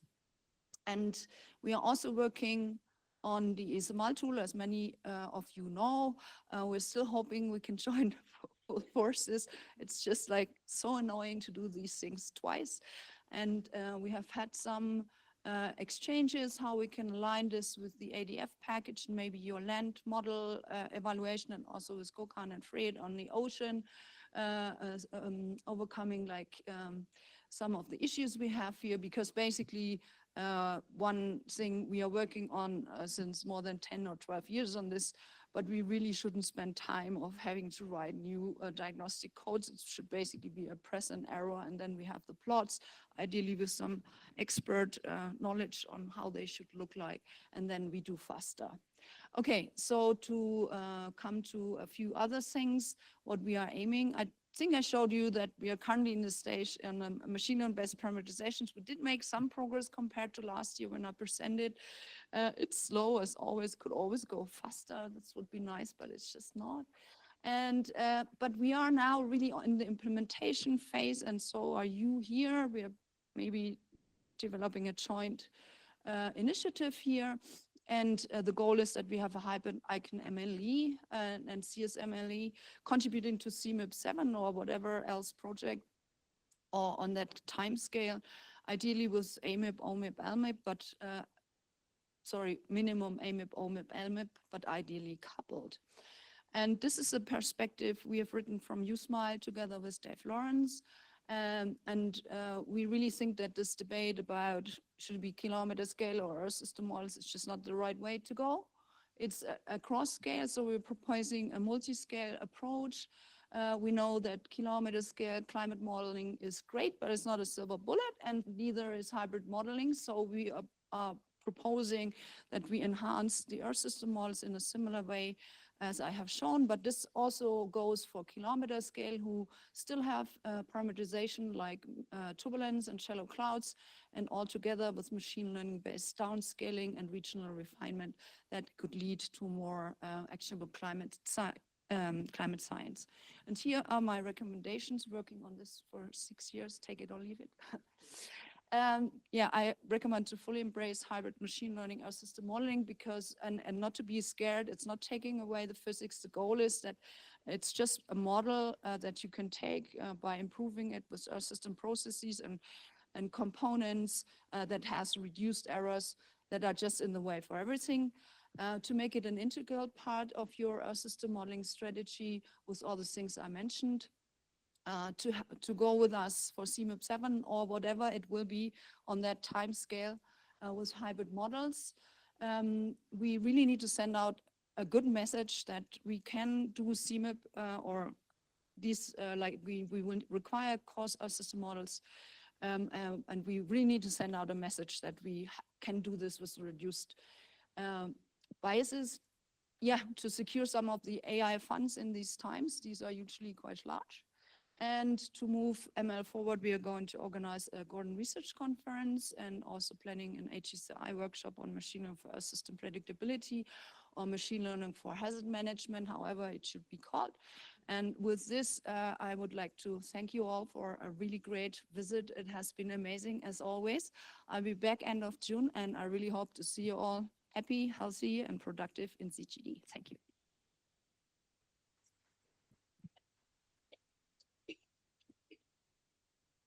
Take a question while we switch over to the last talk.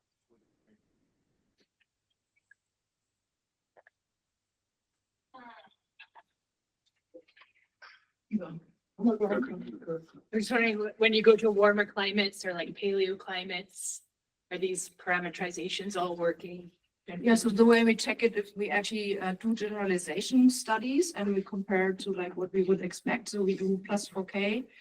You could also think about other things like training on different climate, but actually we prefer to work on the generalization by including physical constraints and so on.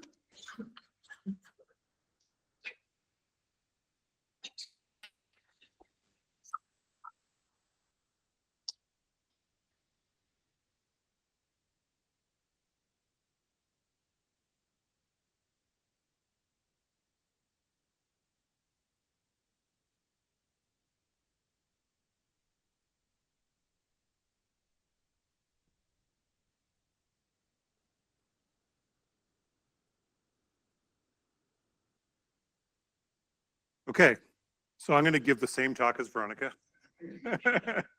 So if you're like me and you appreciate hearing the same thing twice and you actually learn it the second time, hopefully this will be helpful for you. But in a lot of ways, I mean, what I'm going to talk about is very similar to Veronica. And I'm even going to, but it'll be backwards to front and front to back and slightly different. And the other thing I'll say is, you know, basically what I'm up here is being a cheerleader for this activity, right? I think one of the roles of CSM chief scientist is to be a cheerleader. So I'm here to be a cheerleader towards bringing us towards a lot of things, but among them is the CSM machine learning enhanced version of CSM3, CSM3 MLE.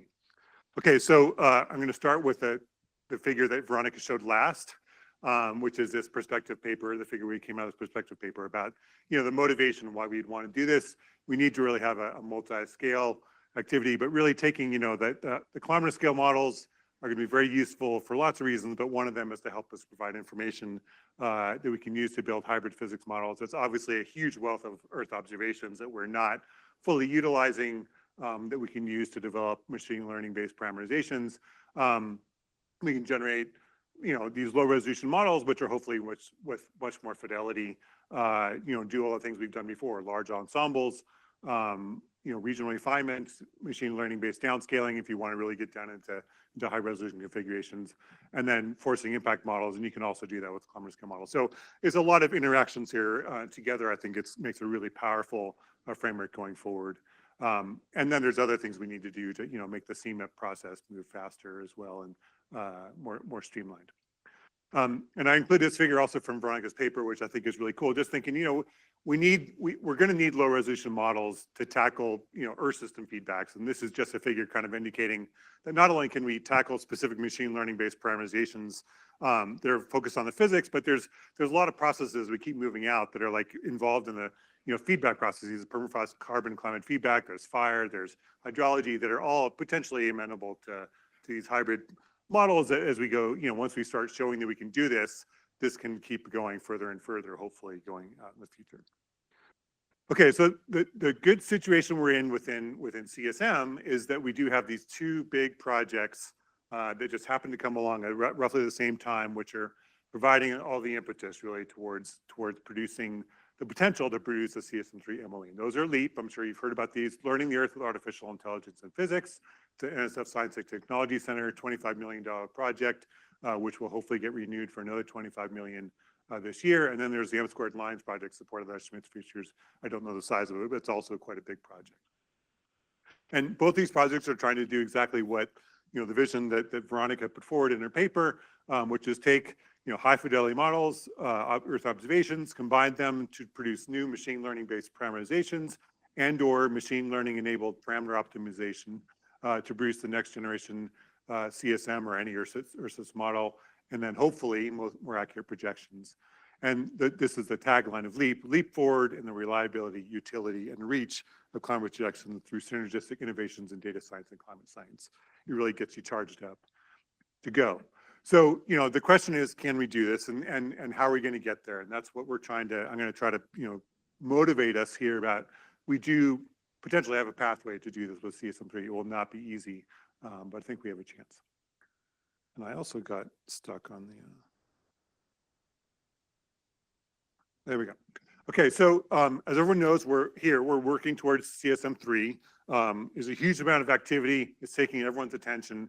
And correctly so. We need to have a good CSM3. That's going to be our baseline for a lot of things going forward. And I'm going to skip the stuff about CMIP. We're doing this for CMIP, and this is a timeline slide, which most of you have seen. Just if you haven't seen it recently, we're sort of in this tuning and pulling in the final forcings phase of the model. We're going to have to then do software engineering and testing, and then trying to get spun up models, and then maybe a CSM3 release, but maybe more importantly, as we start our deck and CMIP7 simulations sometime this year, summer, early fall, to have a chance of finishing by January 2027 when all the simulations are due. So this is like order one most important priority for CSM currently. In parallel, we heard from Gökhan, how important and how effective that high resolution simulation is. We didn't produce one for CSM2. We do need to produce one for CSM3, I think, because a lot of things have changed. And so that's going to be a parallel activity. It's sort of already happening now. People are starting to think about that. And then hopefully also submit some simulations. And then lastly, or not really lastly, in sequence, we're going to start working on the CSM3 MLE with the goal that maybe, a year to year and a half from now to 2 years from now, we may have a configuration that we can submit some simulations to CMIP7. So in a very optimistic world, we'll get something in before the deadline of January 2027. In a realistic world, probably not, but might as well go for the optimistic while we still have the time to try to do it. But that's sort of the overall idea. Okay, so to do that, we really have to accelerate our progress. And so what I'm going to talk about is ways I think we can try to do that towards this CSM3 MLE. I think ICON is definitely ahead of us, but we're hopefully catching up. And it's not a race anyway. Okay. Okay, so this is the slide. This is what we have. These two big projects, and so I'm going to go through a few of the things that are happening within these projects that I think will lead us to the potential for CSM3 MLE. So the first is on the LEAP side. One of the things we're doing is parameter estimation. There's several activities related to parameter estimation. The most advanced within the CSM context is on the land side, and this is work that Linnea and Daniel Kennedy and Katie Dagon have been working on with the rest of the land model working group. And basically, it's the idea of generate a perturbed parameter ensemble, train a machine learning emulator on that ensemble, confront the model of observational data, constrain the posterior parameter space in a history matching approach. There's a process that we're using to do iterative refocusing, rerun new ensembles or focusing on the places where the parameters are looking to have the most impact, doing this cycle a few different times. And you really need to hear from Linnea or Daniel or Katie to understand the full scope of this. This is actually a really complicated problem in any realm. It's very complicated on the land due to the strong regionality, the strong differences that plant functional types have. We have global parameters and plant functional type parameters and 200 plus parameters total. So it's a really challenging problem, but the good news is that it looks like it's working. So we've done we've been playing around or testing with CLM5 and trying to focus in on tuning the leaf area index, which is a super critical variable in land, which is controlling a lot of the fluxes of water, energy, and carbon, exchanges with the atmosphere, and was also really highly biased in CLM and many models around the world. And we've been able to reduce the bias by over a factor of 2 and looking like a pretty good model with this technique. So we have some confidence now that we're going to be able to do this. And now we're in the process of applying these methods to calibrate CLM6 for CSM3. We've actually even started the first versions of the parameters we're using are coming from at least the ideas that we're developing here. The other thing I want to mention is on the parameter calibration is the potential we can develop parameter sets. And so what this shows is the carbon sink over the 20th and 21st century. Each line is a different simulation from a Latin hypercube ensemble. So there's 500 different simulations with sampled over these 25 key parameters for leaf area index. What we see is a huge range in the outcome. So it's actually almost 1,000 petagrams difference. If we were in the one that's going down the bottom to the one that's going on the right, like everything we understand about climate change is going to be kind of thrown out the window. It's like that big of a signal. So hopefully that's not the true uncertainty in the system. That's just the uncertainty coming from CLM. And then we started asking, can we constrain that? So we're constraining with a leaf area constraint, finding that doesn't help us too much. We're constraining with a land use flux constraint. That doesn't help too much either. It's a little bit more constrained. And then we have an estimate of the recent historical carbon sink, and that does look like it's starting to constrain the model and getting more of a tighter distribution there in the green lines. And so I think the main point I want to make here is that there's still diversity of carbon responses, even with our applying several different layers of constraint. And so the plan for CLM6 is to select one. I'm not sure how we're going to choose out of these hundreds probably of parameter sets, which are viable, passing all our constraints, but we're going to choose one. We're going to use that in CSM3. We're also going to produce about 100 of them or so, we'll see, and release it to the community and run at least land-only simulations with those 100 sets to see what the range is, and also potentially run a small parameter ensemble with some of the extremes in emissions driven. So I think there's a bunch of exciting things to we can think about there. On the atmosphere side and parameter estimation within LEAP, we're really drawing on the work for the GISS group. So GISS is involved in LEAP, and they've done parameter estimation actually in the last cycle, and found kind of similar things. They're using similar approaches, history matching type approaches, and finding, trying to throwing out the parameter sets that don't meet, and then tossing the parameter sets that do meet. And this is the full cycle, which I'm not sure I'm going to go through. This is a pretty complicated set of things. A similar kind of strategy on land, but you kind of go around from up, around, and around is in a big circle here is what you keep doing. And what they're finding within GISS is that you can find quite a few parameter sets which will pass your constraints if you have a large enough uncertainty estimates in your observations. And also that those, when you throw them into the fully coupled Earth system model, actually only a few of them survive that process. And so then they pulled out those few that survived, and then they kind of used that as part of their ensemble generation for the GISS model. So, we aren't going to get there for CSM3 release, but for CSM3 MLE, we are now adopting some of the same strategies here. And actually we have Adisu here, who's in the audience, who's working on this, and Yang, who's at Columbia University, also working on this.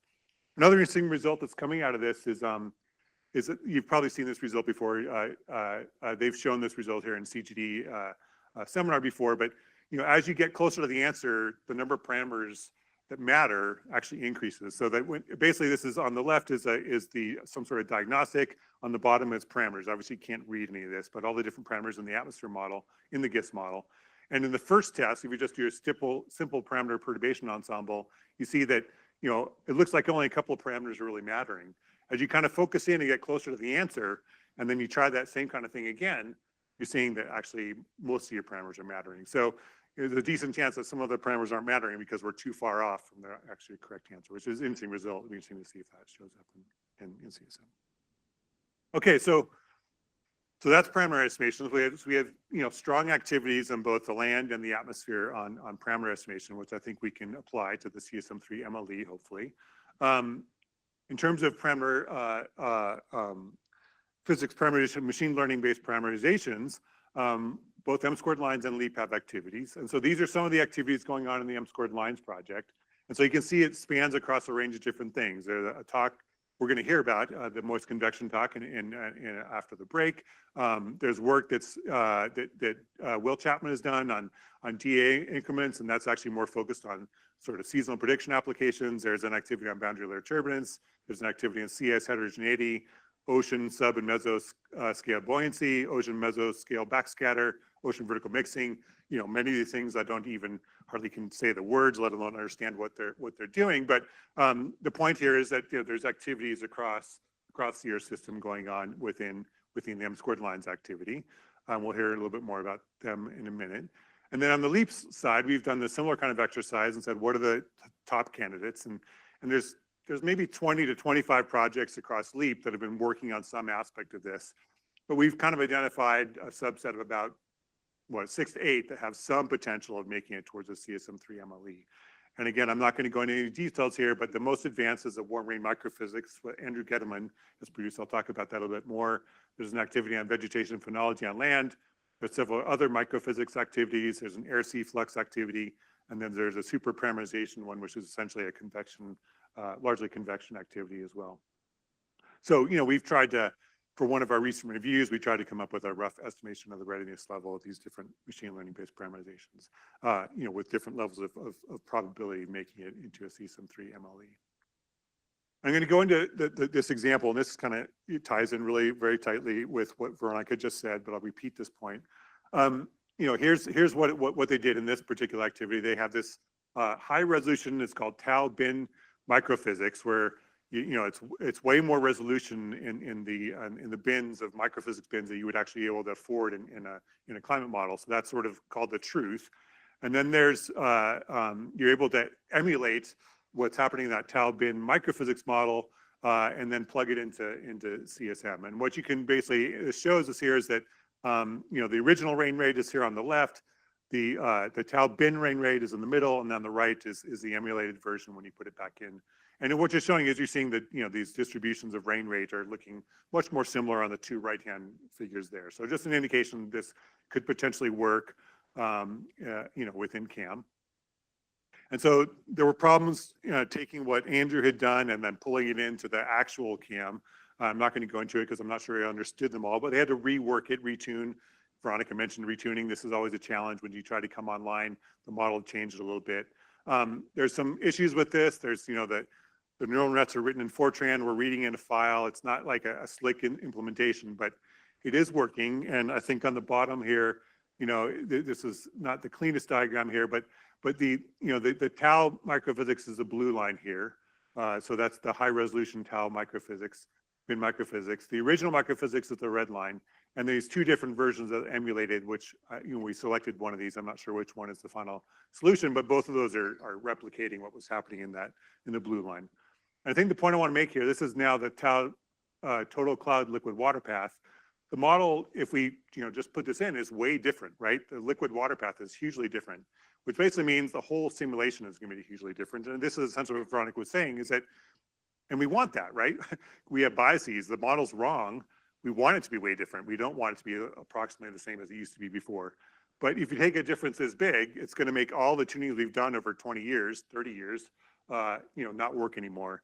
And to retune, I don't know if the atmosphere modelers are like panicking when they see this, but I would be, if I was trying to hand tune the land after having this huge change, we need something better. So that's where this automated tuning comes in.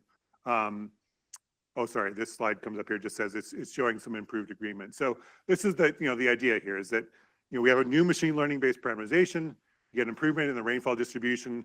The green and the orange lines are lining up pretty close to each other, different to the blue line. But then if you put it back into CAM, you're going to see all sorts of biases. So the default was on the left, and this is a hypothetical when CAM with a warm rain machine learning, the model performance is degraded. And so then we need this automated tuning. And that's essentially what Veronica was saying. So we have a different strategy that they do, but we're building up a strategy and we can compare results and see whether one is better or different in different applications. So I think that's the strategy now. And in fact, that's exactly what Adisu is trying to do, is trying to retune. Adisu and Yang are trying to do is a retune with this first version of machine learned warm rain microphysics. Okay, as I'm getting to the end here, ideally we would be doing something a bit slicker than what we did here is creating these weights offline and then reading them in a hard-coded way. And so Will Chapman has been doing a lot of work with Jim Edwards and Brian Dobbins to bring in FTorch and make that a possible pathway to bring, have a connection between all this sexy stuff you can do in Python with PyTorch and connect it to CSM. And so this is working in CSM 2.1.5 as far as I understand. We need to bring it up into CSM 3, really do robust testing with it, documentation, provide the, help so that a user could come in and try to do it without us having to hold everyone's hand, which is what would have to happen right now. Ideally, I'd like to see some consistency in the use of this across the US modeling centers. Okay, so then the end here, how do we get to our goal of a CSM3 MLE and, this better integration between LEAP, M-squared lines, and the CSM activity? So it's going to really take collective effort, engagement, and focus between all three of these teams. There's more dedicated resources now in place. In the early phases, there were a lot of postdocs and graduate students who are great, really, really good, but they didn't know CSM to the depth that they need to know to do a problem as hard as this. And so we now have this team, what we're calling the integration team, which includes Linnea Hawkins, Adisu Semi, Qingyan Yang, Will Chapman, Xavier Levine, who's just started here on the M-squared lines project, and then a representative from the Akan ML. I think I got the right person here. I was taking a guess from what I remember from a conversation yesterday. And so this team is getting together. They're already chatting, and they're going to basically go out and farm out and really go out and talk to each one of the different groups. When CSM3 is complete, I think more resources from the CSM core team can come in. The integration team is starting to meet regularly. That's good news. And the first task is as a survey of the candidate parameterizations to really get a full characterization of the applicability of CSM readiness level and the needs going forward.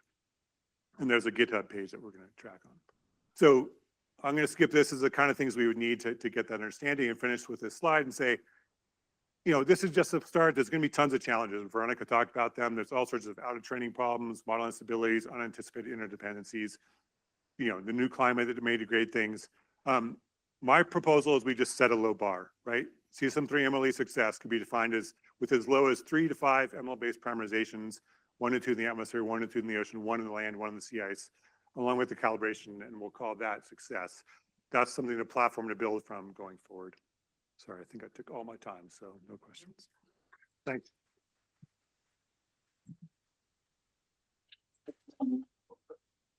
Yeah, okay.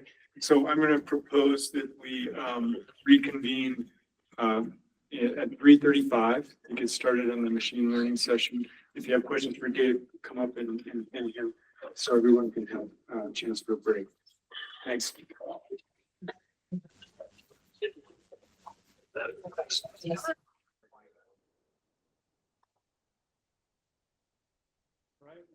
Started, try to get that on schedule. Third speaker of this session is Will Chapman.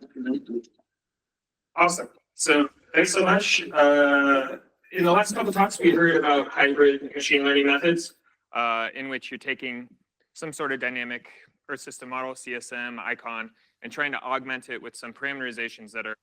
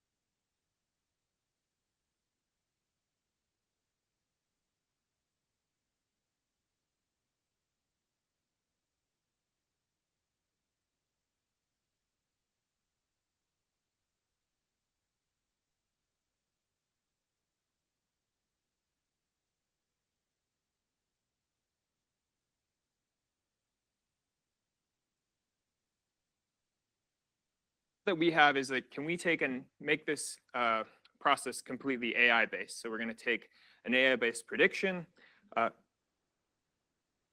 Yeah, of course. We are good online. Okay, that was a quick sec.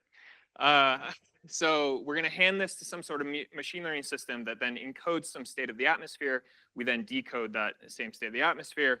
And what we want to do is to ensure that we have an accurate climate model, we're going to also include some layers that preserve some of the qualities of conservation of mass, energy, water that we want to see within our state so we can have a accurate and long rollout. So to do this, we're going to use what we've developed over the last year and a half, which is the CREDIT framework. It stands for Community Runnable Earth Digital Twin, largely built out of the Miles group, led by John Schreck, Kyle Shaw, myself, DJ, and a bunch of folks that have really contributed to make this a really nice, scalable platform. But essentially what you can do now is if you have any time series in a net CDF, we can now feed it to this. So we want to build an autoregressive model. And we've set out different machine learning architectures and different capabilities with here to make a autoregressive model for you. So currently we're focusing on 3 data sets that we have supported. So we have the ERA5, in which you're using to make weather timescale predictions. We have CONUS 404 for very high resolution predictions. And today we're going to talk about our CSM CAM data set. And that's what we're going to be emulating today. There are lots of really nice features to this platform, and we're really working hard on making it as user-friendly and accessible as possible. So if you're interested in this kind of work, please come talk to us. So there have been some giant solutions and step forwards, or problems and solutions, and steps forward that we've made with the CREDIT framework. I've listed a lot here, but essentially we're doing all of the state-of-the-art things in the field right now for full model emulation, and we've handled it sort of on the back end for you. So single-step training, some multi-step training if you want to roll out farther and then pass gradients back through the model. We've encountered a lot of training challenges and overcome those with some pretty unique solutions, particularly looking at some normalizations within the model layers themselves in order to increase stability and increase rollout time. And we've come out some pretty clever padding strategies. When you're handing an Earth system to a machine learning model, it doesn't really have any reference that we're actually on a globe. So you have to do things with the boundary conditions in order to ensure that you have consistency across the periodic boundary condition here and across the poles at the top. So we've done some reflection and nice things. And it would be a nice step forward for us if we can start to do some of the FV3 type cube sphere stuff, but that's potential future work. So moving on to emulating CAM. So we've taken a version of CAM 6 out of CSM 2.1.5, and we're doing a 35-year FHIST run from 1979 to 2014. And then we collect the variables here on the right at 6-hourly intervals. So we've got UVT and Q, what we're calling QTOTE, which is the specific total water. So we're adding all of the water in the column, not just so it's both condensed and vapor at all 32 levels. Then we have a suite of variables that we're just calling diagnostic variables because those are not fed back into the model. They're just predicted from the output state. So precipitation, some cloud fields, surface stresses, and then some fluxes in and out of the top of the model, top and bottom of the model. We then have some surface variables that are prognostic, so input output, surface pressure, and 2-meter temperature. And then we do some dynamic forcing variables.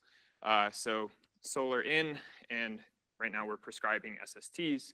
And then we have some static forcing variables, so just geopotential at the surface and land sea mass. So this is what the model is carrying around at all times. We then package these in yearly ZAR data structures, which is just another way to carry around data that you pass to a machine learning model. This is what Camulator actually looks like, what we're calling the model Camulator. So it is order 1,000 lines of code. It is what is known as a cross transformer with some bells and whistles that make it look a little bit like what's known as a UNet. It is essentially the system that is at the heart of some of these GPT models that you see. But we have made some pretty intentional choices in order to account for different spatial scales that you would see within the Earth system. So we're using what's called a cross transformer, which essentially just like bins your model up into different tile spacings. So we have a training routine. I should say it's about Folks that are complaining about how many parameters they have in their individual schemes, we have 751 million parameters. But I will say that this is only 0.4% of what OpenAI's ChatGPT-3 looks like, and it's about 2.8 gigabytes to carry around. So in our training routine, what we do is we train on a one-step prediction. So we ask the model to forecast 6 hours out in time. Then we say, how close are you to the actual 6-hour forecast? And then we minimize some loss function that then tunes the model. And then we have a prediction of the next state of the atmosphere. So in our one-step training, we don't enforce any physical constraints. We want it to get close first, allow it to basically evolve out in time. This takes about 1.5 days on 16 GPUs on Derecho. We then train and fine tune on two-step predictions. So now we're moving out 12 hours, minimizing the loss at that 12-hour state, propagating back through the model. And in this state, we apply physical constraints. And this next step takes about half a day because we're only looking at a section of each epochs or a portion of all of our data. So then we initially validate on our predictions 2 time steps out. And then for our fine tuning step, what we're doing is between each time that the model looks at the data, we roll the full model out for a year. We look at the climatological bias. We say, how close is it? If it's nice, or if it's closer than our previous epoch, we keep the model. If it's not, we throw the model out. We train for another epoch. So we have a training routine in which we're looking at the model climatology as we roll it long distance out in time. So model inference, we can get about, once with a trained model, we can get about 400 model years per day on a single Casper GPU. If we compare this to CAM6 at identical resolution, you get about 14 model years per day on 10 nodes or so. So 1 node versus 10, this is about a 400 times model speed up. So we can really forecast these things really, really quickly. So let's look at some 35-year runs and just look at some of the biases that arise. So these 35-year runs take about 90 minutes for me to complete, which is really, really nice being a CAM model developer before this. Typically, you would send off runs and you would come back 3 or 4 days later and you have that. In this, I go get a cup of coffee, have a chat with some people, come back, all my data is ready. So first thing I'm just show you is that if we just add little perturbations to the initial state, similar to a PERT limb, we can develop independent model states as we move forward out in time. And each of these are not, the biases aren't sensitive to the initial conditions, which is a nice thing to check in a dynamic system. So here's Camulator. This is what it looks like as you move it out forward in time. Right now, what we're looking is the Q field at the surface. That was my little cheeky pun on basically tech culture. But anyway, we like this nice simulation. It rolls out indefinitely. It looks like a realistic field, and we're pretty happy with the current climate state. So what we want this to be is a system that moves from weather to climate. So I'll show you our precipitation fields as we move, averaging in time and developing the climatology. So you'll see things like the monsoon start to come up in summer. You'll see it'll fast forward. So this is developing a 5-year precipitation climatology for the model. So as I said, we've imposed some physics constraints. So all this is showing is that after we pass it through our model, we hit it with some first correcting any fields that shouldn't go negative. We say you're not allowed to go negative. We set them to 0. We then correct for global dry air mass, global moisture, and global top of atmosphere, or global atmosphere energy conservation. And then we compute this training loss. And all this is showing is that the black lines, if you do not put these physics constraint on, essentially the model jumps into its own model climatology and hangs out at that place. If you don't, or if you do put them on, it exactly conserves both mass, water, and this energy budget. And on the right, I'm just showing for a 25-year run, the total water path, and see that there is no drift in that. So when we look at the biases themselves, and these are biases compared to the CAM6 run, not to observations, the places we actually do worse are with the worst is precipitation and 2-meter temperature, which is a bit of a bummer, but you can see they're still represented fairly well. And I would say well within the scope of what you would see in a regular model tuning simulation. I put GPCP in dashed lines here. just so you can see, make a comparison. The bane of my existence right now is that bias in temperature over Greenland. I can't make that, for some reason, it's very, very persistent. This is my Labrador Sea freezing. I'm really trying to work on it. But you can see it represents the fields on an annual mean sense very, very well.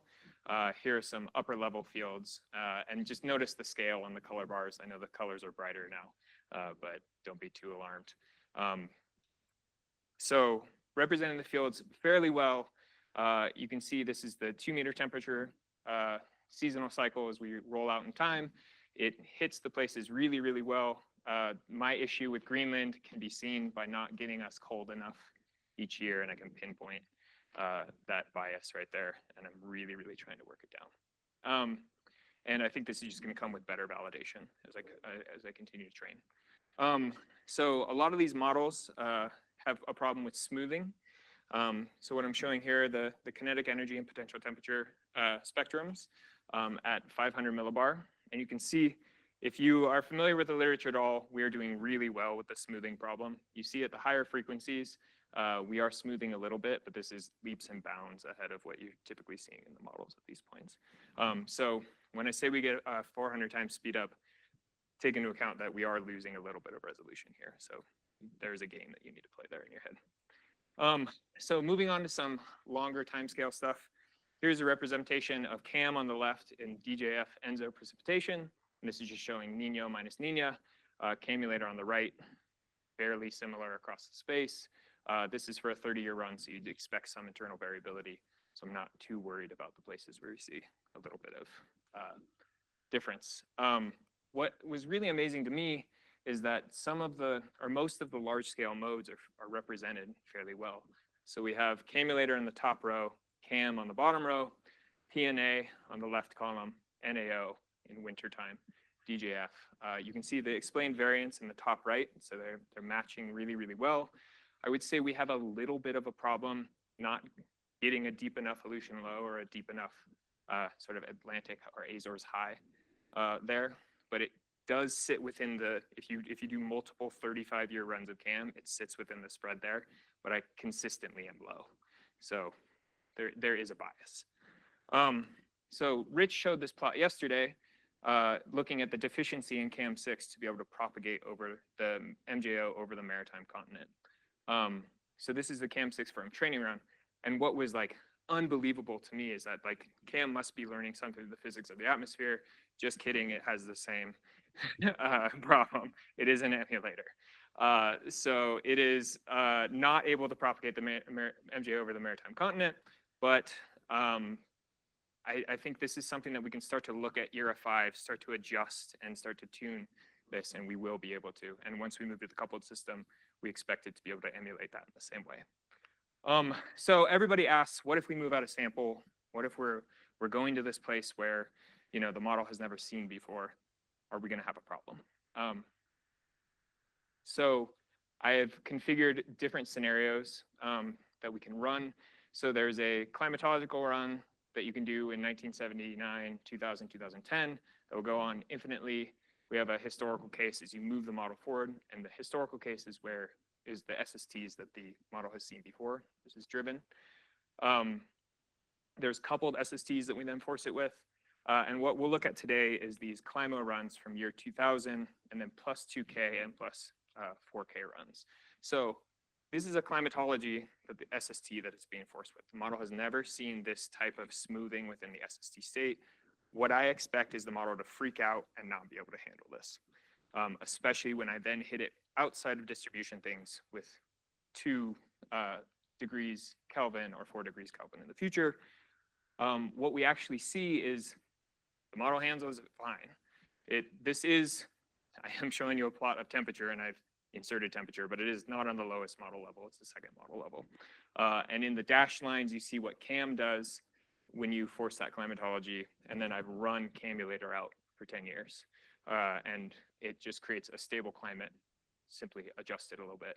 And you can say that's not very impressive, but then let's look at the low cloud fraction. Here's what Camulator's response is when you subtract the 2K run minus the 0K run, or the 4K run minus the 0K run. And I only ran CAM out for 1 year because I'm currently running more years, but you can see at least in a 1-year climatology in which we expect this internal variability, a lot of the cloud response is actually the same, which I was really, really impressed with. So this is showing cloud fraction and how the cloud fraction changes as we move across this. So it has some understanding of the actual cloud dynamics and how the surface is forcing some of these things. So all that to say, we want to be very cautious with this. This is an entire new model state that we are evaluating, and there's just so much to look at. So we have a lot of next first steps, and one of the big ones for us is plugging into QPID, ADF, MDTF, CVTP, all of the acronyms so that we can accurately evaluate this model. I will say there's some really exciting work going on across the group, particularly Dama Kimpara, who is a graduate student at CU Boulder, has told me I'm doing some stupid things in with my model inference, and he has been able to pretty confidently say that we can move from, that we can do 50 members on a single GPU, which would up our model simulations to about 750 years per day. So we're pretty excited about that. He is also doing a stochastic training, or a training of the stochastic backscatter scheme, which will allow us to do weather ensembles that are calibrated immediately. Really excited about this work coming up. I think it's really, really cool. So our next steps are we're going to start forcing with CO2 scenarios and moving on to the future, do some ERA 5 nudging improvement, and then really would like to start emulating MOM, get a MOMulator, and some of the CI stuff. And really what we want this to be is a complement to the modeling approach here, in which we can help to add speed, help to start address some of the S2S problems that maybe want to do that compute is really a problem.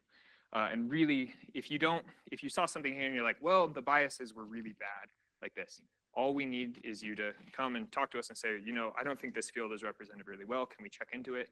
And then we can start to adjust things within the model itself to start representing those fields well.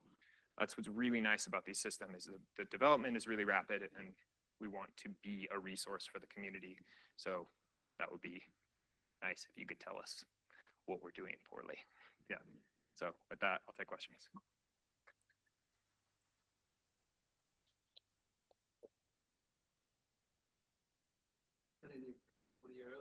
So in terms of the architecture, you make some decisions about scale.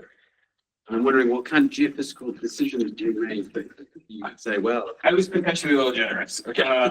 What we do is with the cross-former network. So there are different ways that you form what the tokens are within the actual model itself, which is like the representation of how big a patch is. All this is doing is saying we're going to have things that encode large scales, and we'll have things that have small scales. But we didn't. John, did you make any intentional choices about the scale itself? Some of it you're sort of limited by the cross embedding layer thing in there. Yeah. So it's just like if it's divisible by 8 or something like that. I tried to kind of maximize the big patches and then kind of make the smaller patches a little bit smaller. We probably could try to make that more physical as a choice, but the architecture does limit you to certain like parameters. But for the most part, these are just like hyperparameters. And if we had like a bazillion GPUs, then we would run one of our algorithms to find the best values. Yeah. Like just based on some performance metric. But really all we want to do is make sure the small scale and large scale is represented. Those are the choices. Yeah, great work.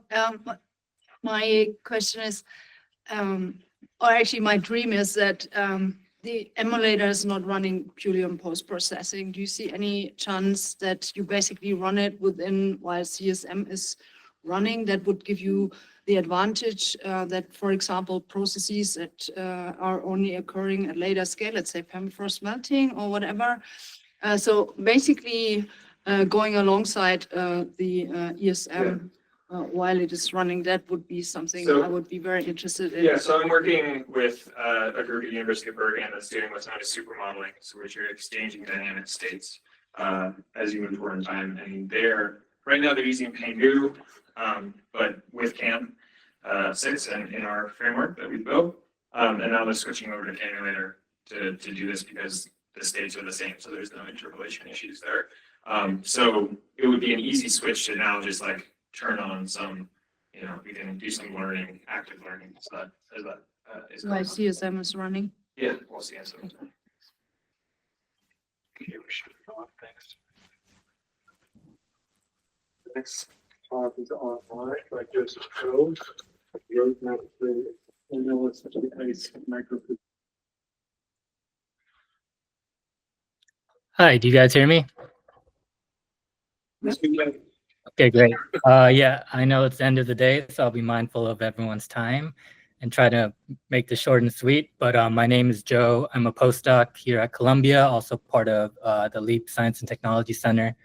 And just wanted to share a little bit with you guys about what's going on in the ice microphysics world and what we're doing with machine learning. And also some preliminary roadmap for how we want to integrate this into CAM. So I thought this animation was kind of funny. It's like from Minecraft, but I just found it on the internet. I thought it was like very appropriate for climate modeling. And so this is kind of an overview. I'll just give a brief motivation. And then in these next 3 points, talk about 3 different studies. Maybe I'll just briefly touch on the LES study. So first is a lab measurement-based study. Another is using in situ measurements. And finally, the LES study, and then give a timeline for what we think, how we're going to roll this out into CAM. So just briefly, clouds are important for the climate. They strongly impact the Earth's energy balance and hydrologic cycle, and ice clouds in particularly are particularly poorly understood. I'll just read this quote from the IPCC. The role of thin cirrus clouds for cloud feedback is not known and remains a source of possible systematic bias. The representation of cirrus and GCMs appear to be poor, and such clouds are microphysically complex. And when I refer to microphysics in a modeling sense, this is a schematic of what I'm talking about. It's basically the collection of all the small scale processes that describe the formation and evolution of the droplets or crystals within the model. And by no means am I, don't need to read all that, but just to show you the complexity of what's going on in microphysics. And just highlighting here what these ice processes are. And just to take a step back, the kind of approach that we're taking is not necessarily to emulate all of microphysics or all the ice processes, but combine what we know about the physics, combine with the observations from various multimodal sources like remote sensing or in situ flight observations, and also lab measurements, and kind of glue that together with machine learning. And hopefully maybe some of these next examples will make this more clear. So for this study, this is a study led by my PI and collaborator, Kara Lamb. So when I say we, this is essentially her work for this part, where she learned essentially ice growth rates from lab measurements using what's called neural ordinary differential equations. So I'll just briefly go through what that means. So we have, from theories, some mathematical equation for a growth rate, and the details of this don't matter. Let's say we have some coefficients or parameters that are uncertain. And in particular, I'm highlighting this alpha parameter, which in literature people have been going back and forth about what this parameter should be. So it's highly uncertain and is often assumed to be constant, but which is probably not the case. But we can grow single crystals in laboratory. And this is a video from Jerry Harrington, our collaborator at Penn State. And we're using this data in combination with what we know from theory to develop a neural ordinary differential equation for crystal growth. And as I'll show later, we can plug this into CAM. So a little bit more details about the experiments. There are essentially 290 experiments tracking the growth of individual crystals in a diffusion chamber at various environmental conditions. And on the right is showing the examples of these time series. And this is kind of a schematic of how this process goes. We have a equation for the growth rate, which I showed earlier. And within this node framework, essentially you replace either some part or the whole ordinary differential equation with the neural network. That's the basic gist of it. So what is highlighted here in the strong constraint in the green, you're only replacing this alpha parameter with the neural network. And with the weak constraint, now you're giving the neural network more flexibility and you're replacing more of this growth rate equation with the neural network. And the framework that's used, I believe, is Torch DiffyQ, which is a differentiable node framework. And in a nutshell, essentially what it's doing is minimizing the distance between this neural ordinary differential equation and the observations using stochastic gradient descent.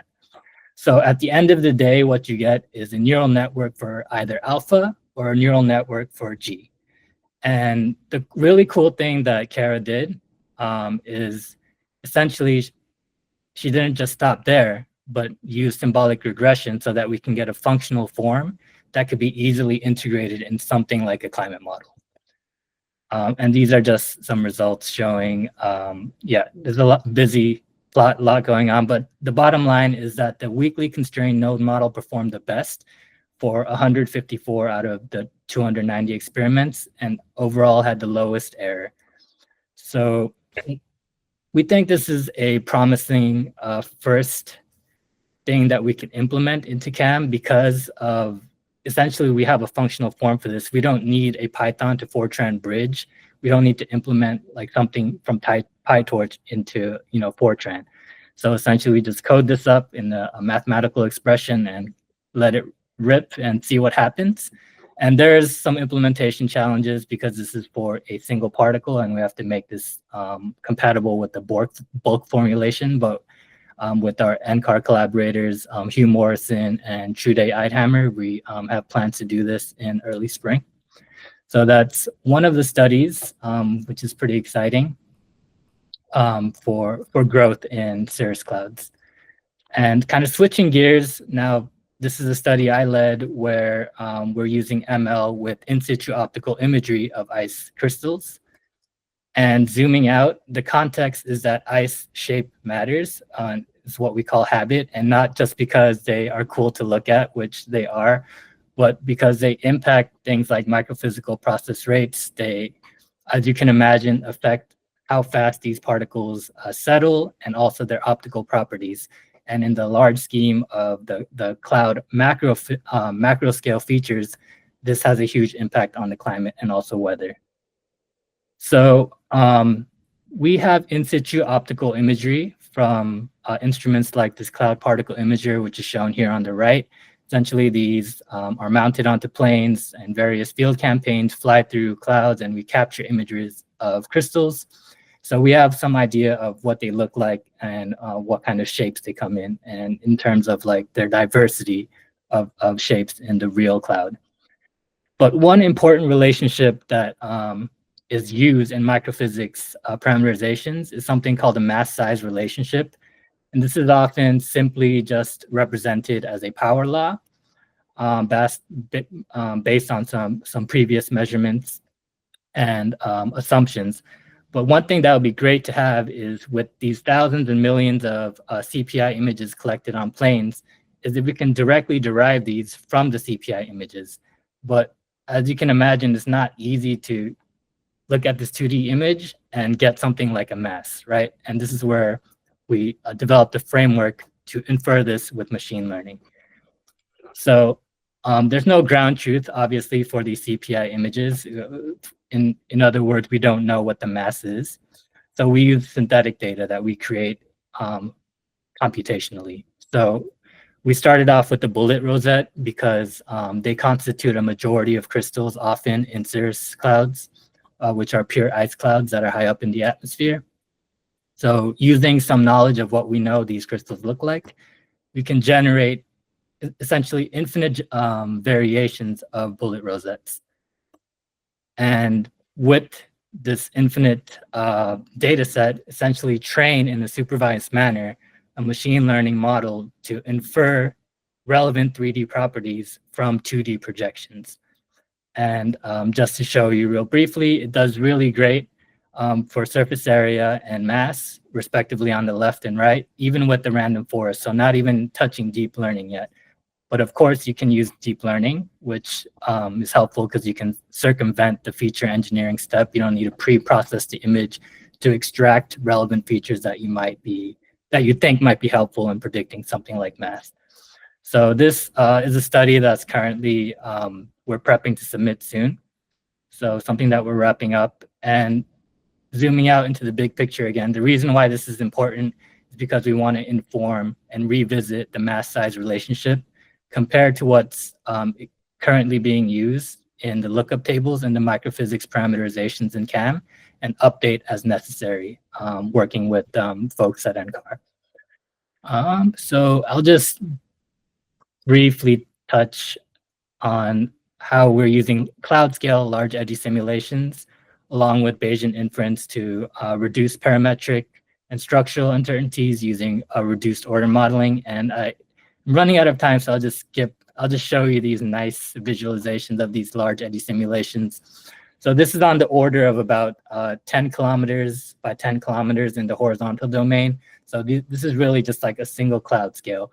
But our hope is by running ensembles of these simulations and comparing to really high fidelity simulations on the right, we can learn something about the structural and parametric uncertainties, and hopefully using machine learning, find ways to extract information from these high fidelity models into a condensed manner that is, a better representation of the hydrometeor population than what's currently being used, for example, with these bulk schemes. Yeah, and I'm gonna skip this so I don't go over time, but please feel free to reach out to ask any questions about what I'm gonna be doing there.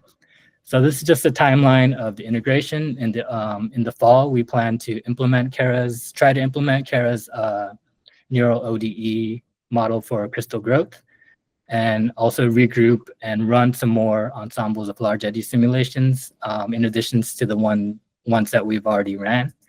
In the summer, I want to fine tune the models for the CPI images and also develop those updated mass size relationships I talked about earlier, and then follow up on the LES runs that we ran in the spring, and then develop those reduced order models and also find the optimal bulk parameters and associated uncertainties using those PPEs.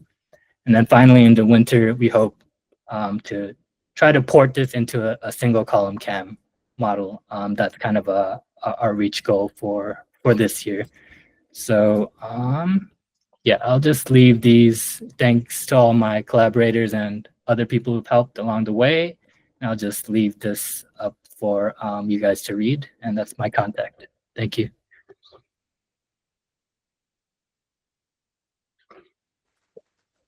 Let's go back on time so we can take questions if there are.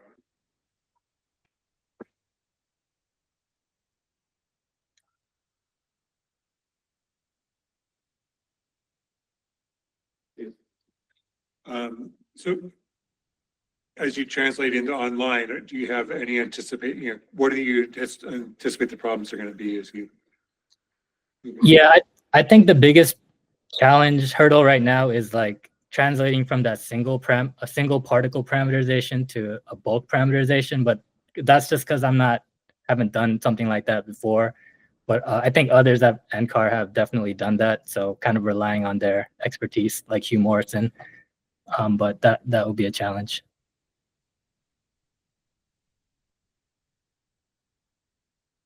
All right, thanks, Joseph. And we'll move on to talk by Paul O'Gorman online. Okay. Let's see.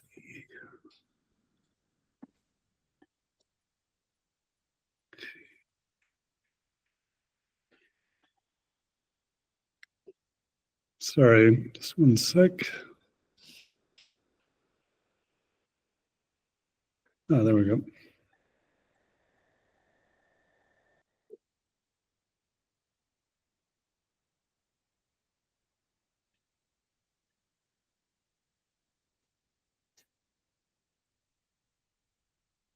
Okay, can you see the screen?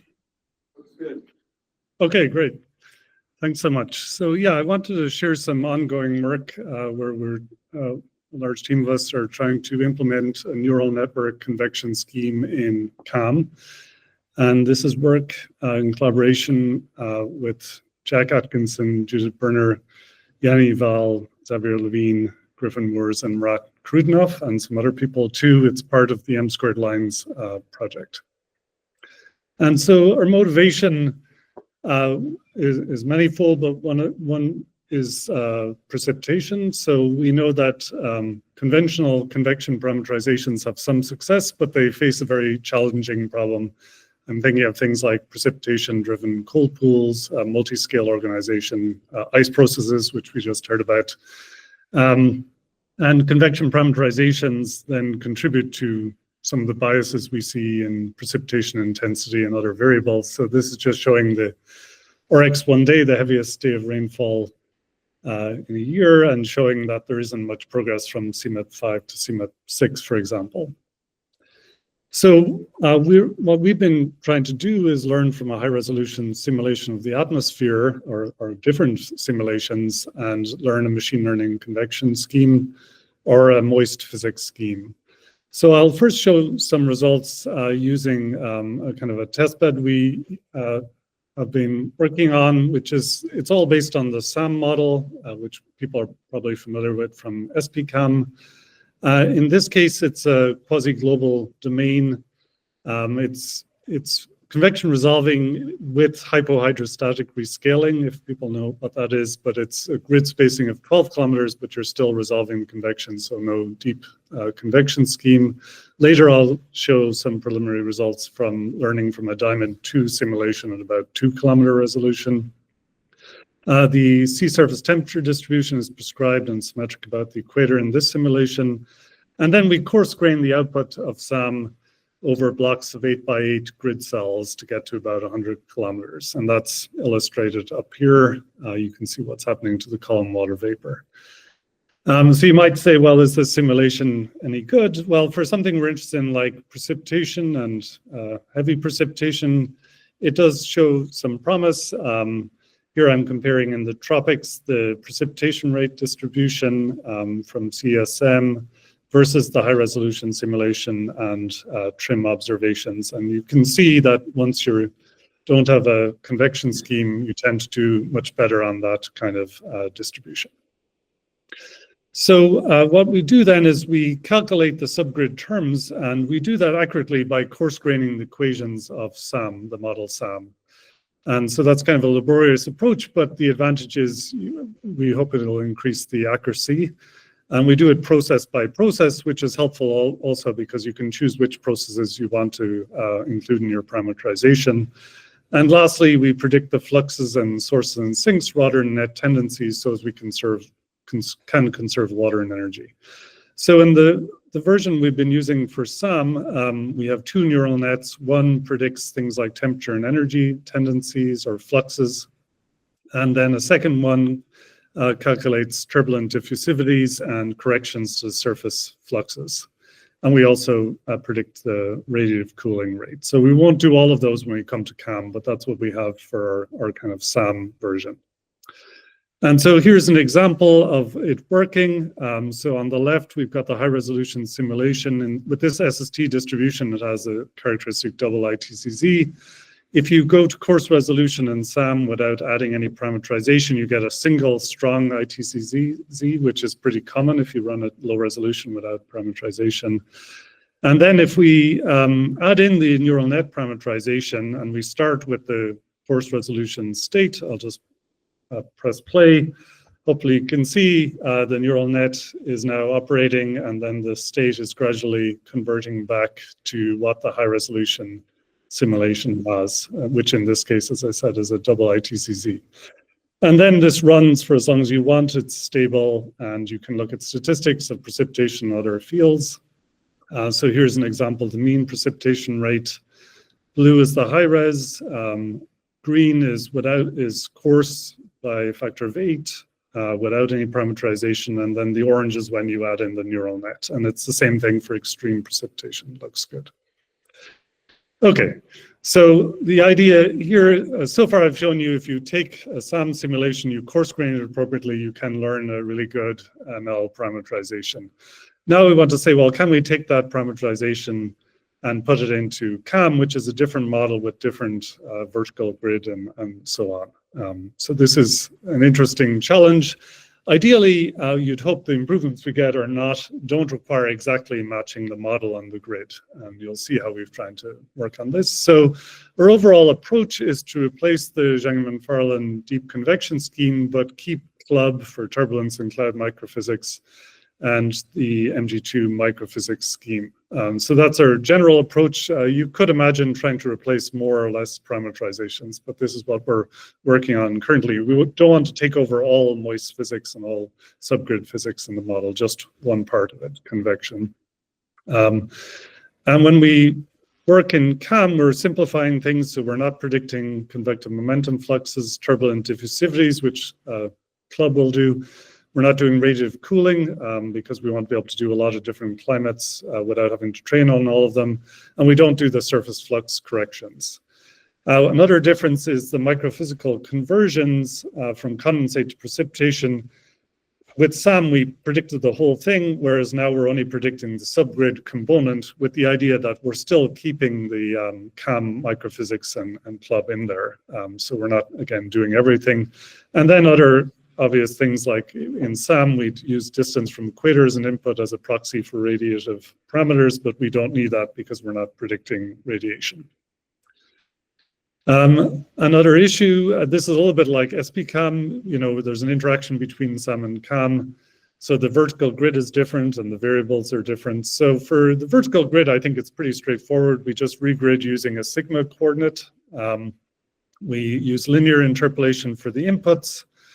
And then for the outputs, because we want to conserve water and energy, we do conservative regridding. And there's an example of the type of interpolation we do on the right, and that seems to work fine.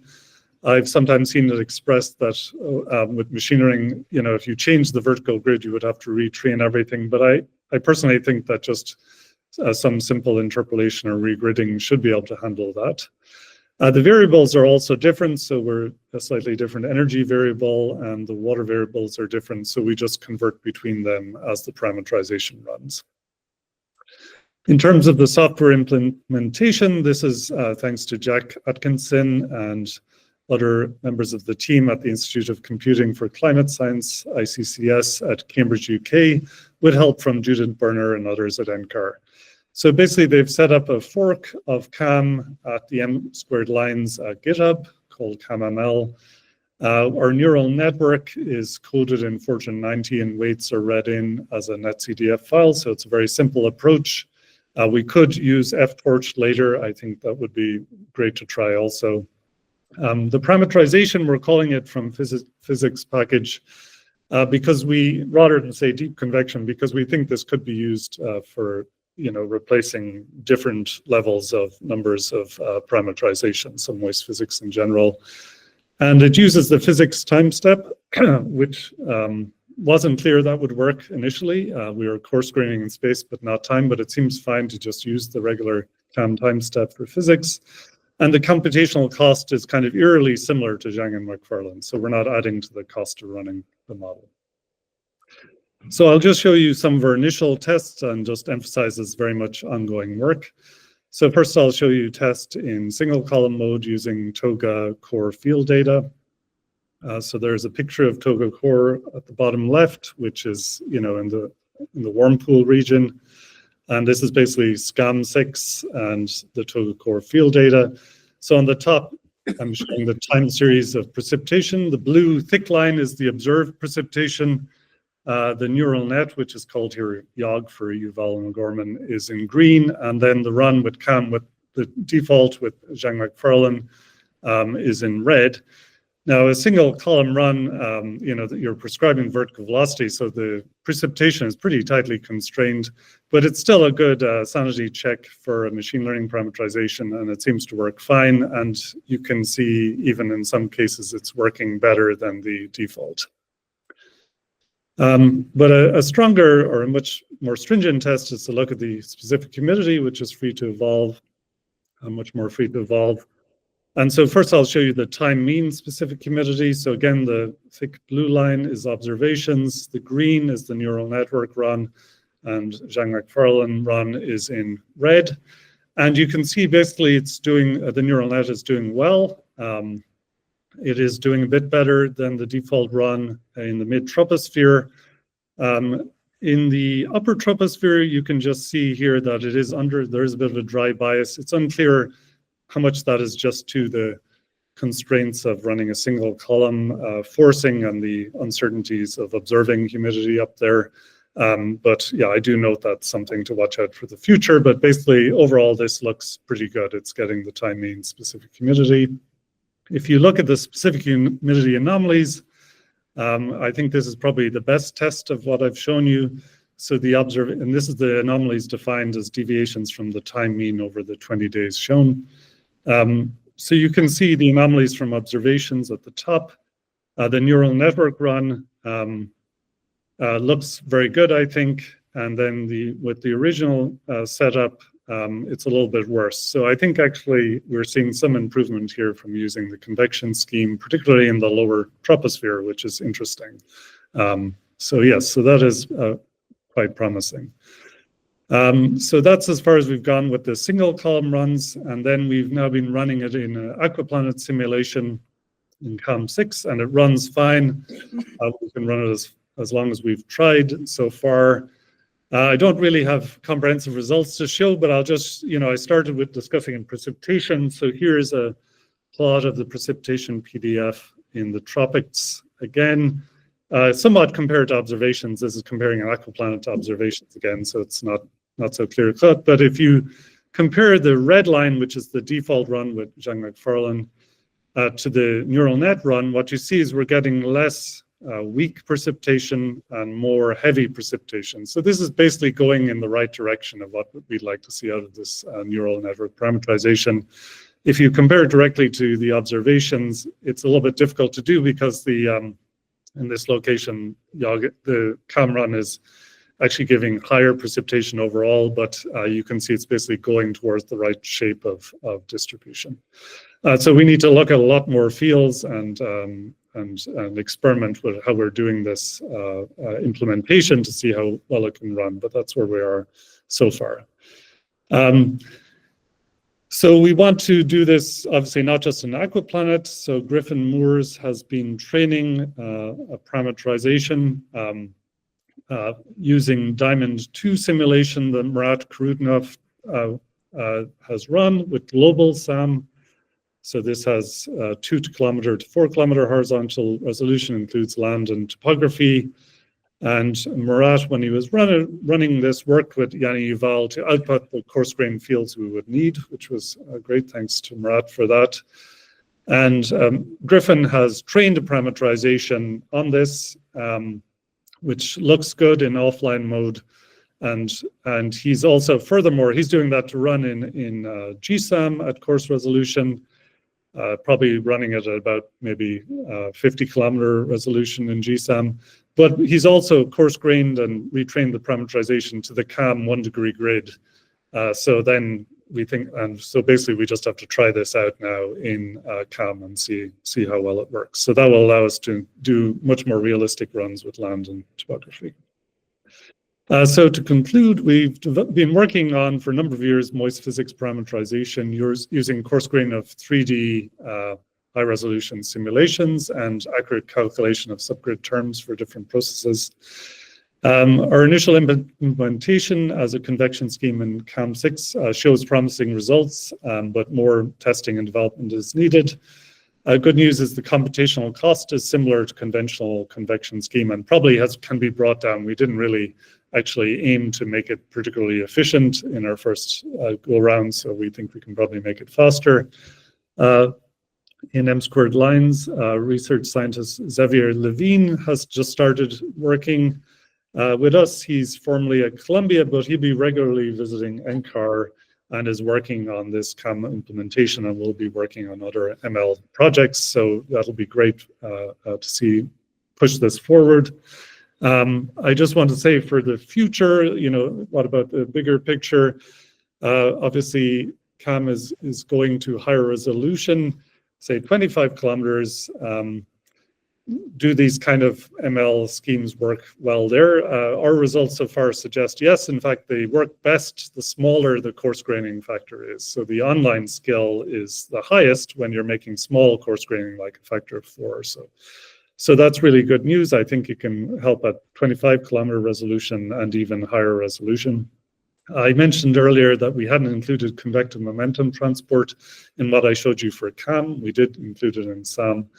An interesting thing about that is that the convective momentum transport is much more difficult than temperature and moisture, a much more challenging problem, but that if you include neighboring grid cells as inputs, you can about double the scale of the momentum transport prediction. So that's an interesting thing, and that's something we could try later, but I think it's probably important to start with the temperature and moisture. So with that, I'll stop there and happy to answer any questions.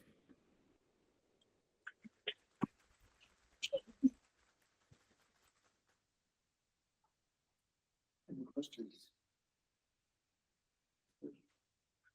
I might have missed it, but could you explain a little bit more about how you sometimes separated out convective versus large scale precip?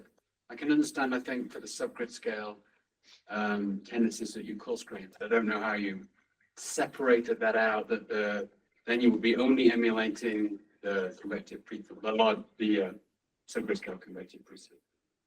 Yeah, this is a really good question, and sometimes something we've thought about a lot. So basically, the main thing is we're only calculating, say for advection or advective fluxes, we're only calculating W prime, say H prime, where H is moist static energy. And for microphysical conversions, we calculate what would happen in, say, a large scale condensation scheme, and we subtract that off. So that's a very crude way of doing it, but basically we're saying we're only trying to estimate the residual after, say, what would happen in a saturated grid cell. And so what we found so far with that approach, and there's a couple other tricks about how we do it, but basically that's the essence of it. What we find so far is the neural net, it's not doing everything, but it is taking on more than, say, Zhang McFarlane would have taken on in terms of precipitation. And so I think, originally when we started this, we thought maybe we would detect when deep convection is occurring and only turn on the scheme then, but that is proving a little bit difficult. And so I think this is one area where we can make improvements. But basically, we don't want to take over all the moist physics if we can. We have, for various reasons. So yeah, that's what we're doing so far. But we'd be interested to discuss this more with people, and especially with people working on club and microphysics, how best to do this. And I think that's also a good lead into the next talk, which discusses triggers for deep convection.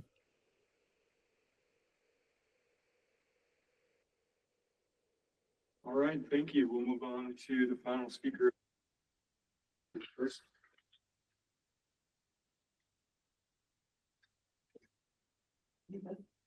Yes, you do.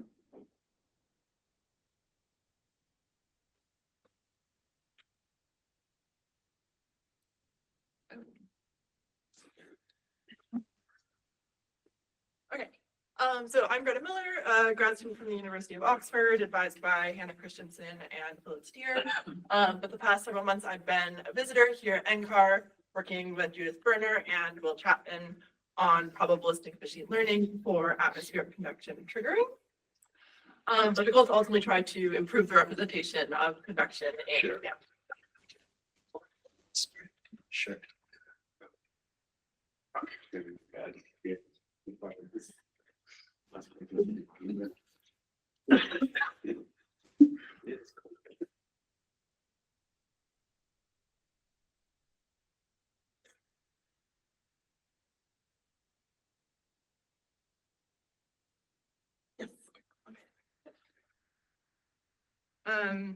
Just a quick heads up, this is quite preliminary.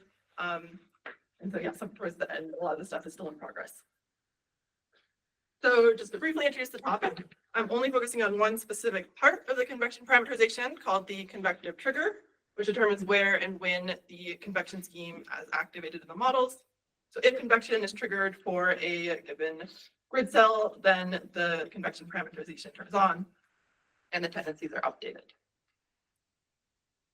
So this research is broadly motivated by the challenges in simulating subgrid convection in climate models.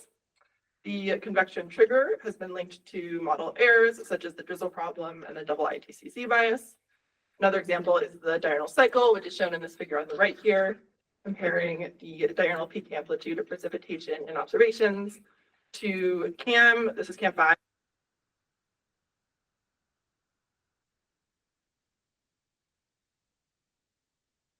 There's still a ways to go in accurately simulating the diurnal cycle. Also, most conventional triggers are deterministic and not stochastic. So they represent the most likely effect of the subgrid state instead of the various possible different subgrid states. So the overarching question for this project is how can we improve the representation of convection and climate models? And to address this, we build on two main ideas. The first is probabilistic machine learning to learn nonlinear relationships directly from observations. And the second is a stochastic parameterization, since a given large-scale atmospheric state could correspond to multiple different convective or non-convective subgrid states. So we combine these ideas to develop a machine learning model that predicts the probability of deep convection from observations. And we can use this to characterize sources of uncertainty for convection and ultimately try to implement it as a stochastic parameterization in CAM. So to train the machine learning model, I'm using the large-scale atmospheric states as inputs to predict a probability of convection as the output. So the large-scale atmospheric state is aerified reanalysis. I'm using these variables listed here, so total column water vapor, surface pressure, and then temperature, specific humidity, and vertical velocity at model levels throughout the column. Data set is hourly and has been regridded to the CAM 6 resolution of approximately 1 degree. And I've selected 10 of the 32 vertical model levels. So these are used to train a neural network. This is just a fully connected vanilla neural network classifier. I'm training on 2 full years and testing on 2 different years. And then it predicts a probability of convection as the output, which is defined using convective precipitation from the GPM satellite radar. So on this map here, this is an example of the satellite path where the red patches are convective precipitation and the yellow patches are stratiform precipitation. So anytime there's a red convective precipitation patch within a model grid cell, then that grid cell is defined as convective. And this data set covers 65 degrees south to north, so most of the convectively active regions of the globe, but not the poles. So for model performance, I use a reliability curve to evaluate how well the predicted probabilities reflect the true likelihood of outcomes. So this blue line evaluated on the test set is quite close to the perfect reliability because I'm using the binary cross entropy loss function for the neural net. So for example, for predicted probabilities around 0.2, convection occurs around 20% of the time in observations, which is good. And then the histogram in the background just shows the distribution of the predicted probabilities, highlighting the imbalanced data set with more non-convective events than convective. And then I also looked into how the model performs at different latitudes. So the data were evaluated in separate 10-degree latitude bands. And so this top plot is showing the your skill score across these latitude bands, where 1 is the best score. So in general, performs better in the tropics and mid-latitudes, worse at the highest latitudes where convection is more rare, but still outperforming climatology there, so the score is above 0. And then I also looked at the reliability across latitude bands, and in general, from 0 degrees here to 6 degrees here, and in general, the model remains consistent across the latitude.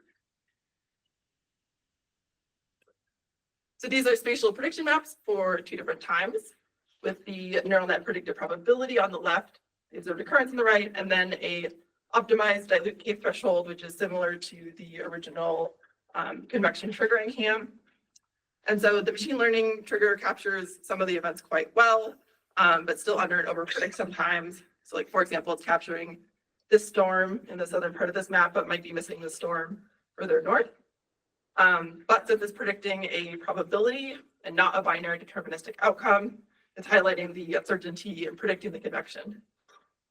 And then the K threshold also captures some events but misses others, but overall performs worse than the neural net on skill scores in the diurnal cycle. And these maps show the global average convection occurrence with the observed frequency from GPM on the top, and then the predicted probability of convection on the bottom, which in general are showing a similar spatial pattern. And then we can also use the predicted probabilities to estimate the uncertainty or where convection may be more difficult to predict. So this is represented on this map here, which is just p times 1 minus p. So probabilities close to 0 or 1 are the least uncertain, and probabilities close to 0.5 would be the most uncertain. So the highest uncertainty is occurring more over the mountainous regions, as well as tropical land areas. And so for model explainability, the permutation feature importance shows which features from the data set are most important in predicting convection. On the feature names down here, these numbers just correspond to model levels, where 10 is closest to the surface and 1 is highest in the atmosphere. So overall total column water vapor is the most important feature in predicting convection, followed by moisture and temperature at the low and mid levels of the atmosphere column, which are important in determining the stability of the column. Okay, so that was an overview of the offline machine learning model evaluated on observations. So the next step that I've been working on here at NCAR is implementing it as a stochastic convection trigger in CAM6. So to implement the model into CAM6, I use the large-scale atmospheric state from CAM as inputs to the machine learning trigger, which then predicts the probability of convection. And then to make the scheme stochastic, I use a uniform random number field, which has temporal and spatial correlation. And this allows for convective memory and convective organization to be incorporated into the scheme. And so if this random number is less than the probability of convection, then convection would trigger in the model. And some of the unique aspects of this approach are that it quantifies uncertainty directly from observations instead of other recent machine learning approaches, which are trained on high-resolution model simulations. It also isolates the uncertainty just in the convection trigger, while allowing the model to use the knowledge encoded in the rest of the convection parameterization, such as mass and energy conservation.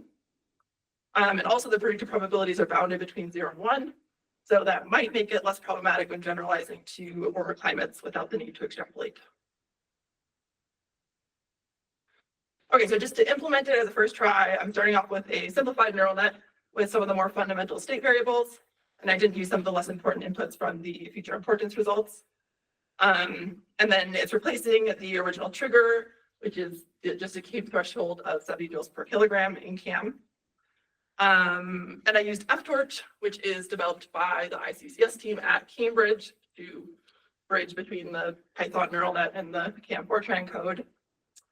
And just as a first start, I'm doing shorter 3-year runs, comparing the original Cape trigger, which is the control, to a deterministic machine learning trigger with a simple probability threshold, and then the stochastic machine learning trigger with the random number field I mentioned on the previous slide. Okay, so because the neural net was trained on AR5, but when it's implemented into CAM, it's using CAM as inputs. An important step in evaluating it is to look at these probabilities predicted from CAM without yet making it interactive as a convection trigger. So this is just a video showing the machine learning probabilities from CAM. This is throughout several days where red is the highest probability of convection. So there's higher probabilities across the tropics and ITCZ, also following storm tracks into the extratropics. There's also some diurnal cycle over land areas, for example, here in Africa. And you can also notice that the spatial structure over land kind of differs from over the oceans. It tends to be a little patchier, more popcorn-like. As we also compared the machine learning probabilities from CAM to the offline observations. So this plot on the top is showing the distribution of probabilities predicted from CAM, which is quite similar to the distribution predicted from AR5, which is good. It does like a first order check. And then this plot shows the machine learning probability from CAM compared to the observed frequency from GPM and their difference plot. So in comparison, it does seem to be triggering more frequently in a lot of places, particularly frequently over the Eastern Pacific, and then less frequent over the Western Pacific tropics, as well as some tropical land areas too. So there's still room for improvement since this is a relatively simple machine learning model. And then we also compared the machine learning trigger to the original dilute cape trigger in CAM. These top maps are just from a single time slice. With the binary cape trigger where it exceeds 7 joules per kilogram, and then the deterministic machine learning trigger where it exceeds a probability of 0.5. So in general, it seems to have somewhat of a similar pattern. So the machine learning trigger might be learning some version of buoyancy from the vertical profile inputs that it's given. But it does have differences, particularly over land and at the higher latitudes. And then these bottom plots are showing the average over the 3 years. One of the biggest differences is in amplitude. So it might be triggering more often in a lot of places, particularly over mountainous regions, and then under predicting over the tropics, land tropics in South America and Africa. And so finally, this part shows the machine learning trigger when it actually replaces the original cape trigger and interacts with the model. Unfortunately, the results aren't too exciting yet. So these plots are just showing the global average precipitation for the control run compared to the stochastic machine learning trigger and the difference between the two. So as a first order, there's a similar distribution. This is just a 3-year run, so it's kind of hard to tell what differences might get smoothed out over longer runs. And then for zonal average precipitation, this gray line is the observations compared to the blue line is the control, the orange is the deterministic machine learning trigger, and the green is the stochastic trigger. And so it seems like the machine learning triggers are not changing the zonal distribution of precipitation very much. And all 3 CAM runs have room for improvement compared to the observations. And I'm seeing similar things for the diurnal cycle of precipitation. So this is just for June, July, August for the control, deterministic, and the stochastic runs. This color ball shows the phase, and then the amplitude is represented by the shade. So there's some slight changes in the diurnal cycle between the CAM runs, but not very significant, and none of them are showing particular representing the observations very well. And so this is just the first try with this relatively simple neural net. So at least now it's working in the model, but there's lots of room for improvement. One possibility is that this version of CAM isn't sensitive to the trigger, but previous versions have shown that there's can be improvements with the diurnal, with the trigger, the diurnal cycle.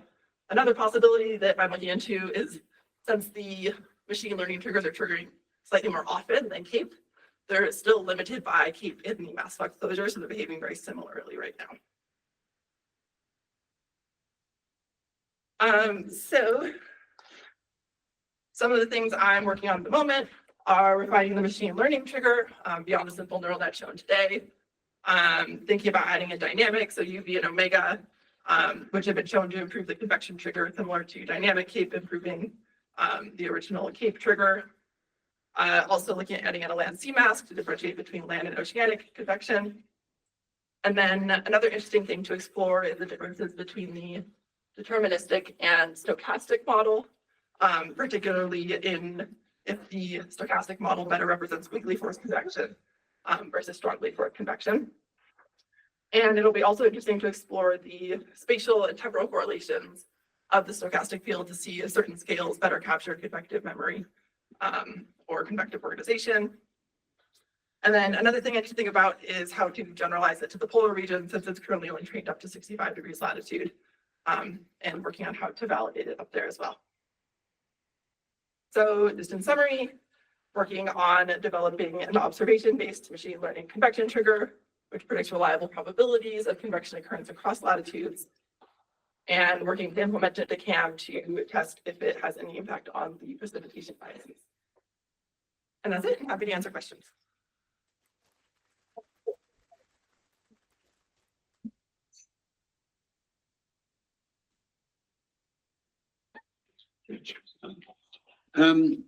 I'm really surprised that not much has happened, and I'm wondering, have you looked at something like a PDF preset to see whether maybe get an average and the data cycle the same, but one would expect maybe to see it in the PDF preset. Yes, and it doesn't seem to be showing that much change right now. Yeah.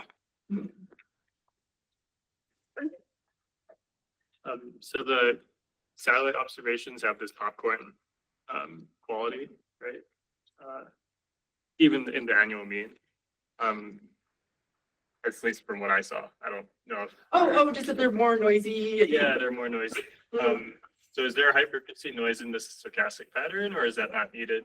Like, does the trigger already?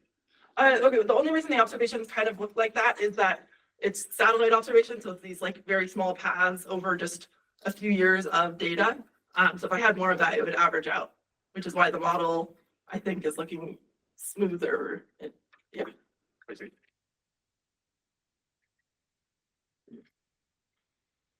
Yeah, you say you're gonna work on the machine learning model, but it seemed like it was pretty good. So I'm not sure, there's like lots of room for improvement or? I did a very, like, a more simple, I started simple, with, when I implemented WACCM, and I didn't even include some of the features that look good in the beginning part of the slide to start. And so, I think, yeah, based on the one that is currently implemented, wasn't trained for too long and doesn't include super comprehensive features and stuff like that. It's possible, but yeah. And the second question, sorry, go ahead, Dave. Go ahead. Yeah, one question on the variable importance plot. One thing you might want to look into is in addition to like kind of the bulk variable importance, looking at it maybe by ocean versus land or some other kind of different like conditioning, and because some of the features that may come up as not as important globally may end up being more important. Maybe that's where you might be getting some differences in performance between your simplified model and your the original model.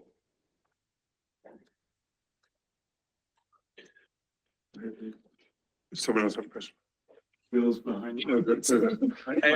I'm wondering if you've played with that 0.5 threshold at all, like it sort of an arbitrary number. Yeah, I have runs going and I haven't looked at the results yet. My question is there any conflict between this and Paul's? Or is it, or are they complementary or? I don't know if they could be, he mentioned at the end, possibly setting some different like triggering rules. So yeah, I don't know if they could be combined or if they're just kind of two different attempts. This one's observation based on a simpler part and his is the whole scheme. But yeah. Can I comment on this? So, I mean, Paul is really trying to learn cloud resolving features from a cloud resolving model in CSM. So it's almost like the nudge to fine or really trying to represent high resolution aspects. Greta's work is staying within the CSM framework and is limited by what the Zeng-McFarlane can do or not do. So she's only exchanging one parameter, which is this cape limit, which is sort of the convective instability that needs to be overcome for the scheme to trigger. And so this trigger, which is set to a constant, Greta is replacing based on observations. So whatever Greta does currently will be limited what Zeng-McFarlane can do.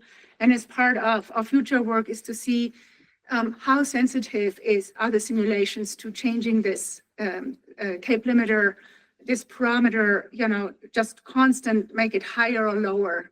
And it seems there's sort of hysteresis effect. It might be that we don't see much because it's almost the same as before because it triggers just like Zeng-McFarlane would have.